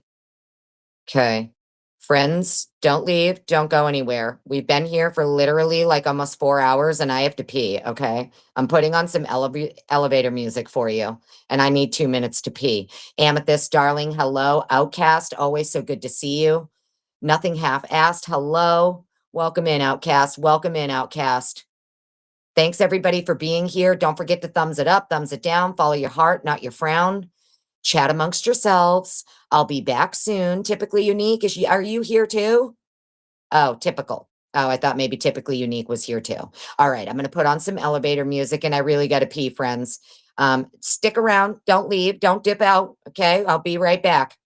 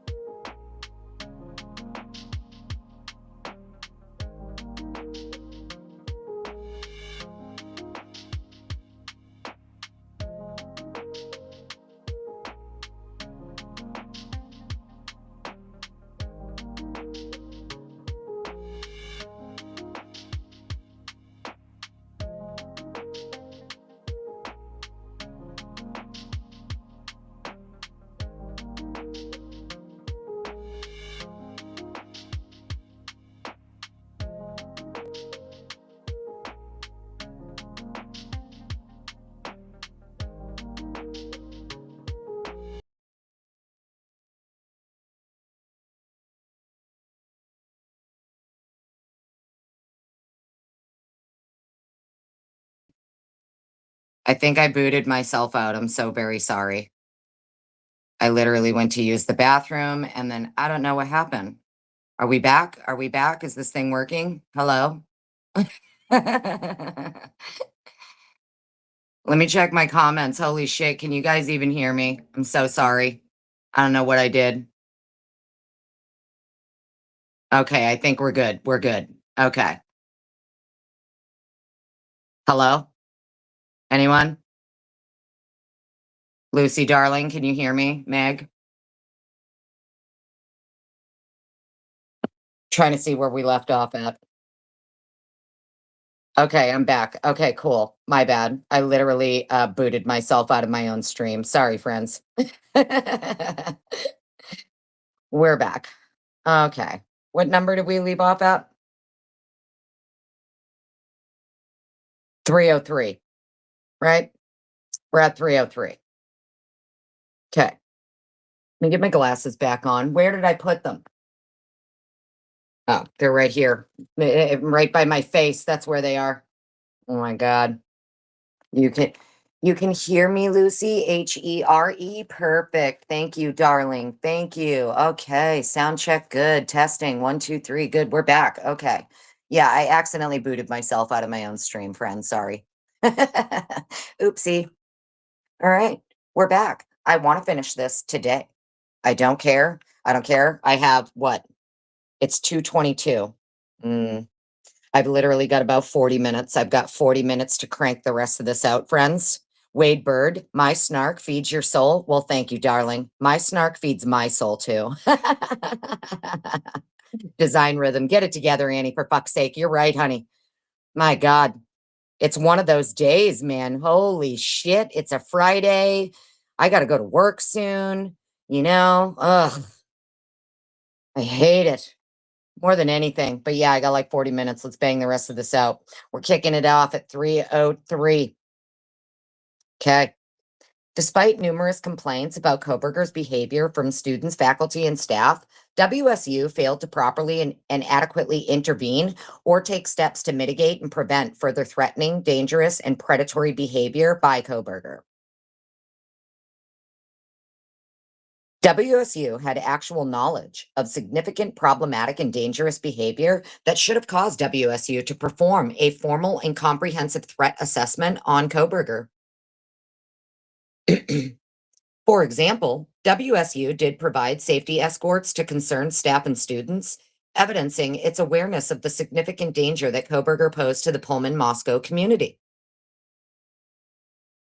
There is no indication, however, that WSU used its TAT, its threat assessment team, to conduct a threat assessment of Kohberger, or that it employed any of the potential interventions recommended by its Waiver 21 protocols. Had WSU's TAT conducted a proper and comprehensive threat assessment, it would have readily identified that Kohberger prominently displayed nearly every red flag that Waiver 21 warns about. For instance, a proper threat assessment would have found, among other things, that Kohberger had characteristics associated with a heightened risk for violence, including anger problems, lack of empathy, and a strong sense of entitlement. Well, it's not his fault he feels entitled. His own professor gave up his office to him, for God's sake. It's not his fault he feels entitled. The professor's like, here you go, buddy. You're smarter than me. You can have my office. A proper threat assessment also would have shown other recognized serious warning signs for violence, including but not limited to that Kohberger was engaging in stalking and menacing behavior that was escalating and instilling extreme fear in his female victims, that he was having increasing conflict with professors and colleagues, that he was having increasing problems with his work performance, that he was autistic and sexually frustrated, that he was preoccupied with violent homicidal fantasies, sexual burglary, and serial killers, that he was in possession of a K-bar military-style hunting knife, and that he was using WSU's ResNet internet network for improper purposes, such as troubling searches and stalking and planning his attack and murder of decedents. Really now. And that he had photos of WSU and University of Idaho female undergraduate students on his cell phone. Had WSU performed a proper threat assessment, it would have determined that Kohberger posed an extremely high and imminent risk of violence. A proper threat assessment would have required that WSU identify likely targets of any possible violence that Kohberger might commit, including by examination of his cell phone, computers, internet search history, and an inspection and search of his university supply department and office. A proper threat assessment also would have required that WSU identify potential triggering events that could cause Kohberger to commit violence. A proper threat assessment also would have required that WSU identify steps that could be taken to manage and mitigate Kohberger's risk for violence. There is no indication that WSU's CCR office conducted a proper, comprehensive, or timely investigation into the more than a dozen formal complaints made about Kohberger. There is no indication that WSU did any of these things. Instead, for months, it continued in a state of organizational and bureaucratic paralysis while continuing to employ Kohberger as a teaching assistant, continuing to provide Kohberger with housing, health benefits, free tuition, free internet access, continuing to pay Kohberger a salary, and continuing to provide Kohberger with academic studies focused on criminal behavior that fed his preoccupation and obsession with sexual assault and mass murder. So is that the same for everybody else in the same PhD course as him? Are they all preoccupied and obsessed with sexual assault and murder? Because that's what they're all studying. Kohberger commits mass murder, which was foreseeable to WSU.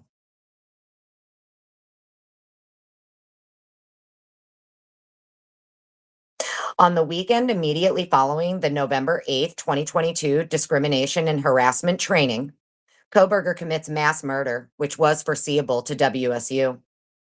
In the early morning hours of November 13, 2022, while he was still employed by and enrolled at WSU, Kohberger stared through the back window of a home at 1122 King Road in Moscow, Idaho, immediately adjacent to the University of Idaho.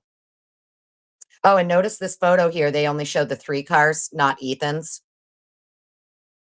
They cropped it so Ethan's Jeep isn't in the photo.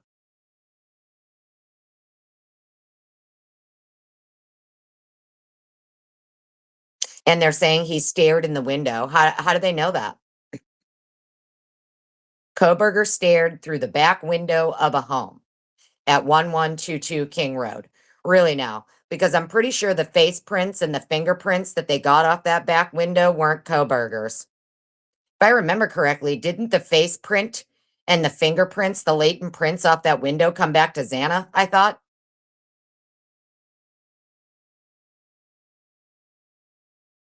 Stared through the back window, huh? Okay. So that ends there. Says he stared through the window. Okay. Kohberger, masked and dressed in all black, entered the King Road residence by slipping through a kitchen sliding glass door at the back of the home. Kaylee Gonsalves was heard to frantically yell in fear, quote, "Someone's here." And Kohberger was heard to say to Kaylee, "It's okay, Kaylee. I'm here for you." Oh, shit, Dylan, girl. Oh, shit, Dylan. They dragging you in. They dragging you in. Dylan, you're going to have to testify to this in court. You know that, right? They're claiming you said this shit. That you heard Kohberger tell Kaylee, "It's okay, Kaylee. I'm here for you." Okay. Using a military style K-bar knife, Kohberger then violently stabbed to death four victims that were later identified by police as Kaylee Gonsalves, Madison Mogen, Xander Kernodle, and Ethan Chapin. Below is a photograph of the victims taken only a matter of hours before their murders. The victims were all undergraduate students at the University of Idaho.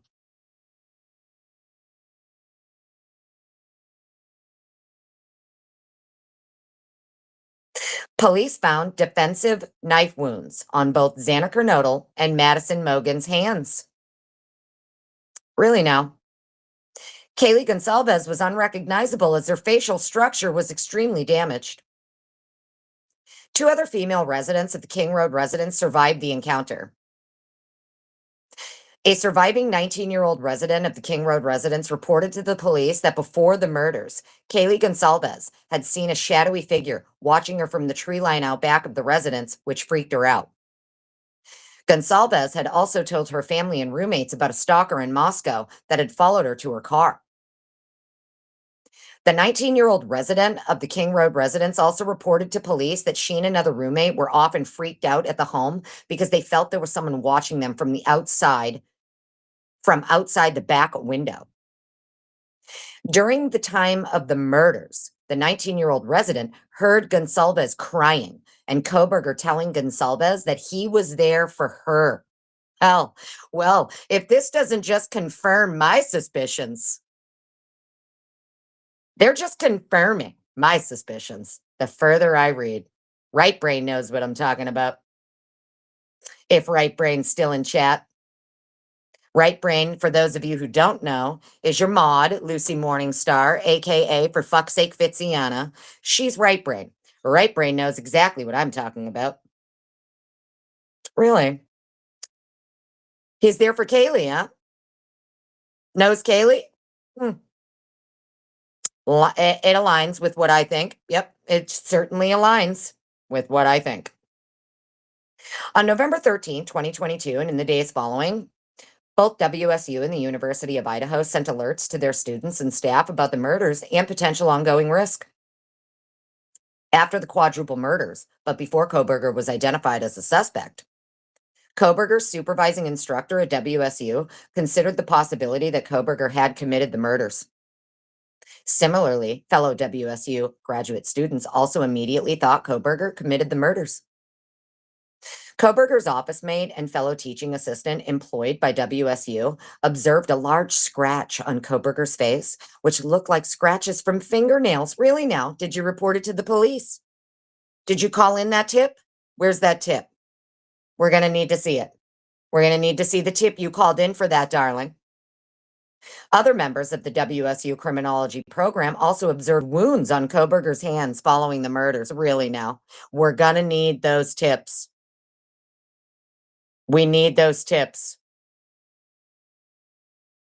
None of the members of the WSU criminology program, however, notified law enforcement about Kohberger's behavior or their suspicions about his potential involvement in the murders. Well, of course they didn't. Of course they did. So they all saw scratches and wounds and they thought he's a goddamn psycho serial killer, but nobody reported it. Nobody reported it. Okay. Okay. Video evidence led the Moscow, Idaho Police Department to believe that a white Hyundai Elantra may have been involved in the murders. On November 25th, 2022, the Moscow Police Department asked the Pullman Moscow area law enforcement agencies to be on the lookout for a white Hyundai Elantra. In response to this request, on November 29th, 2022, WSU police officer Daniel Tiengo searched a WSU database for white Elantras registered with WSU and identified a 2015 white Elantra with a Pennsylvania license plate registered to Kohberger residing at 1630 Northeast Valley Road, apartment 201, Pullman. No apparent action was taken by WSU at this time. Really now? 1630 Northeast Valley Road in his apartment complex that houses WSU graduate students and is referred to as Steptoe Village. WSU owns and operates Steptoe Village and had provided Kohberger with a residence there as a part of his employment with the university. On that same day, November 29th, at approximately 1 a.m., WSU police officer Curtis Whitman was searching for any white Hyundai Elantras and located a 2015 white Elantra in a parking lot at 1630 Northeast Valley Road. This car had a Washington license plate, but it was also registered to Kohberger. No apparent action was taken by WSU at this time. So within the hour, it's no longer a Pennsylvania plate, it's a Washington. It's registered to Washington. So the car is a Washington plate when this guy comes by 30 minutes later, but the guy who was there 30 minutes earlier, it's a Pennsylvania plate. It says, in response to this request, on November 29th, WSU police officer Daniel Tiengo searched a WSU database for white Elantras registered with WSU and identified a 2015 white Elantra with a Pennsylvania plate registered to Kohberger. Oh, okay, that's just the database. This guy sees the actual car. I'm sorry. I've been here for 4 hours, 4.5 hours. My brain's fried. So at 1 a.m., Whitman locates the 2015 white Elantra in a parking lot at 1630 Northeast Valley Road. This car had a Washington license plate, but it was also registered to Kohberger. No apparent action was taken by WSU at this time. The 2022 fall term then ended in mid-December, and Kohberger promptly returned back to his family's home in Pennsylvania. Only after the murders and after the semester had concluded did WSU make the belated decision to terminate Kohberger's teaching assistantship, cut Kohberger's funding, and remove him from the graduate program. As part of its ongoing investigation into Kohberger, the Moscow Police Department obtained Kohberger's cell phone records in an effort to determine if Kohberger stalked any of the murder victims prior to the killings or conducted surveillance on the King Road residence. A subsequent examination of Kohberger's cell phone confirmed that he was stalking female students at both WSU and the University of Idaho, with dozens of photos of students, many in bathing suits. Kohberger's cell phone records also revealed that he had been in the area of King Road residence at least 12 occasions prior to November 13, 2022. All but one of these occasions occurred in the middle of the night. On one occasion, Kohberger was in the area of the King Road residence on August 21st, 2022 from approximately 10:30 p.m. to 11:30 p.m. Oh, well, that's the same day that Rosie's showing up and taking a photo of Kaylee's ID. Right? August 21st. Isn't that the day of the infamous body cam where Rosie takes it upon himself to go to a house he's not called to tell them to keep their noise down and proceeds to take a photo of one of these victims' IDs? Right? August 21st. Kohberger was in the area of the King Road residence on August 21st from approximately 10:30 p.m. to 11:30 p.m. On December 30th, 2022, Kohberger was arrested for burglary and 4 counts of murder at his family's residence in Pennsylvania. Also on December 30th, WSU issued a press release regarding Kohberger's arrest in connection with the quadruple homicide.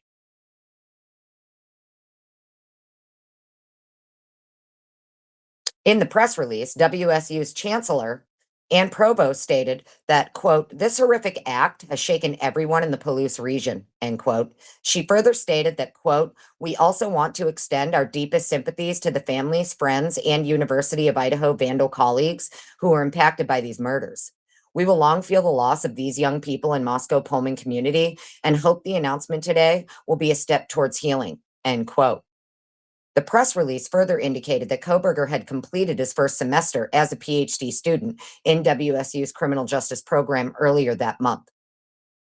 On December 31st, 2022, WSU served a belated trespass admonition on Kohberger, signed by WSU Chief of Police Gary Jenkins, which provided, get to the next page, this here. So we have this letter here, trespass admonition, December 30th, 2022 for Bryan Kohberger. It says, "This admonition is to inform you that you have been trespassed from all areas of Washington State University campuses. This includes all buildings, sidewalks, breezeways, courtyards, access roads, and parking lots, and any other Washington State University campus property. This admonition is effective immediately and will continue until pending student conduct charges have been resolved and you have been given permission in writing to return to campus. Trespass means that your privilege to be on or in the areas listed above has been revoked or denied by Washington State University. If you are found in the areas listed above in violation of this admonition, or if at the conclusion of an investigation it is determined you were actually in or on the areas listed above in violation of this admonition, you may be subject to arrest and prosecution for criminal trespass under RCW blah, blah, blah. If you have a legitimate business need with Washington State University, you must be escorted by an official with Washington State University, and arrangements for such escort must be made prior to you entering the areas listed above. This means you must make arrangements with WSU police before coming on campus for any reason." After being served with the admonition, Kohberger signed an acknowledgement.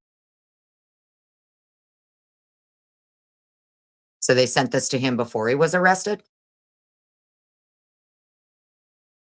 After being served with the admonition, Kohberger signed an acknowledgement. Well, I mean, it's dated on the 30th. But then he signs it the 31st. He's already in jail. Isn't he already in jail on the 31st?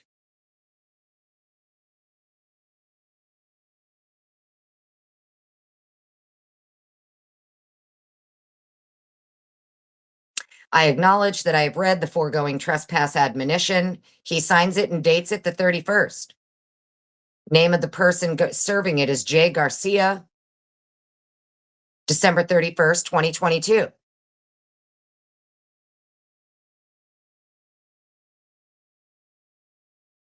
My brain's like, I don't get it. How is he signing all of this on the 31st if he's in jail in PA?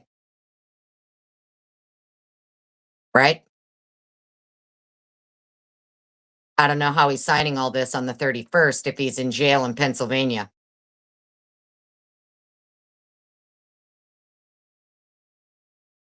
Yeah, he was arrested on the 30th, right? As part of their investigation, law enforcement took into evidence several electronic devices possessed by Kohberger, including a laptop computer, desktop computer, hard drives, and a cell phone. As set forth above, one of the amenities that WSU provided to Kohberger at his apartment in Steptoe Village was free internet access, both wired and wireless, through WSU's ResNet internet network. Forensic examination of Kohberger's devices revealed an alarming and menacing history of internet use. Kohberger had performed many internet searches regarding home invasions, burglary, co-ed killings, and serial killers. For example, Kohberger had researched a serial killer named Danny Rolling. Rolling, known as the Gainesville Ripper, murdered 5 college students and became the inspiration of the slasher film Scream. In the middle of the night, Rolling entered a college apartment through a sliding glass door, masked and dressed in all black, and stabbed his female victims to death using a K-bar knife. Chilling facts suggesting that Kohberger murdered his victims in a copycat fashion. Kohberger also performed internet searches about psychopaths and paranoia. Kohberger searched for porn exclusively involving non-consensual sex acts, using terms such as aggressive, forced, drugged, sleeping, passed out, and voyeurism. Yeah, because maybe he thought that's what was going on here with all these cops. Maybe that's what he thought all these cops were doing. Just saying. Maybe he thought that's what all of these cops were doing, all these crooked ass, pervert, rapist cops out at WSU. Maybe he thought that's what they were doing. Kohberger's cell phone also contained numerous photos of female students at both WSU and the University of Idaho, including acquaintances of some of the murder victims. Right, which I'm going to guess he looked up after the murders, just like everybody else did, when we're all looking up who their fucking friends are and who they're closest with and snapping screenshots. Yep, that's what a lot of us did after the murders. He didn't have acquaintance. He did not have photos of the friends of these victims. I will bet money on it. The photos of friends of the victims did not appear in his phone until after the murders. I'll bet money on it. When we get the metadata and the dates for those photos, I'd be willing to put money on it. It's after the murders. I doubt very highly he has photos of any of these victims or their friends in his phone anytime prior to November 13th, 2022. And that's just my personal opinion. Apparently, in preparation for the murders, Kohberger turned off his Wi-Fi and cleared his search history. Forensic examiners believe this was in an attempt to conceal his location and the potential evidence that would show he was not at WSU Steptoe Village Apartments at the time of the murders.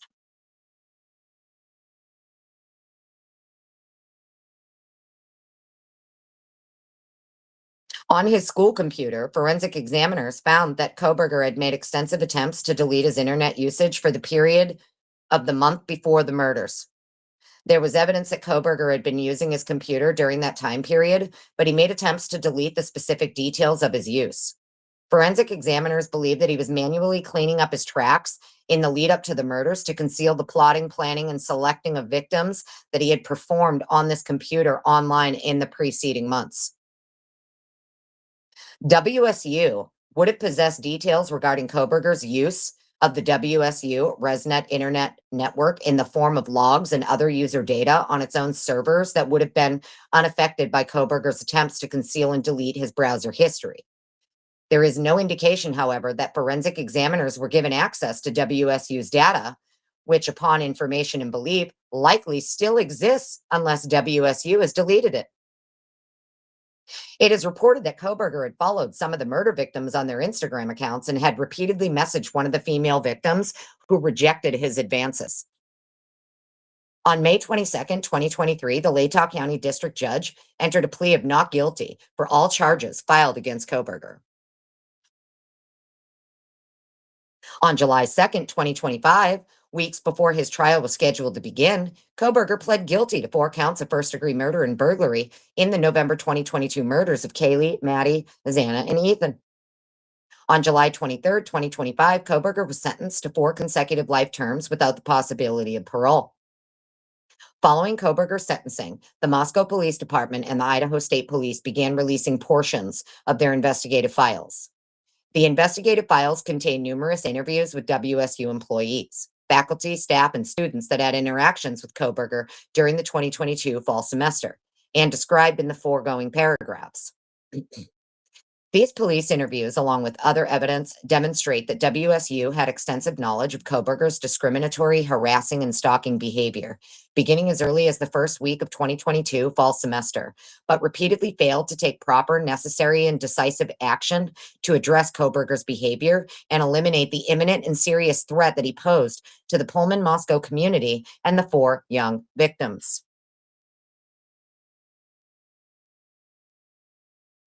Legal counts. Count one, violation of Title IX of the Education Amendments of 1972. Plaintiffs incorporate by reference each and every allegation stated above as if it's stated herein.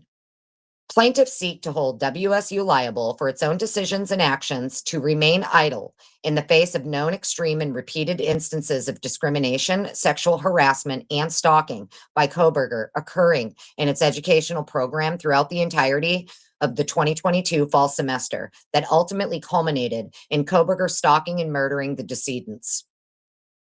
WSU operates an educational program that receives federal financial assistance and therefore is subject to the requirements of 20 USC section 1681, known as Title IX. Title IX prohibits sex-based discrimination, including sexual harassment and stalking in federally funded education programs. Title IX liability arises where the university had substantial control over both the harasser and the context in which the harassment occurred, and that the university acted with deliberate indifference to known acts of discrimination.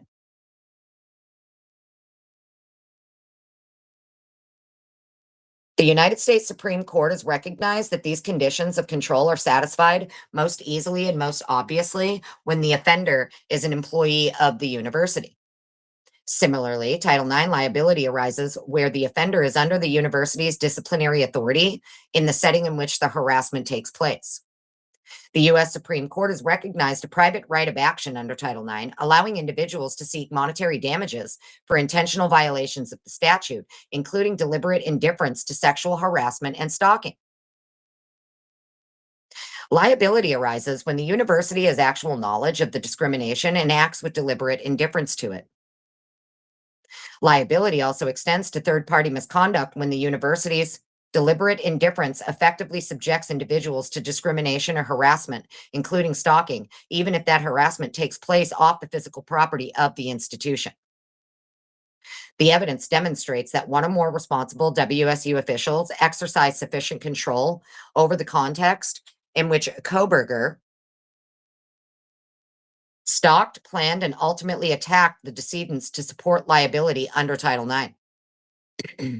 The evidence further demonstrates that WSU had actual knowledge of facts that required an appropriate, comprehensive, and urgent response, and that WSU officials' failure to escalate and/or properly, decisively, and urgently act upon reports of Kohberger's actions was a clearly unreasonable response that demonstrated WSU's deliberate indifference. As explained further above, WSU had substantial control over Kohberger as an employee of the university. WSU had the ability to perform pre-employment vetting, including performing a comprehensive background check and requiring a sexual misconduct declaration. After WSU hired Kohberger, WSU also had control over his training, including mandatory human resource services discrimination, sexual harassment, and sexual misconduct prevention training.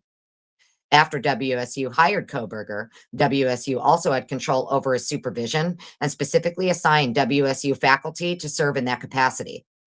Kohberger was subject to numerous WSU policies and procedures that set forth the obligations he was expected to perform, as well as the behaviors that he was prohibited from engaging in, both on and off campus, and including periods when the university classes were not in session.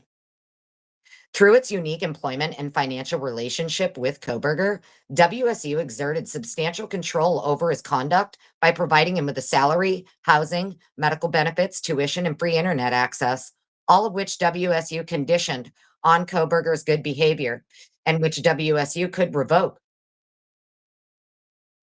WSU also had substantial control over the context in which Kohberger was repeatedly and continually behaving in a discriminatory, harassing, and stalking manner. Kohberger's offending behavior occurred in WSU classrooms during instruction and in the presence of faculty as early as the first week of the semester. Kohberger's offending behavior also occurred outside of the classroom, but in the halls and offices of the WSU Criminology Department. Kohberger's offending behavior also occurred in the course and scope of his employment with WSU, including but not limited to preying on undergraduate students and fellow WSU graduate students and employees.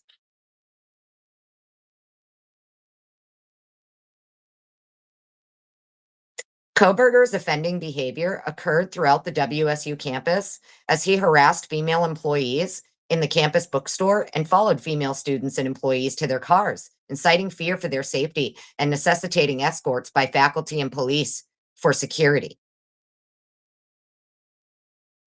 WSU faculty, staff, and students were also aware that Kohberger was engaging in harassing, stalking, and predatory behavior off of the WSU campus, but in the Pullman Moscow community.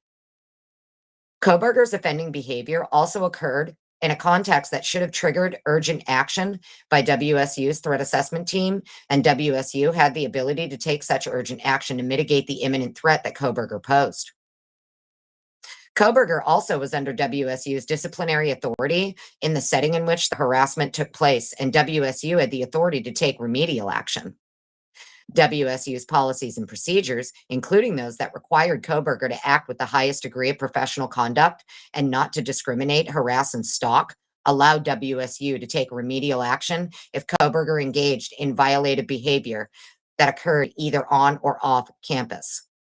WSU had the ability to punish Kohberger for his behavior. WSU only took sporadic, minor, and ineffective action to address Kohberger's inappropriate behavior, including informal discussions with faculty, putting him on a brief, vague, and nonspecific 4-point personal improvement plan, and mandating that all graduate students participate in remedial discrimination and harassment training, training which Kohberger was observed to conspicuously ignore.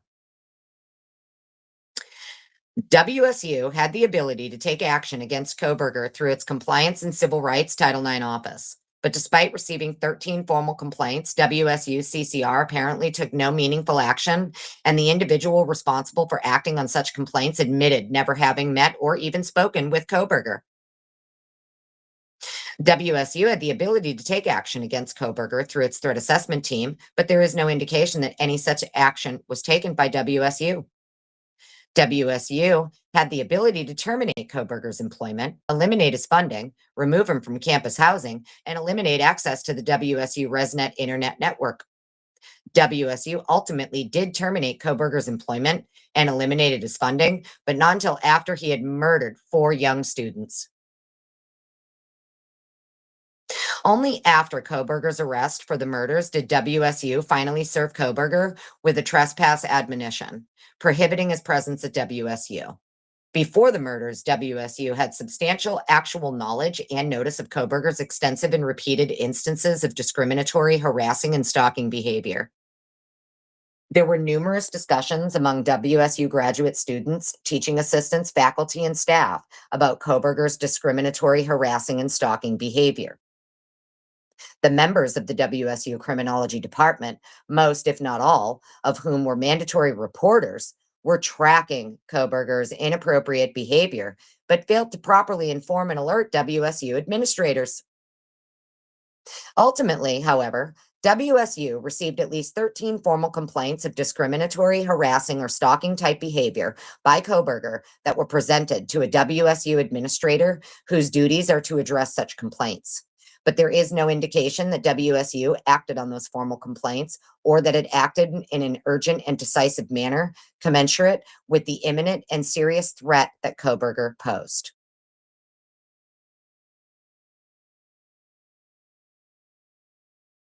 WSU faculty recognized the need to stage an intervention on Kohberger very early on and months before the murders, but failed to ever do so.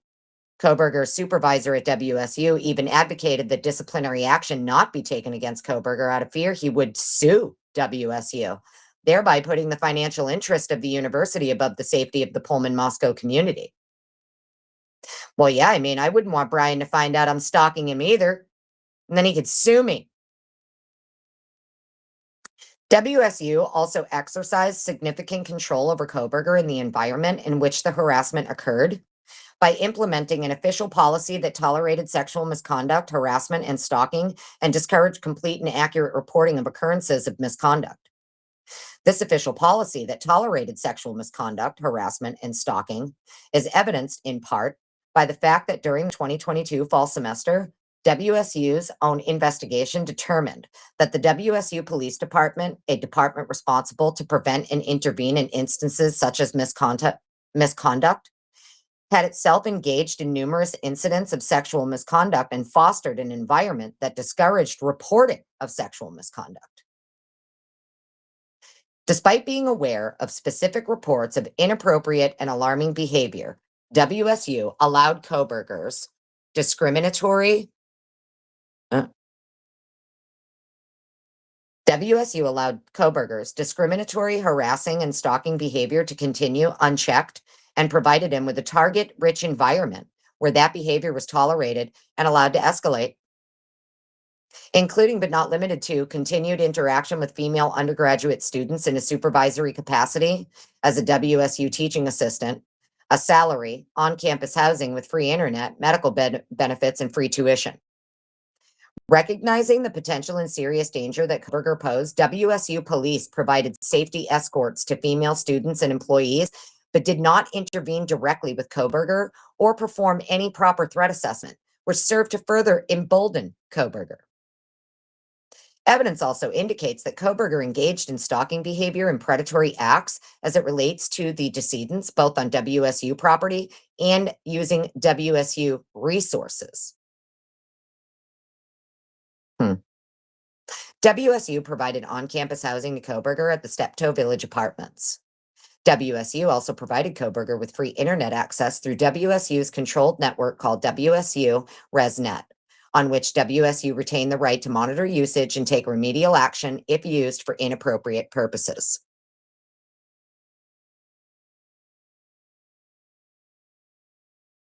The numerous red flags in Kohberger's behavior should have led to WSU to monitor his online behavior, and had WSU done so, it would more likely than not have discovered that he was using the WSU ResNet internet network for inappropriate purposes.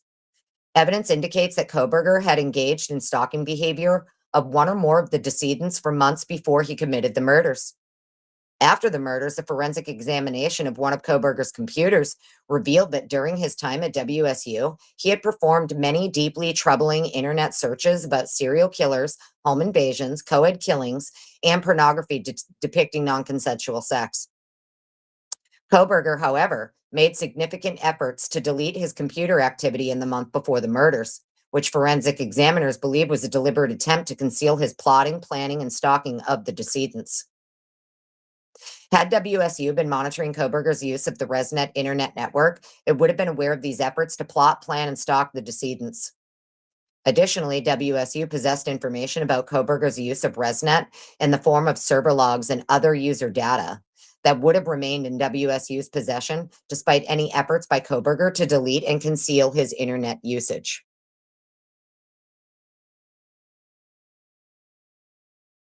Reports indicate that Kohberger had been stalking one of the decedents on social media, and to the extent that occurred through the WSU ResNet network, it is a violative conduct that occurred on the WSU campus. It's violative conduct that occurred on the WSU campus. Oh my God, my eyes are going crisscross. We're almost done. Kohberger also possessed the murder weapon for months before the murder. It was a violation of WSU policies and the apartment agreement for Kohberger to possess the murder weapon in his on-campus apartment, and WSU had the ability and right to inspect his apartment and remove Kohberger for such a violation. Kohberger's repeated alarming and menacing behavior should have caused WSU to inspect his apartment, as it had the right to do under the apartment agreement, and had it done so, WSU likely would have discovered the K-bar knife in violation of the apartment agreement and WSU policies. WSU's response to Kohberger's behavior and the numerous complaints raised by WSU students, faculty, and staff was clearly unreasonable. Title IX liability also arises when discrimination and harassment is so severe, pervasive, and objectively offensive that it deprives victims of access to educational opportunities or benefits. Kohberger's discriminatory and harassing behavior was so extreme, pervasive, and objectively offensive that female classmates would flee the classroom in the middle of instruction, leaving their possessions behind. Female students, staff, and faculty felt threatened and scared by his aggressive staring, looming behind them, and uncomfortably close, physically blocking their exit and following them to their vehicles, necessitating routine security escorts. The decedents, Gonsalves, Mogan, Kernodle, and Chapin, all students at a federally funded university in the same community, were also deprived of and permanently denied access to educational opportunities and benefits when Kohberger stalked them, planned his attack, violently assaulted them, and ultimately took their lives. WSU's acts and omissions alleged herein with respect to the discriminatory, harassing, and stalking behavior of Kohberger against multiple female students deprive students of the full benefits of their educational program on the basis of sex in violation of Title IX. WSU failed to exercise its supervisory power and disciplinary authority over Kohberger despite having repeated notice of the high-risk serious misconduct. The likelihood of Kohberger engaging in future and escalating misconduct was so obvious that WSU's failure to act was the result of deliberate indifference.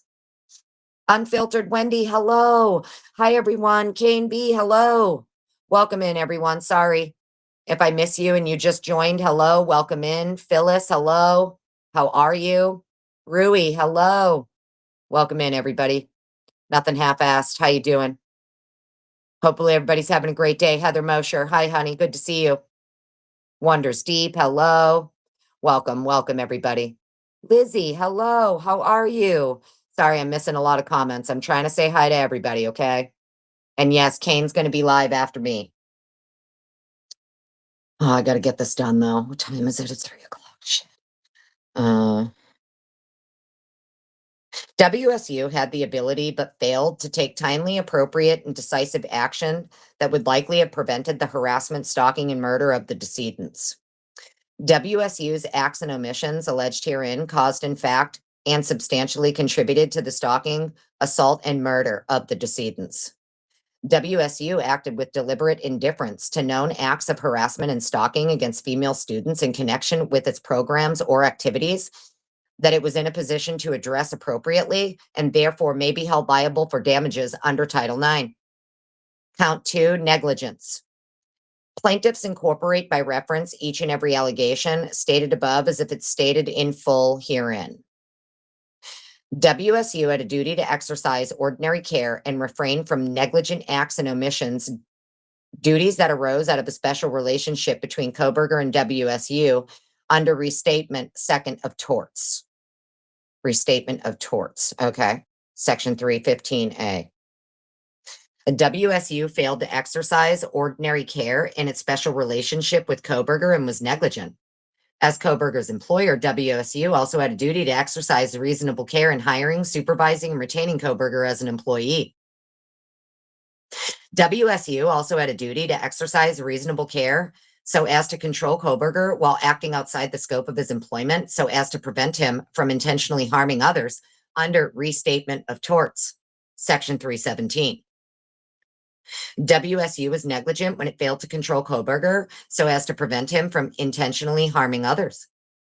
WSU also owed a duty of care under Restatement of Torts, Section 302B, where its own affirmative acts create or expose someone to a recognizable high degree of risk or harm through such misconduct, which a reasonable person would take into account.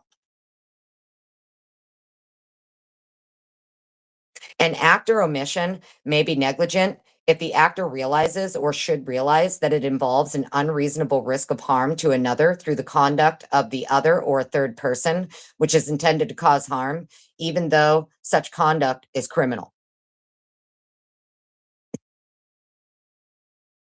WSU was negligent by its own affirmative acts that created and exposed the decedents to the recognizable degree of risk of harm posed by Kohberger. WSU's adoption of Waiver 21 and TAP protocols heightens these duties, as these frameworks mandate proactive assessment and intervention for behaviors like threats or stalking, which align with known red flags in violence prevention, and caution against certain responses that can heighten the risk of violence. WSU had a duty to use reasonable care to control Kohberger and protect members of the Pullman-Moscow community, including decedents, from foreseeable harm and the imminent danger that Kohberger posed. As described in detail above, there was a definite, established, and continuing relationship between WSU and Kohberger. The relationship between WSU and Kohberger was unlike WSU's relationship with a typical individual student.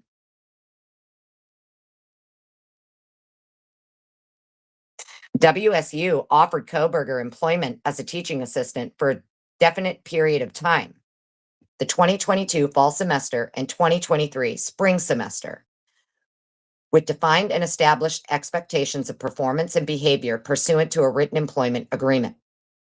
WSU affirmatively brought Kohberger to the Pullman-Moscow community from the East Coast, and its offer of employment included a requirement that he reside in Washington.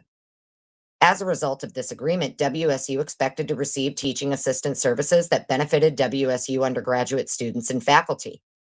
For instance, WSU policy provided that Kohberger's primary duty was teaching or serving as a teaching assistant, and he was required to, quote, be at work each normal workday, including periods when the university classes are not in session, end quote. In return for his teaching assistant services provided to WSU, Kohberger received a salary, health benefits, and on-campus office, housing, and tuition. Efforts that Kohberger engaged in to identify the decedents, stalk, and plan his attack that occurred in his on-campus office or on-campus housing. Or using WSU's ResNet internet network are activities occurring on WSU premises. As part of their relationship, WSU required Kohberger to follow the Graduate School Policies and Procedures Manual, the WSU Department of Criminal Justice and Criminology Graduate Handbook, the Apartment Agreement, the Network Service Agreement, and the WSU Standards of Conduct, all of which applied to both on and off-campus conduct. WSU required that Kohberger maintain high standards of professional and ethical conduct and to show respect for undergraduate students. WSU agreed to provide adequate supervision and training and specifically assigned WSU faculty to serve in that capacity with Kohberger. Kohberger engaged with his WSU supervisors on a nearly daily basis. WSU had the ability to control Kohberger and in fact did exercise control over Kohberger. WSU also knew of the necessity and opportunity to exercise control over Kohberger.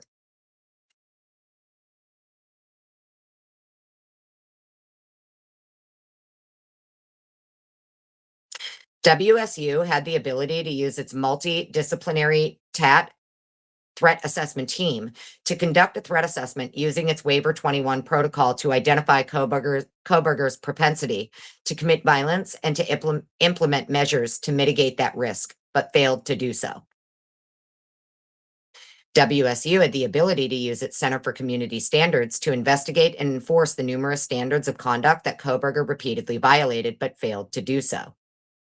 WSU had the ability to discipline Kohberger or terminate his employment and defund him at any time if he engaged in misconduct, had deficient job performance, or violated university policies, but failed to do so until after the murders.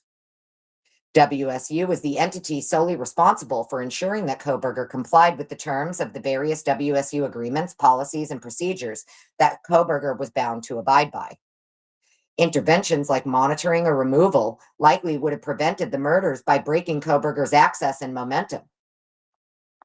Had WSU followed its policies and procedures, including but not limited to escalating complaints to a full Waiver 21 assessment and TAT review, it likely would have prevented escalation by triggering interventions, including counseling, mental health referral, suspension, expulsion, or law enforcement referral, thereby averting the mass murder by removing Kohberger from his position and the Pullman-Moscow community long before he committed the murders.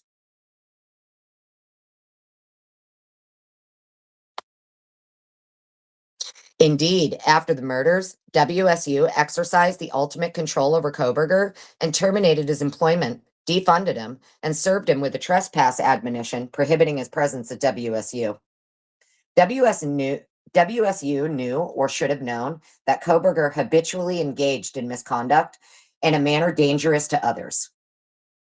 WSU affirmatively mismanaged the numerous complaints that it received about Kohberger's inappropriate behavior, including but not limited to attempts to contain these complaints within the criminal justice and criminology program, avoiding escalating complaints to proper authorities, engaging in ineffective and informal discussions with Kohberger, and affirmatively keeping him employed at WSU.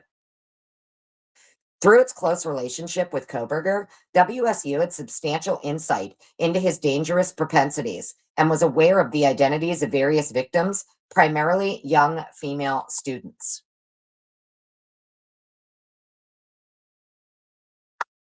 As undergraduate students living in the Pullman-Moscow community, decedents were foreseeable targets and victims of Kohberger. It was reasonably foreseeable to WSU that Kohberger would engage in future and escalating misconduct and dangerous and predatory behavior, including violence, if action was not taken to mitigate that imminent threat. Had WSU's TAP conducted a proper Waiver 21 assessment and followed the recommendations and warnings of that threat assessment and intervention protocols, it would have known that Kohberger was a ticking time bomb ready to explode and should not have embarrassed him in front of his entire cohort when it mandated remedial sexual harassment and discrimination training for all students, but solely because of Kohberger's behavior.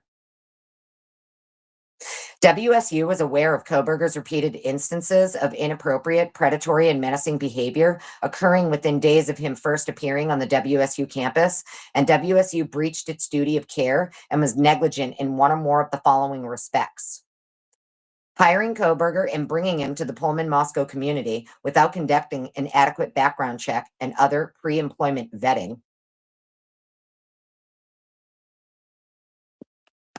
failing to adequately train and supervise Kohberger, failing to follow WSU policies and procedures, failing to timely report Kohberger's inappropriate and menacing behavior to WSU's threat assessment team, and failing to perform an adequate threat assessment of Kohberger, and failing to implement necessary, proper, and urgent measures to mitigate the imminent threat posed by Kohberger. Failing to report Kohberger's inappropriate and predatory behavior to appropriate WSU administrators and law enforcement, permitting the Criminal Justice and Criminology Department to address Kohberger's behaviors through informal, piecemeal, indecisive, and wholly inadequate faculty discussions and ad hoc responses instead of urgently involving appropriate WSU administrators and law enforcement. Failing to timely report Kohberger's inappropriate and menacing behavior to WSU's Center for Community Standards, and failing to promptly and thoroughly investigate such reports and take urgent action against Kohberger.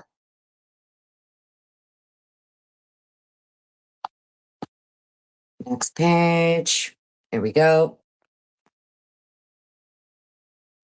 Failing to timely report Kohberger's inappropriate and menacing behavior to WSU's Compliance and Civil Rights Title IX office, and failing to promptly and thoroughly investigate such reports and take urgent action against Kohberger. Failing to monitor Kohberger's inappropriate use of the WSU ResNet internet network and take appropriate and urgent remedial action. Failure to enforce WSU policies in the rental agreement by failing to inspect Kohberger's residence following reports of his harassing, stalking, and menacing behavior, and failing to enforce the rental agreement's prohibition of weapons on campus property and in on-campus housing, including the K-bar knife that Kohberger used to assault and murder the decedents. Mismanaging the numerous complaints and reports of Kohberger's inappropriate behavior, failing to intervene in Kohberger's discriminatory, harassing, and stalking behavior, failing to discipline Kohberger, retaining Kohberger as an employee of WSU following numerous reports of his dangerous and alarming behaviors, beginning with the earliest days of his employment, failing to terminate Kohberger from his employment with WSU and failing to defund and remove him from campus, failing to warn the Pullman Moscow community of the danger and threat posed by Kohberger, placing the financial condition and reputation of WSU above the safety and security of the Pullman Moscow community in general and the decedents in particular, and in other respects that may have been revealed during discovery. Interesting. If WSU had exercised reasonable care, Kohberger would have been neutralized as a threat long before he committed the murders. WSU's negligence caused, in fact, and substantially contributed to the assault and murder of the decedents.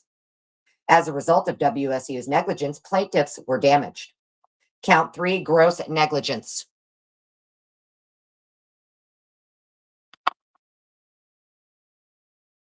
Count 3, gross negligence. Plaintiffs incorporate by reference each and every allegation stated above as if stated herein in full. WSU had a duty to exercise slight care, which is care substantially less than ordinary care, and to refrain from grossly negligent acts and omissions. WSU's multiple failures and breaches of its duties owed, as described above, approximately caused the assault and murder of decedents and resultant damages for which WSU is liable. Too fast for Felice. You're so pretty. Welcome on in, Wade Bird. Hello. You are one page behind me view-wise. I'm sorry, honey. Okay, let me fix that for you. What number does it say on the screen here? Does that say 471? You're right. I'm sorry, friends. I think we're at the right one now. Outrage. Count 4, outrage. Sorry, friends. Sorry about that, Waybird. Leslie and Billy, hello. Chloe, hello. Hope everybody's having a great, great Friday. Too fast for fleas. First couple times Miss Potts said resnet. I thought she was saying redneck. That's funny. Too fast for fleas. Hysterical. It probably does sound like I'm saying redneck now that I think of it because I read so damn fast. No, I'm not reading from my phone. I'm reading from my computer. Your audio is coming through on my phone. I have to use my phone for audio, but I'm reading from my computer, which is why it's hard for me to keep an eye on my chat on my phone. Sorry, friends. Too fast for fleas. You're late, but don't worry. Don't worry, darling. Put it at 2 speed. I bet I sound even funnier at 2 speed, actually. It'll probably be even funnier at like 1.7. We're almost done, friends. We're almost done. We got like 10 more pages to go. We are on count 4, outrage. Outrage, I tell you. It's out-fucking-rageous that they stalked Mr. Kohberger for months and tracked him and wrote down how many times he offended somebody and wrote down how many times he stared at somebody and all of this. It's outrageous, I tell you. I need to like rub my eyes for 1 second, friends. We got 10 more pages to go. We're going to blow through it. And then your girl's got to go to work and I don't want to. I hate it. I mean, I don't hate working. I'm a worker bee, but like, I'm just saying, I've been here, 5 hours now? Holy shit. We got 10 pages to go. Fuck my life. Outrage. Count 4, outrage. I'm outraged right now that I even had to read this. I'm outraged this was even filed. Not going to lie. Plaintiffs incorporate by reference each and every allegation stated above as if it's stated herein in full. WSU's acts and omission described herein constituted extreme and outrageous conduct that went beyond all possible bounds of decency and can only be regarded as atrocious and utterly intolerable in a civilized community. WSU acted either intentionally or with reckless disregard for the near certainty that emotional distress of some female students would result from WSU's acts and omissions with regard to Kohberger. Oh my God, no, we can't have females distressed and crying. Oh no. Oh no. You can't offend you can't hurt a female's feelings, okay? WSU should have known. They recklessly disregarded the emotional distress of female students who need cry closets and stuffies. WSU did in fact cause severe emotional distress to plaintiffs, decedents, and their families.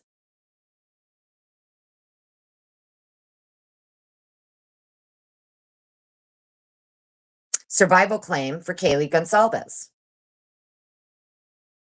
The wrongful acts and neglect of WSU, as alleged above, caused or contributed to the injuries inflicted on Kaylee Goncalves. Prior to her death, Kaylee Goncalves experienced extreme pain and suffering, anxiety, emotional distress, and humiliation as Kohberger repeatedly and violently stabbed her to death.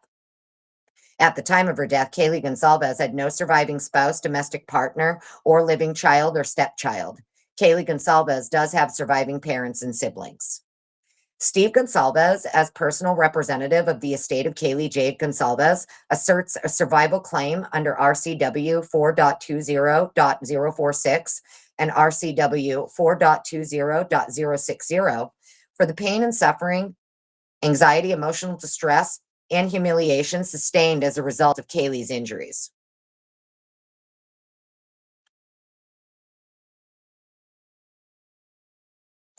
Plaintiff Goncalves seeks damages in such amounts as determined by a trier of fact to be just under all the circumstances of the case. Wrongful death.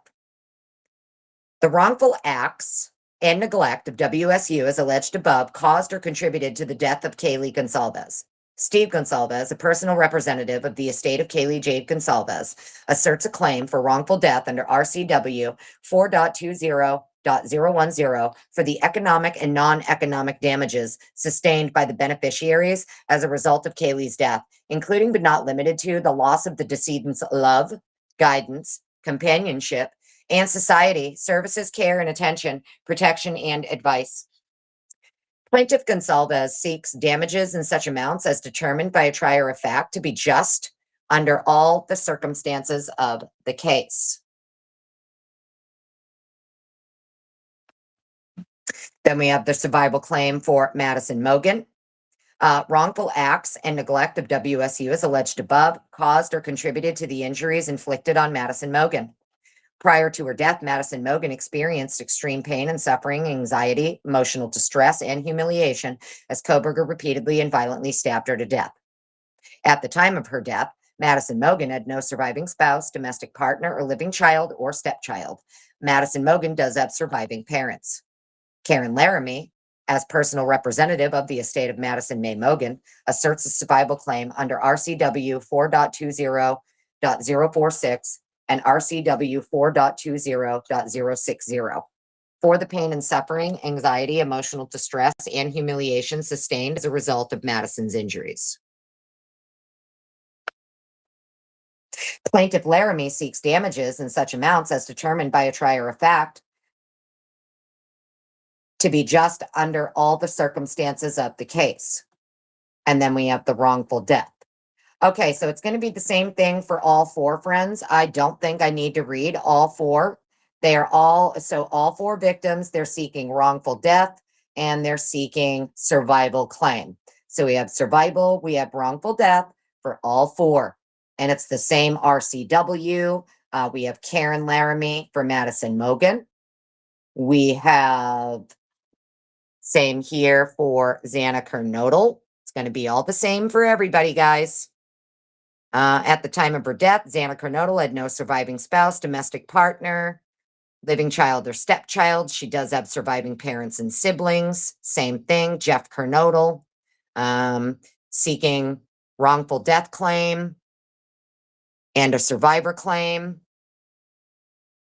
It's the same thing. They're seeking the economic and non-economic damages sustained by the beneficiaries as a result of Xana's death, including but not limited to the loss of the decedent's love, guidance, companionship, and society, services, care, and attention. Same thing. Okay, then we have the one here for Ethan. Let's get there. As you can see, it's the same thing. Prior to his death, Ethan Chapin experienced pain, suffering, anxiety, emotional distress, and humiliation. Time of his death, he had no surviving spouse, domestic partner, living child, or stepchild. Stacy Chapin is the personal representative of the estate for Chapin. Same thing here. Wrongful death claim.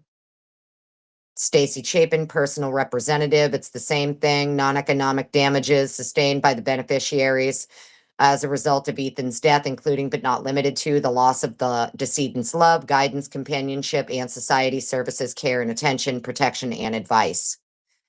Reservation of rights. Let's get to the reservation of rights. Plaintiff reserves the right to assert additional claims as may be appropriate following further investigation and discovery. Prayer for relief. Plaintiffs pray for judgment against defendant, WSU, as follows. A, for all special and general damages established at trial. B, for compensatory damages in an amount to be approved at trial. For plaintiffs' reasonable attorney fees pursuant to Title IX and any other applicable law. D, for punitive damages as allowed by law. E, for prejudgment interest as allowed by law. F, for post-judgment interest as allowed by law. G, for an award to plaintiffs of the cost of this action. And H, for such other legal or equitable relief as the court deems just and proper. And then demand for jury trial. Wonderful. Let's demand it be public. Let's demand the jury trial be public. Plaintiffs hereby demand a trial by jury on all matters so triable. Signed this day of January, the 7th of January, 2026. Holy shit, we made it. Gee whizzical in the house with the $20 super sticker. Woo! We did it, friends. We did it. I can't believe it took 5 hours to read 126 pages, but you also got a lot of my sidebar bullshit too. So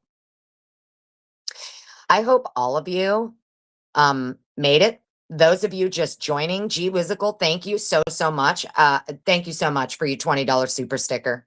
We just did 5 hours straight of reading this entire doc, okay? I think I only booted myself once from my own live, so that's good. That's good. You know. So yeah, holy guacamole, friends, holy guacamole.